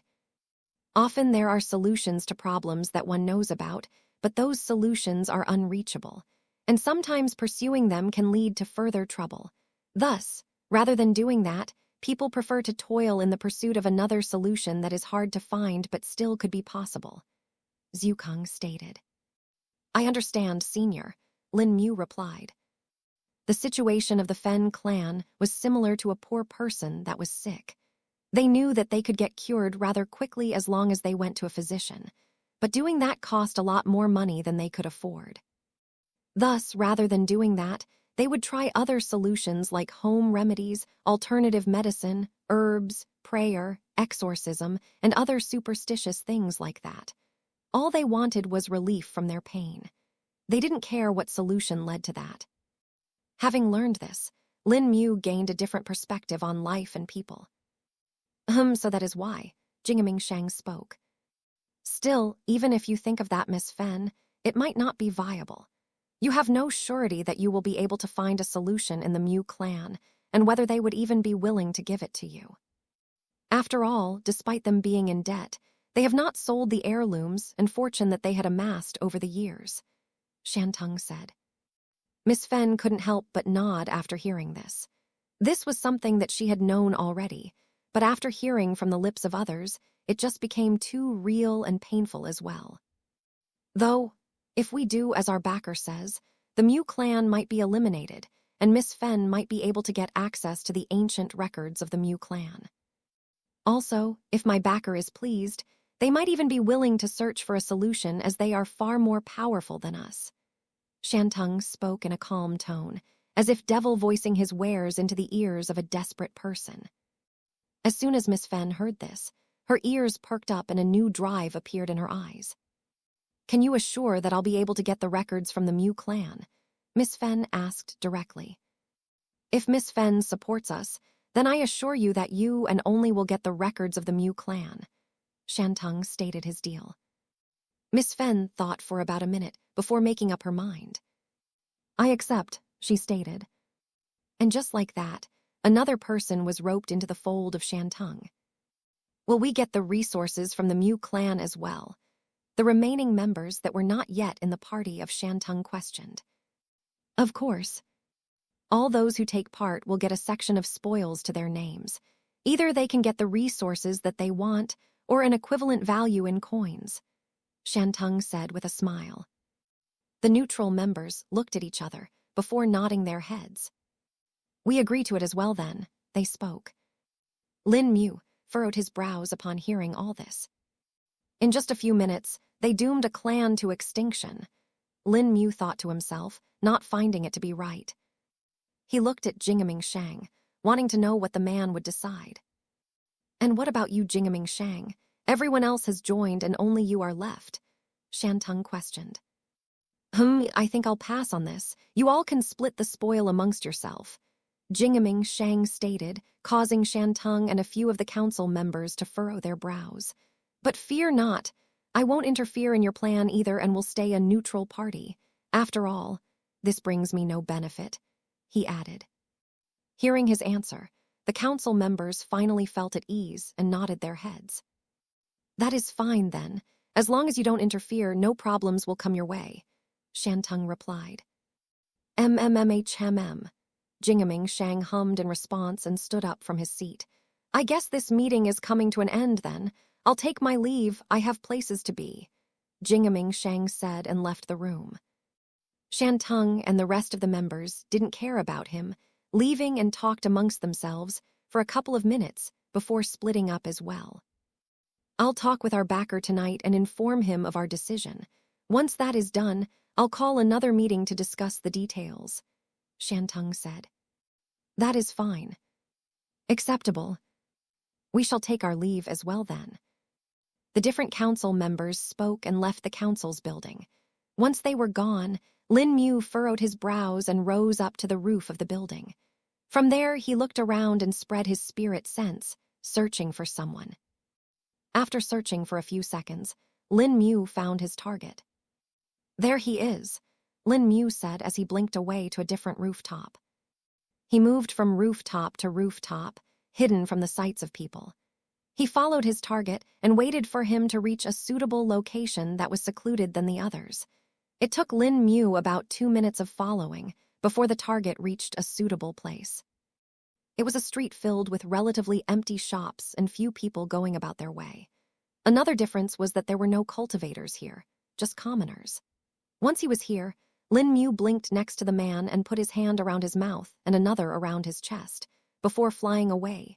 Chapter 637, Jingaming Shang is kidnapped. Jingaming Shang had been going about his day after having finished the tiresome merchant council meeting. He had to admit that while he had joined the merchant council for the benefits and prestige, it was now proving to be quite a hassle. He had joined the merchant council so that he could get some power and also stay away from the bigger political dramas. But now, that very drama had found him and infiltrated the council. Of course, Jingaming Shang wanted to know the entire situation before he actually rejected anything, but he had a hunch that it was not going to be according to his wishes. Thankfully, he had managed to stay in a neutral position in the end. Right now, he just wanted to go to his residence in the city and relax while having some good wine that he had recently bought from the First Sun Kingdom. It was said to be a special one made from the coconuts that grew on the island nation and were their specialty. Unlike the other members of the council, Jingaming Shang didn't really have any extra security, and he simply walked out alone. After all, security would only work if they were stronger than him. Jingaming Shang was at the mid-stage of the core condensation realm and thus didn't really need any protection, at least in the city itself. If there was anyone that was going to attack him, they would need to be many times stronger than him. Even those at the late or peak stage of the core condensation realm would be unable to attack him, as he was confident in defending against them, and even if he could not defeat them, he had the confidence to escape with his trump cards.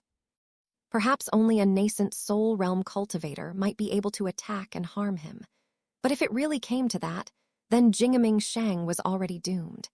He had already learned from the previous lessons a few decades ago and avoided stepping on the toes of people that were stronger than him by a large margin or too influential.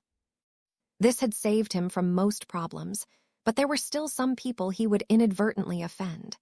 For people like these, he would show a genial demeanor on the front while plotting to get rid of them later. After all, unlike a lot of other merchants and cultivators, Jingaming Shang knew a lot of secrets about the world and the people. He even knew a few people that were at a very high cultivation base, such that there were only a handful of other such cultivators on the continent. Jingaming Shang had the trust that they would be able to save him if he was ever truly in a pinch. But he had never expected that he would be in danger today. He was kidnapped literally in the middle of a street like a toddler, and he couldn't even do anything. He tried to scream, but the hand that was clamped on his mouth was like an iron vice. The same could be said for the other hand that was wrapped around his waist. The strength of the person that was holding him was far stronger than him, and no matter how much he resisted, he couldn't do move. But when he finally looked below him, he finally understood the kind of situation he was in. He was flying. This meant that the cultivator that had just kidnapped him was at the very least a nascent soul realm cultivator, and a strong one at that. Jingaming Shang had a couple of defensive talismans on his body that should have been able to defend against the cultivator for at least a second. But they had never even activated, or were perhaps stopped before they could ever reach the full activation. This confirmed the fact for him that he was in utter and absolute trouble. He tried to take a look at his attacker, but could not due to his head being held in place. They flew for about 30 seconds before landing. Jingaming Shang felt the grip on his waist and hands loosen, and the hand on his mouth being lifted. As soon as this happens, he threw out a spiked ball at his attacker and retreated. Tilda dang tilda. Jingaming Shang then saw the man who had kidnapped him slapping away the mid-grade spirit weapon, as if it was a rubber ball. What? How? Jingaming Shang couldn't help but say. He finally took a proper look at his kidnapped and saw his appearance. The man had a mask on his face and was dressed in rather modest clothes. While they weren't particularly luxurious, they weren't bad either and looked to be new. Other than this, the man had a gold ring with green patterns on his right hand and nothing else. He didn't even have any weapons on his body as of now, but Jingaming Shang was sure that the ring on his hand was a spatial storage treasure. Jingaming Shang extended his spirit sense and tried to probe his attacker, but met with resistance. No matter how much his spirit sense tried to proceed, it was blocked by the attacker's own spirit sense, which was dense like mud. Have you had enough, Jingaming Shang? Lin Mu finally spoke. Who are you, and how much compensation do you want to let me go? Jingming Shang questioned right away. He had already understood that there was no way he would be able to fight against someone at this man's cultivation base, and hoped that this man would be tempted by his riches. Ahahaha. Lin Mu couldn't help but laugh upon seeing Jingming Shang's response. He had kept him restrained because he wanted to get away as soon as possible, but didn't expect this man to act like this. Did you forget me, Jingming Shang? Lin Mu asked. Who are you? Jingming Shang asked while trying to remember all the people he had offended till now. Chapter 638, Confusion and Clarification. Jingming Shang watched on as the man in front of him lifted his mask and revealed his face. He had not been able to recognize the voice and hoped that the face would be somewhat of a clue. Who are you? Jingming Shang questioned, still unable to recognize him. Lin Mu raised his brows upon seeing Jingming Shang's reaction. Guess this is actually good. At least Gu Yao and the rest would not be able to recognize me easily if Jingming Shang can't do it. Lin Mu muttered to himself. Who are you, and why did you kidnap me? Jingming Shang asked, seeing that the kidnapper was mumbling to himself. Who is this guy? If I knew someone with a face as handsome and a demeanor like him, I would have definitely remembered him. Wait a minute. Could it perhaps be the elder of someone I offended? Jingming Shang wondered, getting even more nervous than before. Seeing that Jingming Shang was clearly in the dark about who he was, Lin Mu decided to say it himself. It's me, Lin Mu. Lin Mu. Jingming Shang repeated the name and tried to match it in his memories. The only names that came up that he knew about were a few small merchants, commoners, and a boy wanted by every cultivation sect in the world. He was sure that the man in front of him was none of those. Old man Jiang Wei and Duan Qi, do you remember now? Lin Mu stated. As soon as Jingming Shang heard those two names, his eyes went wide. How do you? Wait, you're that boy in that shop back then. Jingming Shang finally recognized. It was hard for him to match the features of that boy to the man in front of him, but once he considered the years that had passed since then, he understood. But then fear filled him after that. No, not just that boy. You're the Lin Mu, aren't you? The most wanted person in the world. Jingming Shang said. What? I'm the most wanted person? I don't think I really saw any posters about me recently. Lin Mu said, feeling confused. Though yes, I am the same person you saw in the shop with Jiang Wei and Duan Qi back then. Jingming Shang calmed down a bit after hearing that. Originally, he had been confused about the identity of Lin Mu, but now that it had been established he truly was the one linked to Jiang Wei and Duan Qi, he felt relieved. So they really didn't exaggerate back then. You really are quite strong, Jingming Shang said. What do you mean? Lin Mu questioned, feeling a bit disconnected. Jingming Shang sighed to himself, before explaining all that had happened since Lin Mu fought Gu Yao. Apparently, Jingming Shang had learned about Lin Mu from the many warnings the sects had spread around. They had called him a threat to the people, and that he had invited an invader into the world with the help of the northern tribes. At first, Jingming Shang didn't believe the boy that he had seen in the shop was the same as those in the wanted posters that were spread everywhere. But after hearing the many accounts of it, he started to believe it too. The hardest thing for him to believe was that such a person could be linked to Jiang Wei and Duan Qi. While Jingming Shang didn't exactly know the true identities of the two people, he knew that they were very powerful. He knew they were hiding from the sects, and now wondered if Lin Mu was involved in this plan with them. Then later on Jingming, Shang had found them to have disappeared completely from the face of the earth. This only affirmed his belief that they must have been involved in it. Jingming Shang knew that he could not let others know that he knew them, and thus distanced himself from all the other people that knew about it or had an idea. Even if the others didn't know about Jiang Wei and Duan Qi, Jingming Shang wasn't sure if it would come out in the future. Thus, to be on the safe side, he moved away from the Shuang Qian kingdom and came to the south, eventually settling in the Fenlong kingdom. Jingming Shang reckoned that even if something happened, It would not reach a small kingdom like the Fenlong kingdom. But it was proven to be wrong just today. That Gu Yao, he really dared to vilify me that much, huh? Lin Mu muttered. Who's this Gu Yao you're talking about, and where are Jiang Wei and Duan Qi? Jingaming Shang questioned. Gu Yao is the actual culprit behind all of this. All the things that they said I did, it is Gu Yao who did it in reality. He is the brother of former Mayor Wu Zun and an ally of the northern tribes. As for Jiang Wei and Duan Qi, they are safe. They are just in seclusion, I think, Lin Mu answered. Jingaming Shang obviously didn't believe Lin Mu fully, but after hearing his side of the story and linking it up with the information that he himself had dug out, the inconsistencies started to come up. An hour later, Jingaming Shang was finally convinced. I can't believe all this has been happening. This Gu Yao, he's far dangerous than any other person I've ever heard about, Jingaming Shang said. Exactly. He has been planning all this for a long time and is behind the suffering of a lot of people. In fact, back at the Merchant Council, I think the secret backer is none other than Gu Yao or someone working beneath him. Jingaming Shang replied. Wait, how do you know about the meeting? Jingaming Shang asked in shock.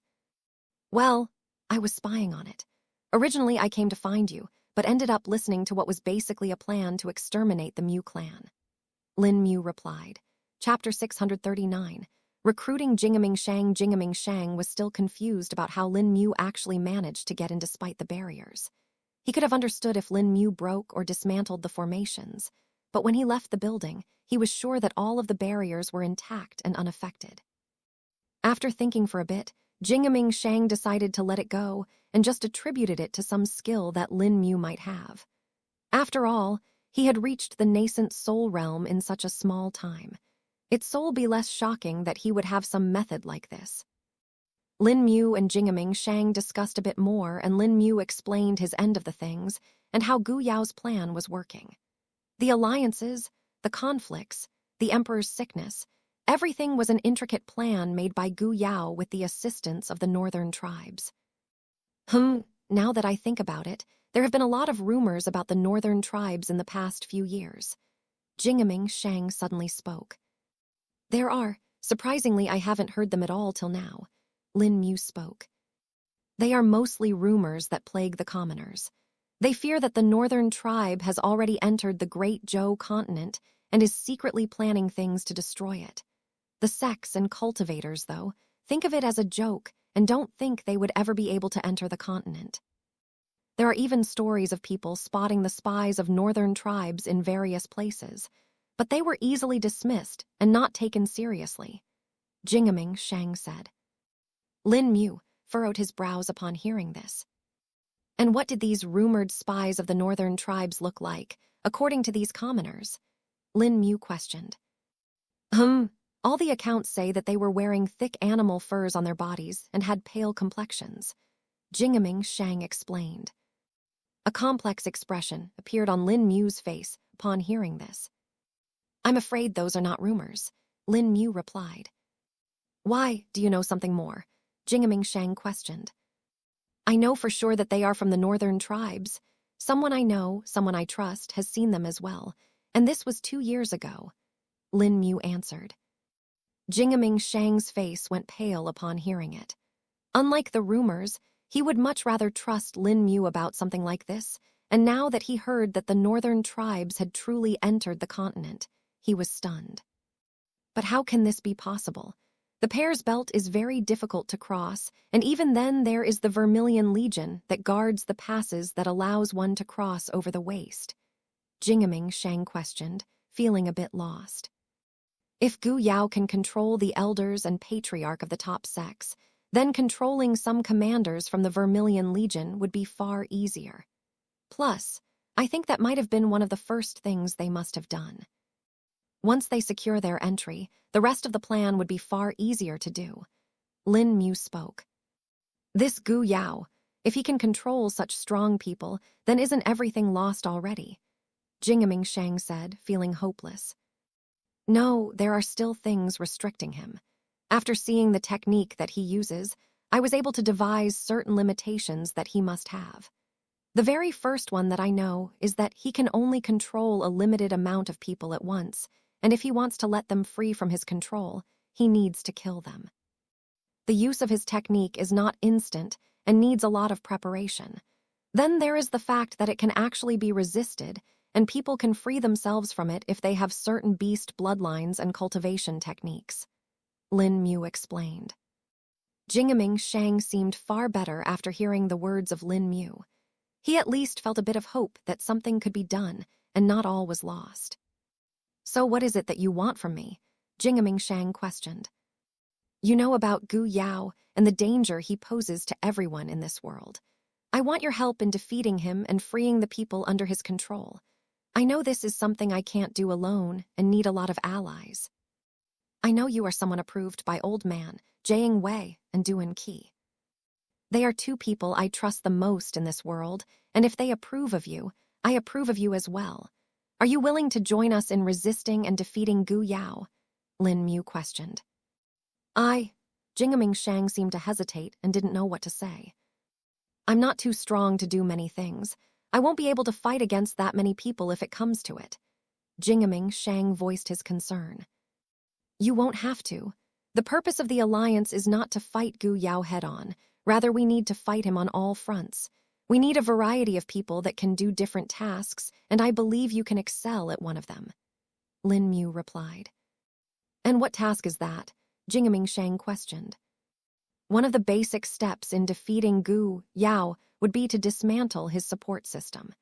He gets these supplies that help him in his cultivation and increasing the number of people he has under his control. I know by now that Gu Yao uses various means to transport them to the place that he resides in and also to the other places that need these supplies. If we take away these supplies, he won't be able to do a lot of things. I've heard from Jiang Wei and Duan Qi that you are a talented merchant, and if you are one, you should be able to see where a certain amount of goods could be heading to and changes in the trade patterns.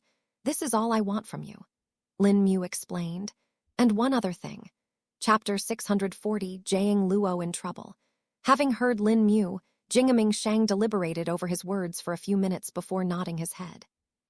I guess I can do the part you were telling me about, but what's the other thing you want from me? Jingming Shang questioned. I think it would be better if I talked to you about it along with another ally of ours. Lin Mu replied. Another ally? Who? Jingming Shang asked, feeling curious. Grandson of old man Jiang Wei, Lin Mu said with a smile. Jingming Shang was surprised to say the least upon hearing that the man had another grandchild. Let's go meet up with him, and then we can talk further about the plans, Lin Mu added. All right, but where is he? Jingming Shang questioned. Let me check. Lin Mu said and took out the communication jade slip before contacting Jiang Luo. After a few seconds, Lin Mu put away the jade slip and had a wry smile on his face before he looked at the city. He's waiting for us at a certain restaurant at the south of the city, Lin Mu stated.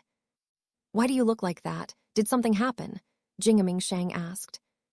Yes, a little trouble. We'll see it once we get there, Lin Mu said. Jingming Shang nodded his head, and then the two men went to the restaurant where Jiang Luo was previously.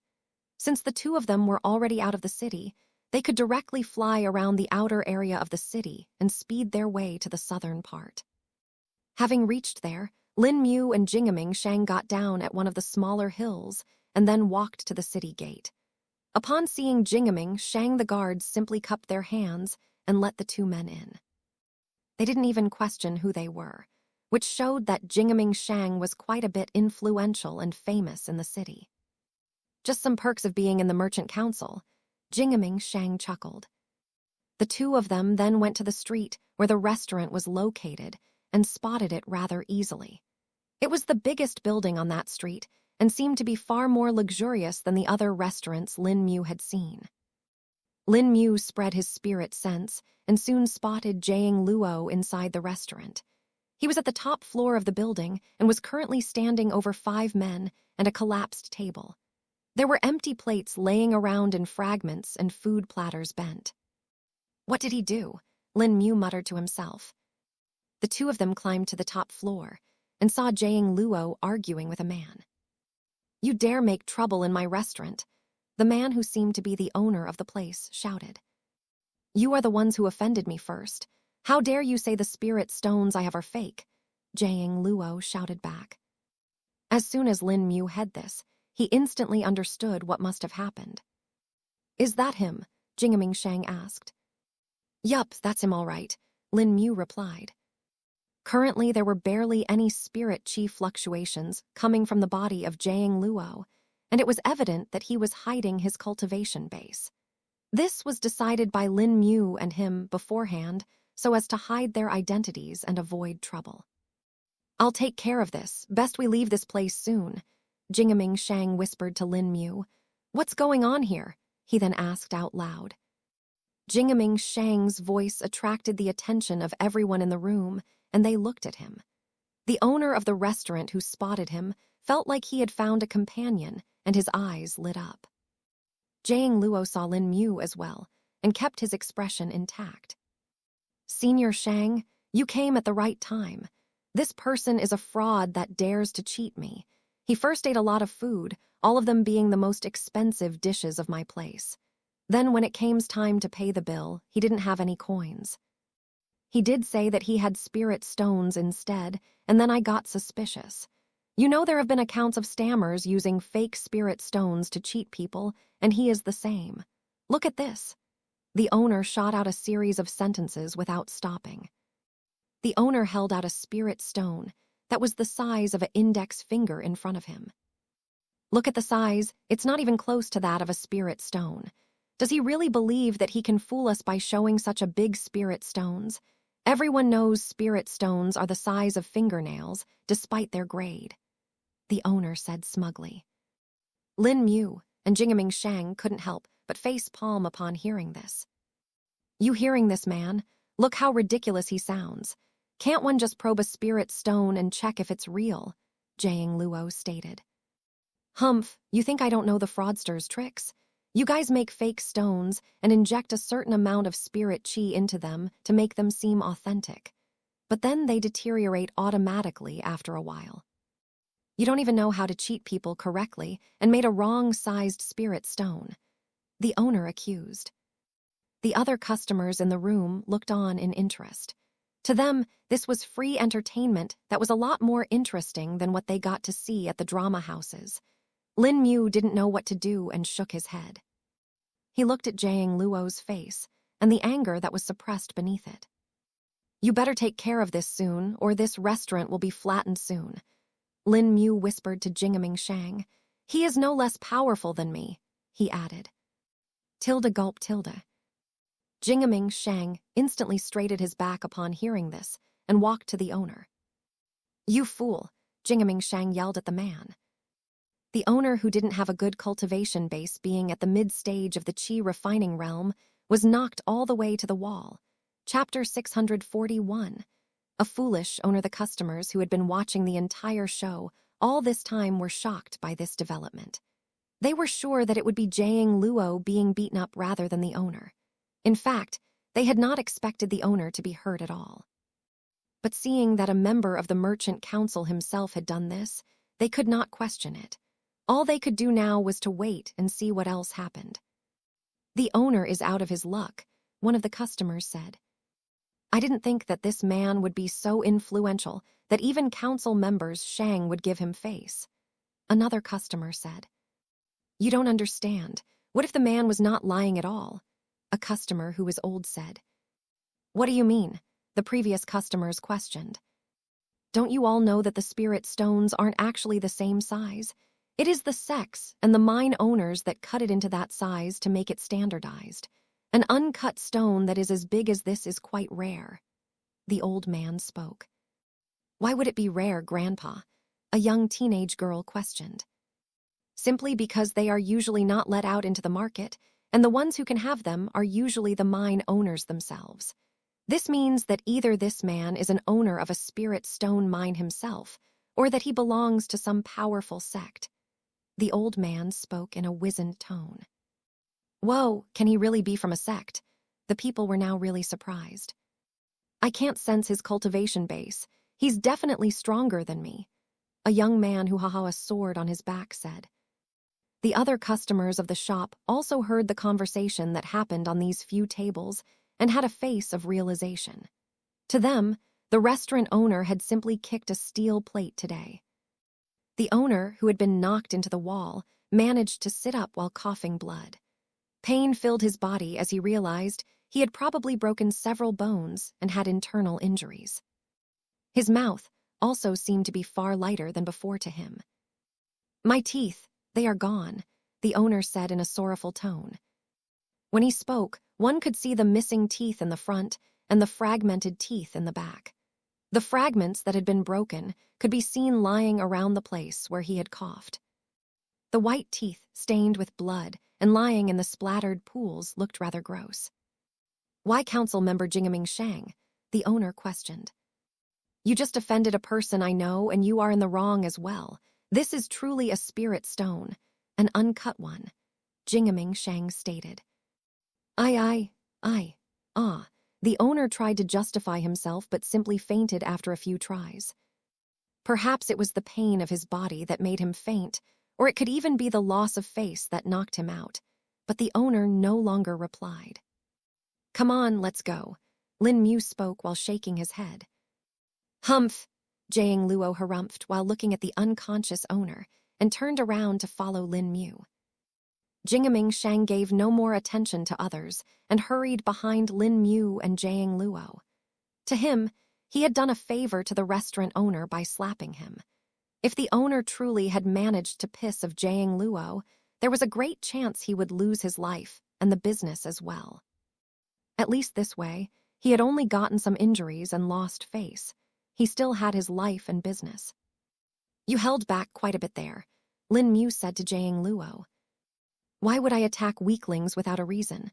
Though I was quite on edge, if he really didn't stop, I would have shoved that spirit stone down his throat," Jiang Luo replied. Tilda gulped Tilda. Jingaming Shang secretly gulped when Jiang Luo said this and felt a tinge of fear. And just as he did this, Jiang Luo looked at him, making him shudder as well. "And who's this man?" Jiang Luo questioned after they all left the restaurant. "This is one of the 10 council members of the Merchant Council, Jingaming Shang. He will be helping us in our endeavor," Lin Mu replied. "I'll explain more, but first we need to get to a more private place," he added. "Let's head to my residence. I have formation arrays set up and no one will dare disturb us there," Jingaming Shang said. "All right," Lin Mu agreed, and the three of them headed there. A couple of minutes later, they reached the residence of Jingaming Shang that was actually located at the beach. This was in a slightly secluded area from the city and was away from the port where the main hustle-bustle of the city was. This area was silent, and the wide residence that extended into the beach sand looked exquisite and quaint. Jingaming Shang led them inside and waved his hand, activating the formation arrays of the residence. Not bad for a place like this," Jiang Luo commented, much to the pride of Jingaming Shang. "But even Lin Mu should be able to bypass this in less than a minute," he added, dousing the pride Jingaming Shang felt. Still, the man could not really complain about it much and knew that compared to them, he was rather low. Even though his cultivation base was at the mid-stage of the core condensation realm now, it was mostly achieved through the use of resources that he had bought with his fortune. Ever since the danger of the invasion and the conflict of the sects started, Jingaming Shang had become a bit paranoid and thought about increasing his personal strength. In these past couple of years, he had spent almost 90% of his profits on himself and to further his cultivation base. But despite that, he had only reached the mid-stage of the core condensation realm. Chapter 642. Potential allies. Jingaming Shang couldn't help but look at Lin Mu, who was so young and had reached a cultivation base that was far superior to him, that too in less than 5 years. To him, this was nothing less than miraculous. "It should be safe now, we can talk," Jingaming Shang said. "So who is this really?" Jiang Luo questioned again. "Like I said before, this is one of the council members, Jingaming Shang. He's also one of the people that old man Jiang Wei and Duan Qi trusted," Lin Mu answered. Jiang Luo raised his brows upon hearing this. He had not expected his grandfather and cousin to trust someone else after all that happened. Are you sure?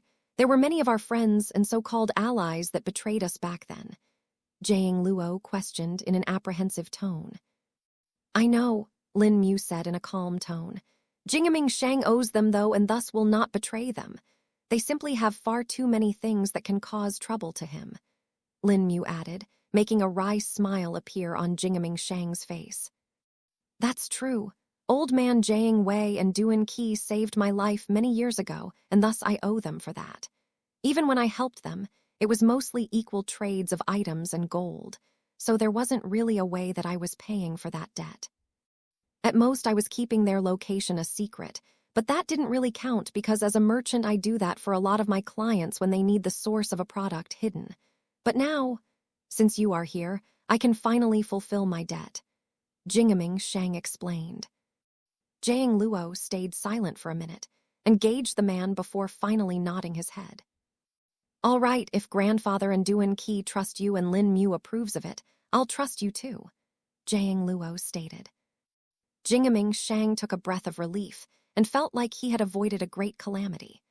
This might have been true, as it was unlikely Lin Mu or Jiang Luo would let him go after having learned so many things about him. So what is it that we need to do? Jingming Shang asked. Yes. So like I said, in the fight against Gu Yao, we will need allies. You are one of them, but that is not enough. We will need hundreds, if not thousands of people to help us. And for that, I want you to infiltrate the council and join the other members in the plan. Lin Mu spoke. Why? Jingming Shang questioned. That secret backer Shantung talked about. That is quite likely to be Gu Yao or someone working for him. If we have you in there, we will get a lot of information and it will save us some valuable time. Plus, it will allow us to save the Mu clan. Lin Mu spoke. The Mu clan, Jiang Luo questioned. Let me explain the entire thing, Lin Mu said, before telling Jiang Luo about all that had happened earlier and the condition of the Mu clan. At the end of the explanation, Jiang Luo was visibly enraged, to say the least. That Jiu Yao, Jiang Luo said through gritted teeth. He slammed his fist on the floor in a rage and punched through the solid wood flooring. Jingming Shang could only look on with a wry smile while crying internally for his precious polished wood floor. We definitely need to save the Mu clan, Jiang Luo stated with determination. Indeed, not only will we save them, but we will also be getting an extra ally in the process, Lin Mu spoke. Hang on, if the Mu clan truly is linked with the ancient Mulong clan, they might not be that weak, Jiang Luo suddenly said. Why do you say so? Lin Mu questioned. I've read some old documents that said that the Mulong clan was proficient in small trap puppets. If they truly have a link to the Mulong clan, we may get lucky their inheritance may still be there, Jiang Luo answered. Really? Lin Mu said, feeling surprised. Indeed, though there is no guaranteed. Still, since Gu Yao exterminated the Mu clan's members, I'm sure they hold a grudge against him and will aid us regardless, Jiang Luo stated. Perfect. That will be the best thing if it really is true, Lin Mu replied, feeling a bit pleased. If we really are looking for allies, I have a suggestion. Jingming Shang spoke in a hesitant tone. Oh, please do tell, Lin Mu asked. Since you were in the meeting hall when they were discussing everything, you must have heard Miss Fend's condition, right? Jingming Shang asked. Yup, I did. She's doing this to find a solution to her bloodline, Lin Mu replied. I think there is a chance that we can recruit her and her family as allies as well, Jingming Shang stated. Lin Mu and Jiang Luo furrowed their brows upon hearing this. To them, Miss Fen had given in to temptation and gone against the Mu clan, and they didn't know if they wanted someone like that. I'm not too sure of that, Jiang Luo voiced out his concern. I know what you two are thinking, but Miss Fen is relatively a better choice out of all the members of the council. I know the others, and they are far more corrupt than the Mu clan and the Fen clan. The Fen clan is linked to the royal family of the kingdom as well, and thus they keep a better image of themselves, Jingming Shang replied. Lin Mu and Jiang Luo were not convinced by this and kept their silence. If we are able to find a way to take care of Miss Fen's bloodline problem, we might actually gain a powerful ally. Miss Fen does have a great network in places that I don't have mine in, thus she could definitely be useful. Don't forget that while we 10 merchants are based in the Fenlong Kingdom, this is mostly due to the stability and remoteness which provides safety. In reality, we work all over the continent and have businesses everywhere. The Fenlong Kingdom is merely a means to an end. Jingaming Shang stated, Chapter 643. Heading to the Mu clan, Lin Mu and Jiang Luo considered Jingaming Shang's proposition for a few minutes and eventually nodded. We shall do it then, though finding a solution would be the hard part, Lin Mu said. I'll try to see what I can do as well. My clan did have several methods of doing so, but I don't know if they would work on them as well or more specifically on their bloodline, Jiang Luo stated. That will be fine. As long as we do an effort, Miss Fen and her clan will be grateful. She is an vengeful woman and is only acting with the others because of her clan's circumstances. Plus, if we are able to awaken the Fen clan's bloodline, we may even be able to rope in the Fenlong royal family since they are related as well, Jingaming Shang added.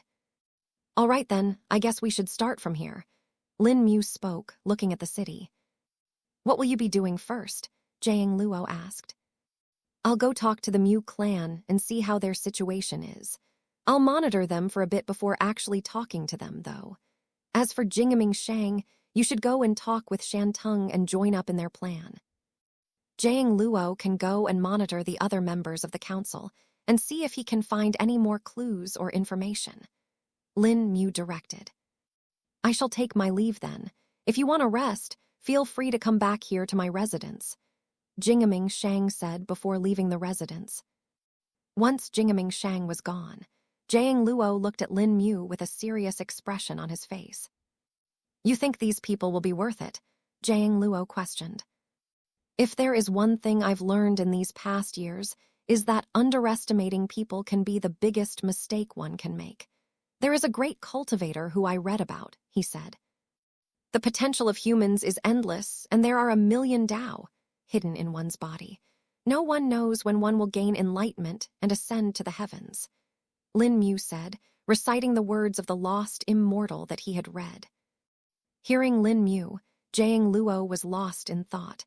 He felt like he had gained something from this and was impressed. This cultivator must have been a peerless expert of his time, Jiang Luo commented. Indeed, he was, Lin Mu said with a hint of melancholy in his voice. Jiang Luo didn't notice this and simply left to do work on his own. Lin Mu lightly shook his head and blinked away, his destination the Mu clan. The courtyard of the Mu clan was rather large and was not located in the city itself. Rather, it was located on the southeastern cliff of the area. It was a relatively picturesque area that overlooked the vast ocean on one end and the city on the forest on the other side.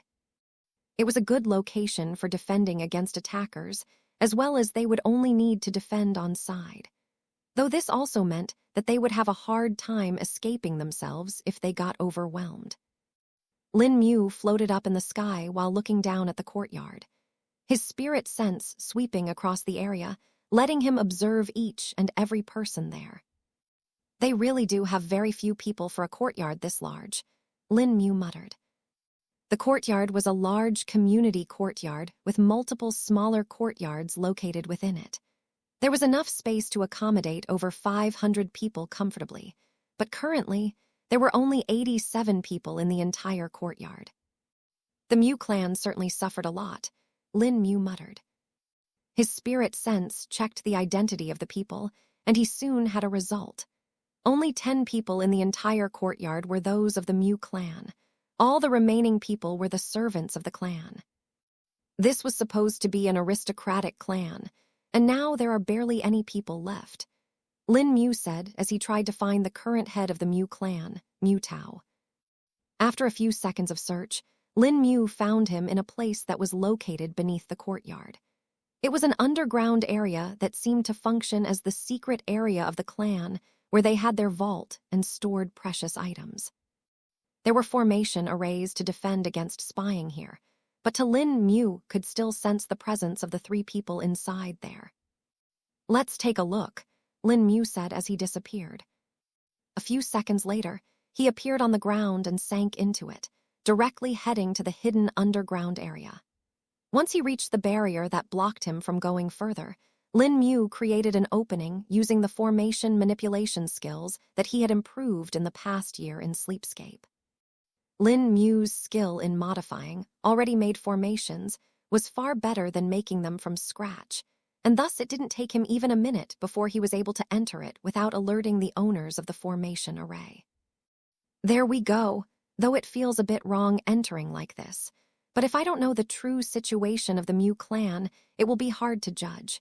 It's not like they would reveal their vulnerability so easily, Lin Mu justified to himself. Lin Mu hid in the walls and listened to the conversation going in the hall. There was a young 20-year-old man sitting at a wide table with a frustrated expression. At the other side of the hall, a teenage girl was standing while crying, and another man that looked to be in his 40s was standing in front of the young man with a helpless expression.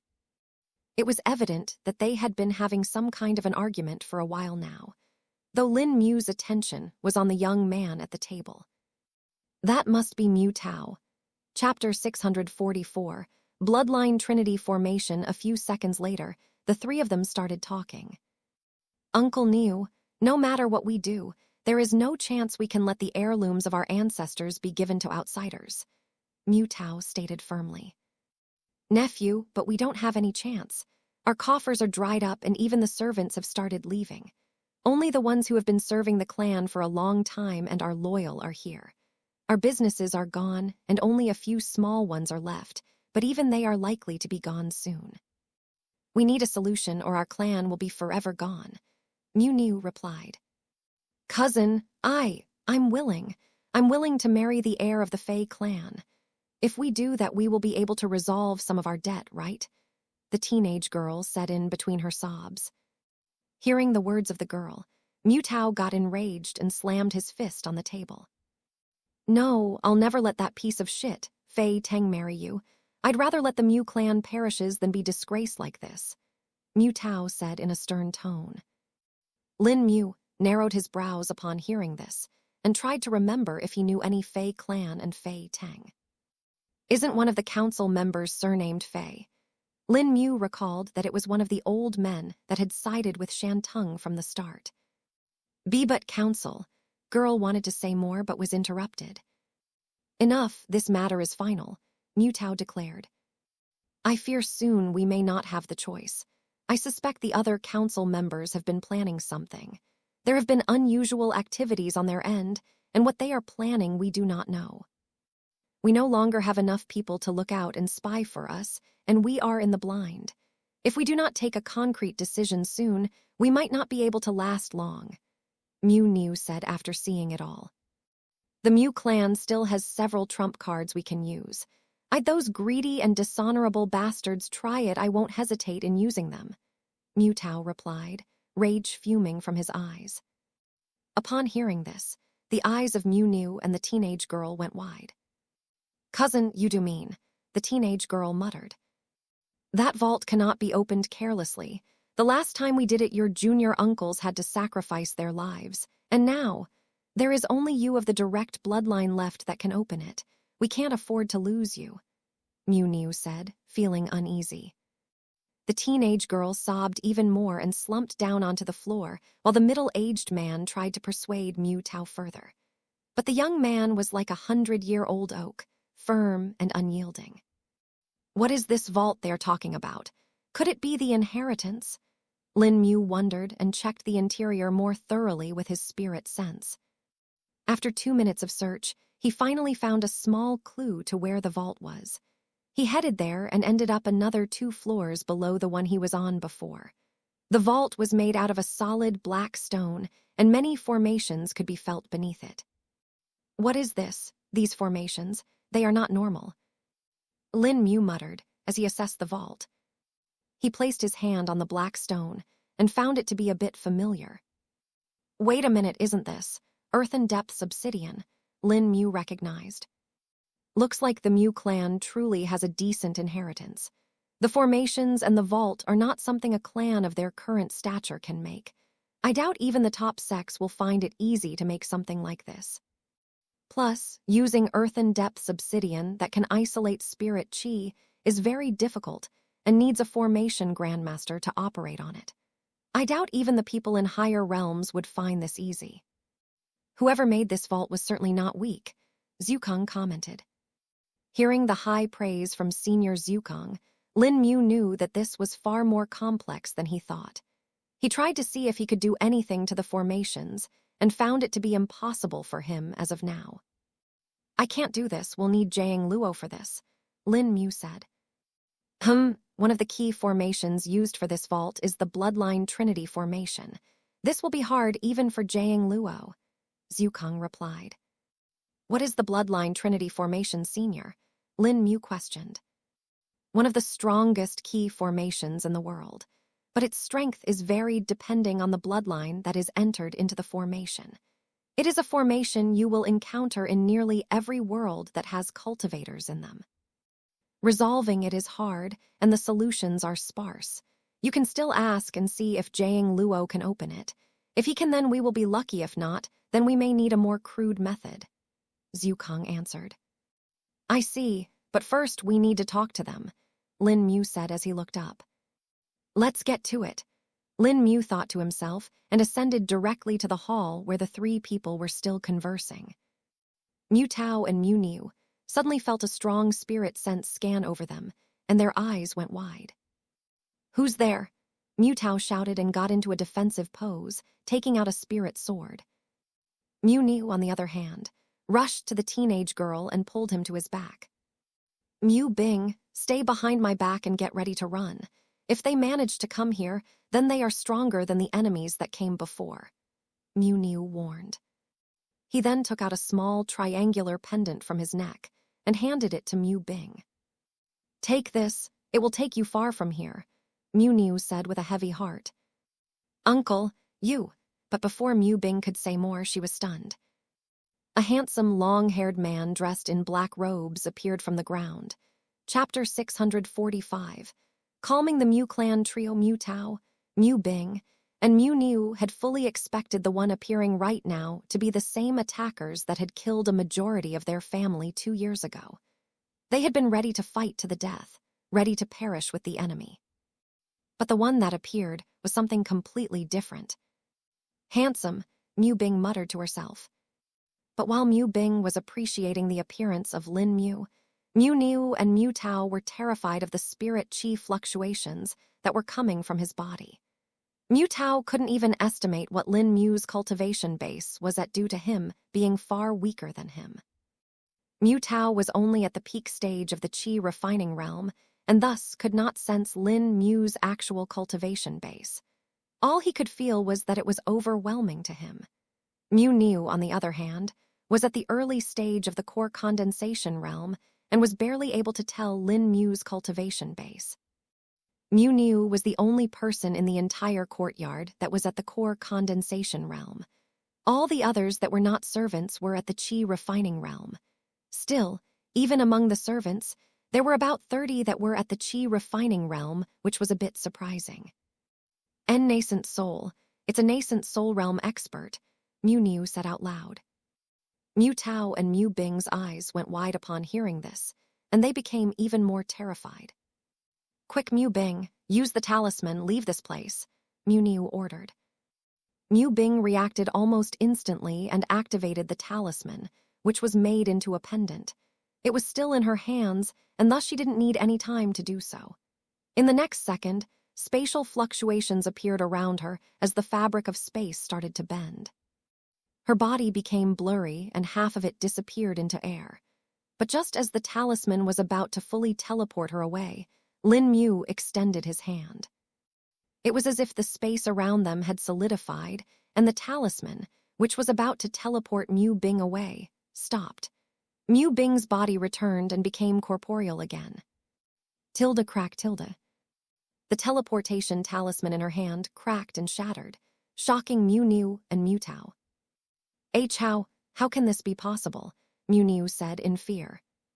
Seeing all that happened in the few seconds of his appearance, Lin Mu didn't know what to think of. He could only sigh to himself and attempt to explain. Stop, I'm not here to hurt you all, Lin Mu stated. Hearing his words, no one believed him. Seeing that Lin Mu had not acted yet, Mu pulled Mu Bing to the back, and they retreated to the end of the hall. Mu Tao did the same and looked at Lin Mu with a sharp gaze. He was fully prepared to end it here today. I'm here to help the Mu clan. You three don't need to worry, Lin Mu spoke. And why would you do that? Mu Tao questioned in a stern voice. Because we have the same enemy, Lin Mu answered. Why should we believe you? For all we know, you could just be here to trick us.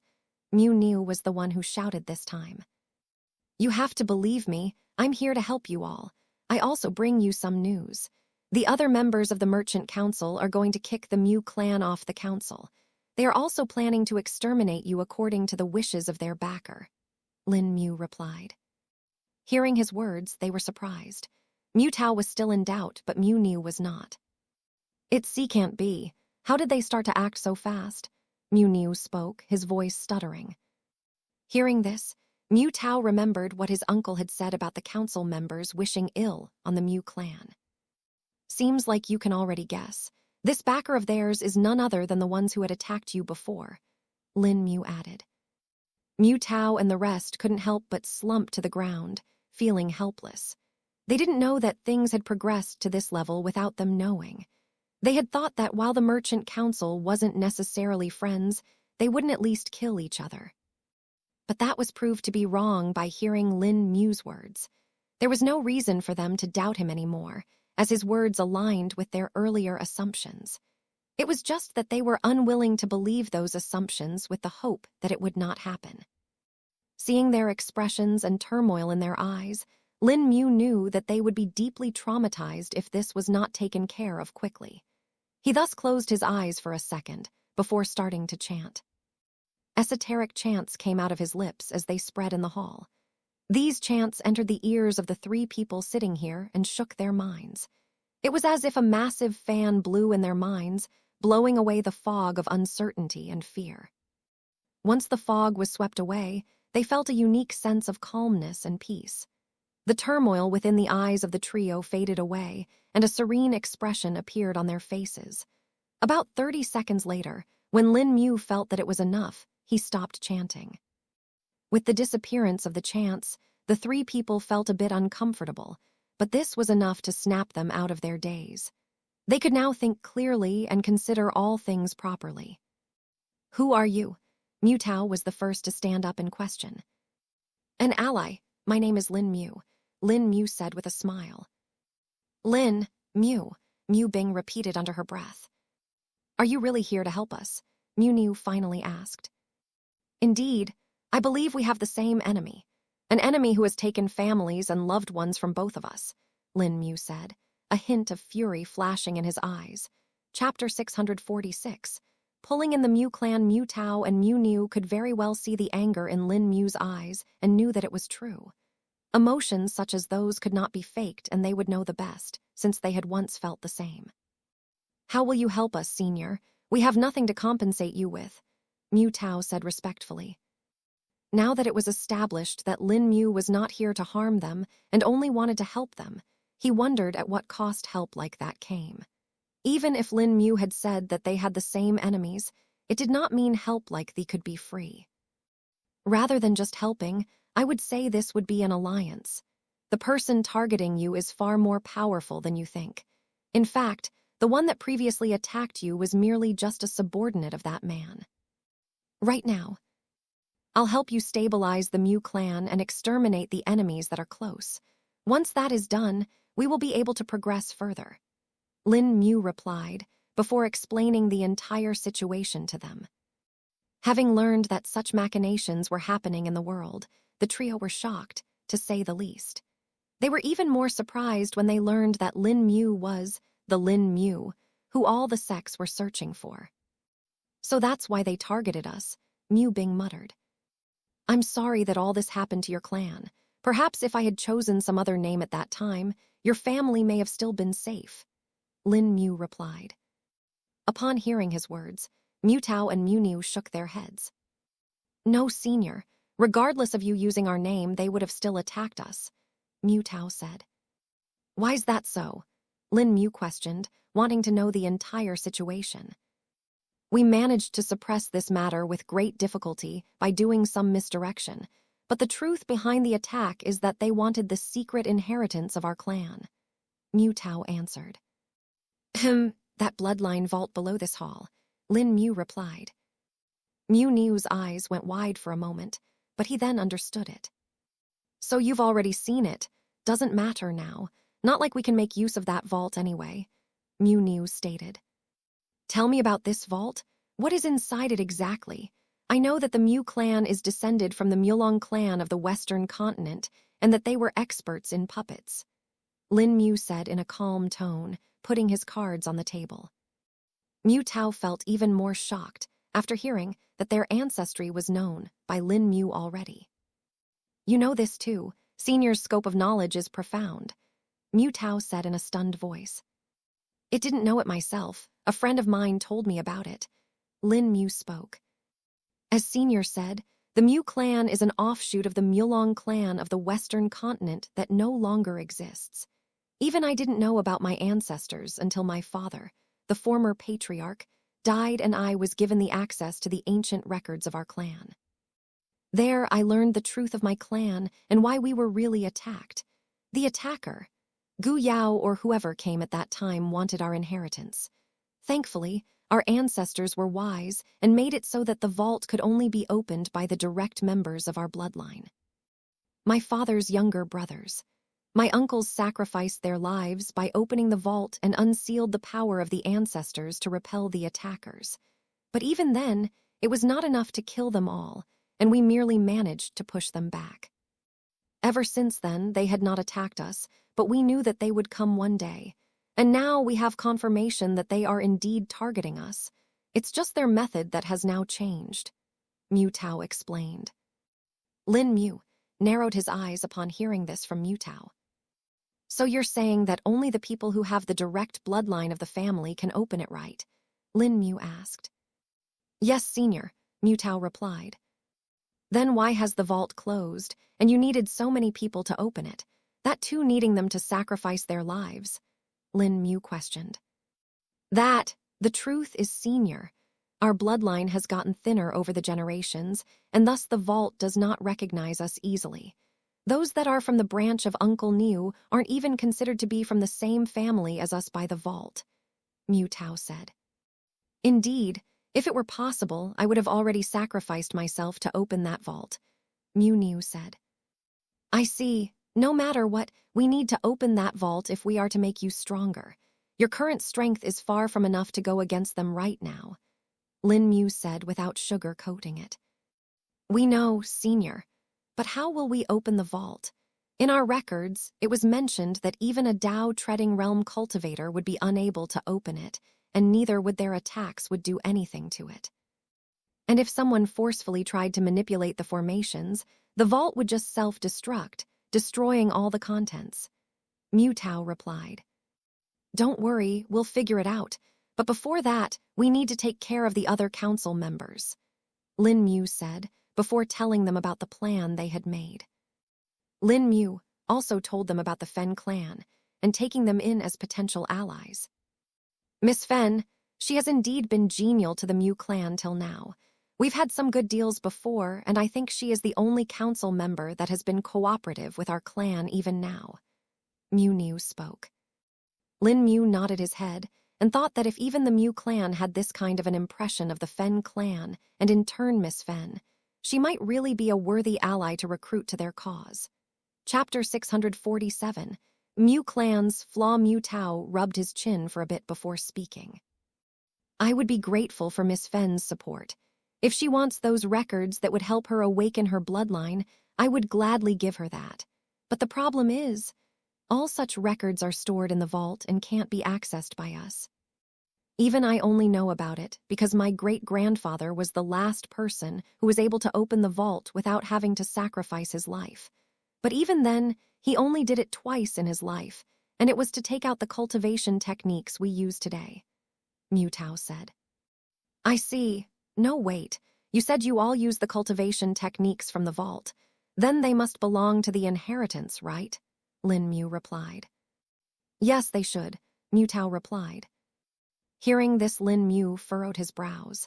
He didn't know if he was overthinking it, but the cultivation technique of the Mu clan didn't seem to be that good.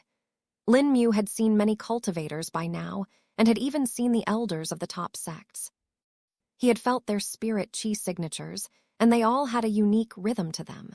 From this, Lin Mu was able to estimate if a cultivation technique was good or not, and from Mu Tao and Mu Niu, he couldn't really feel much. You are thinking right. Either their cultivation techniques are inferior, or they are using it wrong, Zhu Kong spoke. Lin Mu nodded his head and looked at Mu Tao. If you don't mind, can I take a look at the cultivation technique your clan uses? Lin Mu questioned. Sure, if it's senior then we have no problem, Mu Tao answered right away. To them, a cultivation technique being exposed was the least of their troubles. Besides, they didn't think Lin Mu even needed that when he definitely had a far superior technique than them. Mu Tao withdrew a scroll from his spatial storage ring and handed it to Lin Mu. The scroll was made from a special kind of paper and was much heavier than normal paper. Its thickness was also more than normal paper. Lin Mu opened it and saw the words written in it with dark ink.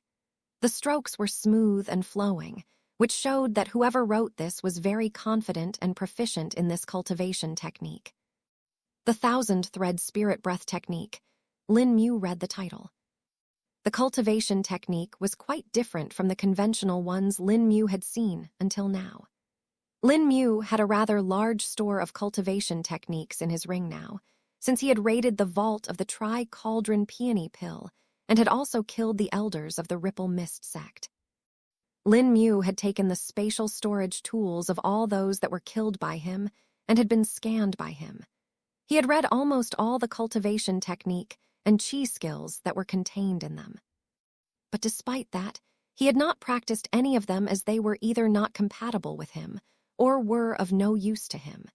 Even the chi skills were not something that Lin Mu desired that much since they were not really according to his fighting style. Lin Mu's style focused more on dodging and avoiding hits before delivering fatal attacks. The chi skills would be useful if Lin Mu were fighting a normal and prolonged battle, but that didn't really happen. Though Lin Mu had not given up on those skills and thought that when he had a lot of time in the future, he may learn them eventually. But for now, Zhu Kong had advised him to focus on what he already had. The 1,000-thread spirit breath technique allowed one to condense spirit chi in the form of threads in their body. These threads could then be emitted to control the puppets that the Mu clan used. Lin Mu instantly understood where the main problem laid. The Mu clan had no puppets as of now. No wonder. You are missing the most important part of your cultivation technique, the puppets, Lin Mu spoke. Indeed, Senior, that has been one of the biggest flaws of the Mu clan. The knowledge about the creation of puppets was lost a long time ago, and the ones that we had were destroyed before my grandfather's generation. Mu Tao spoke in a sorrowful tone. Looks like our only option is the vault, then. That should definitely contain the information we seek along with the knowledge about the puppets. Lin Mu spoke. If that can happen, it would be wonderful, but the problem is still about how we are going to open the vault, Mu Tao replied. Let me see what I can do about it, Lin Mu said before withdrawing a communication jade slip and contracting Jiang Luo. He then informed Jiang Luo of all that had happened till now and that he needed his help. And a few seconds later, Jiang Luo replied to him as well. I'm currently spying on 2 of the council members and need to observe more. I'll meet you in the evening, and then we will see what we can do about the Mu clan, Jiang Luo messaged. Lin Mu nodded his head and felt like at least there was some hope since Jiang Luo had not denied right away. We will need to wait till the evening before my friend will be able to come help, Lin Mu informed. That will be fine, Senior, Mu Tao replied with a satisfied expression. Mu Niu, who had not spoken for a bit, suddenly furrowed his brows and took out a formation plate from his pocket. He closed his eyes for 5 seconds before opening them. "We have intruders near the clan," Mu said. Mu Tao had a tense expression on his face, while Mu Bing seemed to be a bit fearful. Lin Mu instead let out a wave of spirit qi, as his spirit sense spread all around the courtyard before extending up to an area of 3,000 meters. Chapter 648.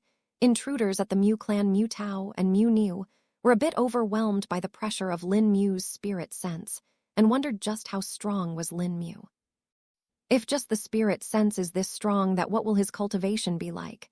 Mu Tao thought. Such force, just what kind of foundation is be needed to reach this level? Mu Niu wondered. Lin Mu didn't know that he had awed the trio once again just by this. He was too focused on seeing who was it that had come near the Mu clan. In the range of his spirit sense, Lin Mu detected 13 men that were sneaking their way to the Mu clan. They were completely covered up to hide their identities, and it was easy to understand that they weren't here for anything good. Lin Mu also sensed their cultivation base and found them all to be at the Qi refining realm. 13 Qi refining realm cultivators coming towards the clan, Lin Mu said. "It can't be the council members, right? They won't act so soon," Mu Tao asked. "We can't say for sure. Even if they only revealed their plan today, Shantung might have been thinking of doing this for longer than that," Mu Niu replied. "Regardless of that, we will know once we interrogate them," Lin Mu said before he disappeared into thin air.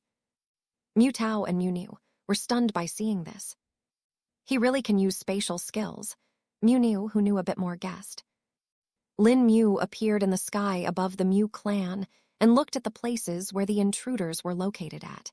He then blinked towards them and stood at the back of one of them. Without giving the man to even know he was there, Lin Mu knocked out the man unconscious. He then did the same for the rest of them, and in less than 30 seconds, 13 men had been incapacitated.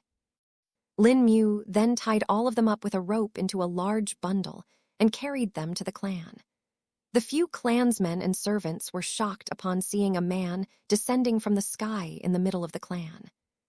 "Who's that?" a servant shouted. This caught the attention of the others, and all of them looked at Lin Mu, who had the bundle of 13 men in his hand. He landed in the central courtyard of the Mu clan, where there was a large open space, and put the captured men there. "It can't be. A nascent soul realm cultivator," one of the Mu clansmen said upon seeing Lin Mu being able to fly. "Everyone get back to your works. We will be having a clan meeting later in the day. Also, no one is allowed to leave the clan till further notice," Mu Tao, who had just appeared from the main hall of the central courtyard, announced. The servants went to their posts upon hearing their patriarch's words, while few remaining clansmen went back to their rooms. They all had been stressed in these few months, and had been doing their best to cultivate, and thus would spend most of their time in the rooms. This was the order Mu Tao had given them, and they were following it.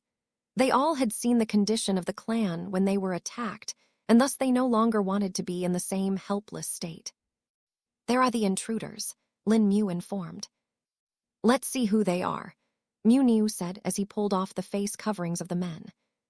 Upon seeing their appearance, Mu Tao and Mu Niu furrowed their brows. "They are indeed sent from Shantung. I've seen a couple of them working as guards for his caravans," Mu Niu stated. At least this saves us time and we don't need to interrogate," Lin Mu said. "Though what do we do with these men?" he asked. "For now, we will throw them in the dungeon. Once the problem with the vault is resolved, we will think of what to do with them. We will also get to see Shantung's reaction," Mu Tao replied. Lin Mu thought over it and found it to be fine. "That would be good. We will also make the man nervous by not showing any reaction," Lin Mu spoke. "Exactly, it will make him confides, and he will wonder where his men are since he will detect no disturbance in the Mu clan," Mu Niu agreed. With everyone in agreement, Lin Mu and the rest waited till the evening. Mu Tao and Mu Niu went to make an announcement to the clansmen about what would be happening. While they didn't tell them everything, they did tell them that the clan was being targeted and that Lin Mu was a senior that was going to help them. It was safe to say that they were shocked by this and also wondered about who Lin Mu was. But Mu Tao gave them no information other than he is to be respected and not to question his orders. While this was happening, Lin Mu was waiting in the underground secret area of the clan. He took out the gray egg of the fire fang snake and injected some beast chi into it. Lin Mu had been doing this once every day since he got it. So far, there had been no changes in the egg, and it showed no signs of hatching. Even using spirit sense was not possible, as the interior of the egg just looked hazy to Lin Mu. Originally, Lin Mu had even wondered if the egg had died. Bai Zhukong had told him that the egg was fine. The only difference was that the egg was rather unique and could block the spirit sense's perception somehow. While they were curious how this was possible, they didn't prod it too much as they didn't want to accidentally damage the egg. "Here you go, senior," the voice of a girl was heard as a teacup was placed in front of Lin Mu. Chapter 649, Change in the Egg and a Minor Flaw. Lin Mu looked up and saw that it was the girl Mu Bing serving him tea. Mu Tao and Mu Niu had asked her to accompany Lin Mu while they got the clan in order, as they found it to be rude to leave Lin Mu alone. In a way, it was to keep an eye on Lin Mu, and also a way for them to serve Lin Mu for a bit. Ever since Mu Bing saw Lin Mu thought she had a constant blush on her face. Lin Mu, though, was oblivious to this and just thought that was how her face looked. She had been crying before that, and thus her face had been red the entire time, making him unable to see the difference. Besides, he was far too busy in his own things to notice other matters such as this. "Thank you," Lin Mu said as he took the tea and took a sip. "Oh, it's better than the tea shop in the city," Lin Mu said upon finding its taste to be a bit more pleasant than the watery one in the city. "I'm happy that Senior likes the tea of our clan. This is something we grew ourselves," Mu Bing replied. "Oh, you did. That's nice," Lin Mu said as he finished the tea in the cup. Mu Bing poured another cup of tea for him and looked at the gray egg that was placed on the table.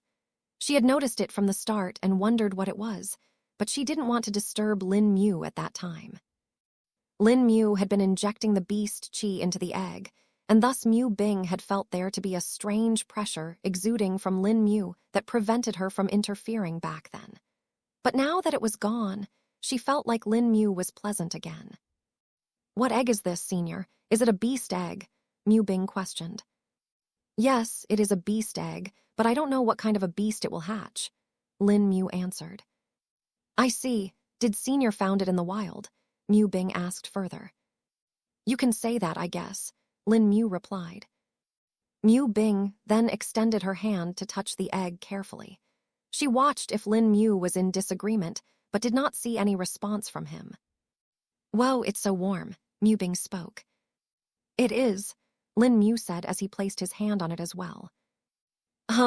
It seems to be the same to me," Lin Mu muttered. "Now it became cold all of a sudden," Mu Bing. Lin Mu furrowed his brows and tried to feel it but found it to be the same.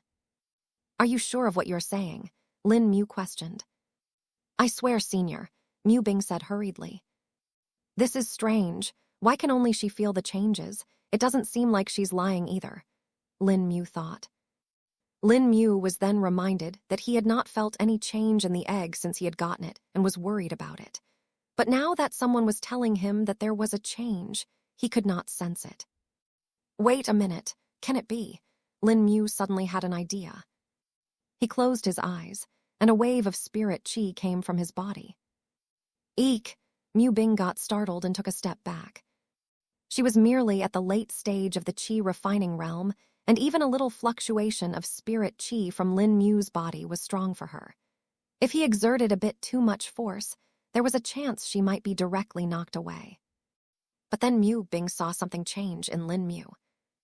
"Huh, what's that brown layer?" Mu Bing said upon seeing the armor made of mortal strengthening scripture appearing on his body. A few seconds later, the layer disappeared and Lin Mu opened his eyes. "Let's try now," Lin Mu muttered and placed his hand on the egg. His eyes went wide as he finally felt the warmth of the egg. Lin Mu kept his hand there, and 10 seconds later the egg felt cold instead. The change in temperature was rather drastic and was not something an egg should have usually.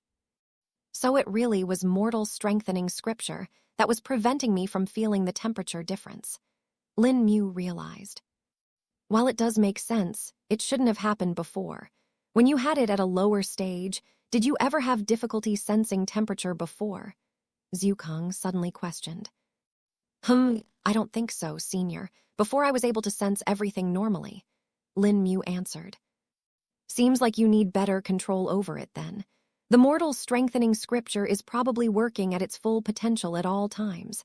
This also has the side effect of suppressing certain senses like touch and temperature. Zhukang analyzed.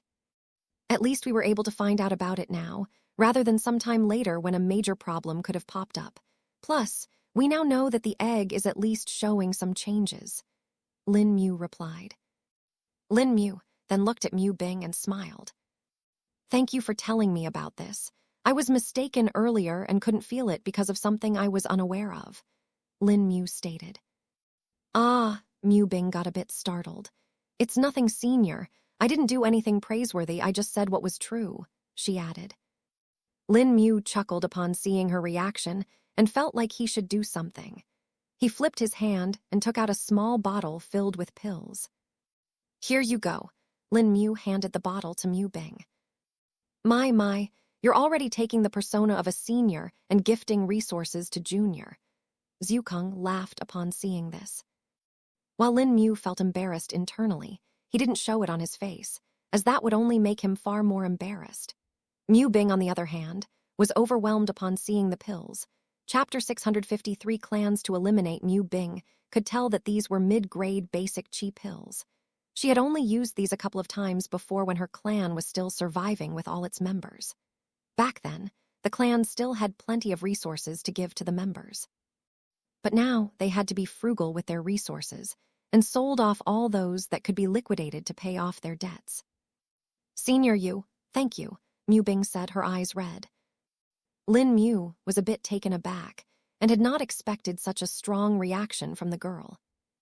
It's okay, you don't need to be so, Lin Mu replied, trailing off after not knowing what to say to the girl. Mu Bing didn't question it either and simply nodded her head, wiping away the tears that were appearing at the corners of her eyes.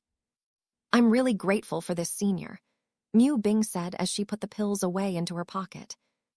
It was evident that she did not have a spatial storage treasure of her own. If she did, Lin Mu would have been able to sense them on her, due to the spatial fluctuations they let off. He had become quite sensitive to them now.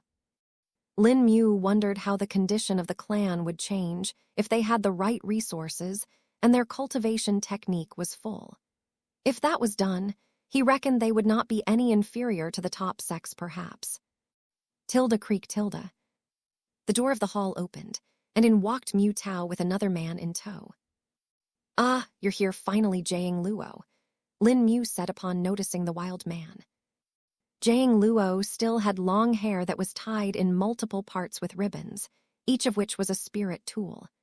The man was always decked in spirit tools and weapons, and this was his way of fighting as well. Jiang Luo had informed Lin Mu when he would be coming, and thus Lin Mu had told Mu Tao about Jiang Luo's appearance. It was safe to say Mu Tao was rather shocked upon seeing the wild man. Jiang Luo was far bigger in size than most other people he had seen, being over 2 meters tall, and having shoulders as wide as that of a horse. Did you find anything interesting? Lin Mu questioned. Nothing out of the ordinary, just regular corruption, murder, and abuse, Jiang Luo replied. Ah, which ones? Lin Mu questioned. The one named Fei, Huyan Shu, Jiang Luo answered. Mu Tao raised his brows upon hearing the surnames. Aren't these the surnames of the other members of the council? Mu Tao asked. They are, Jiang Luo nodded his head. I was spying on them and found a lot of dirty secrets. More targets for us to erase? Lin Mu asked. Definitely. They will go to the side that pays them the most and brings them benefits. While we may be able to tempt them, there will be no guarantee that they will stay loyal, Jiang Luo replied. Lin Mu shook his head. A single rotten apple will spoil the rest, and a single termite will shake the foundation of the house. We better get rid of them before they cause us problems. Lin Mu said in a serious tone. Just tell me and I'll get to it.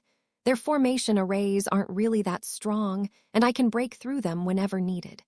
Plus, the strongest person they have is only at the core condensation realm. This will be a joke, Jiang Luo replied in a casual tone. Mu Tao was shocked by seeing how easily Lin Mu and Jiang Luo were deciding the fate of multiple merchant clans. He had seen the spirit tools on Jiang Luo's body, and could tell that they were not normal, even if the spirit chi fluctuations coming from his body were too weak. Mu Tao was sure that despite the low spirit chi fluctuations coming from Jiang Luo, he was probably no less powerful than Lin Mu. He even wondered if the enemies that attacked his clan discussed it casually too before they attacked him.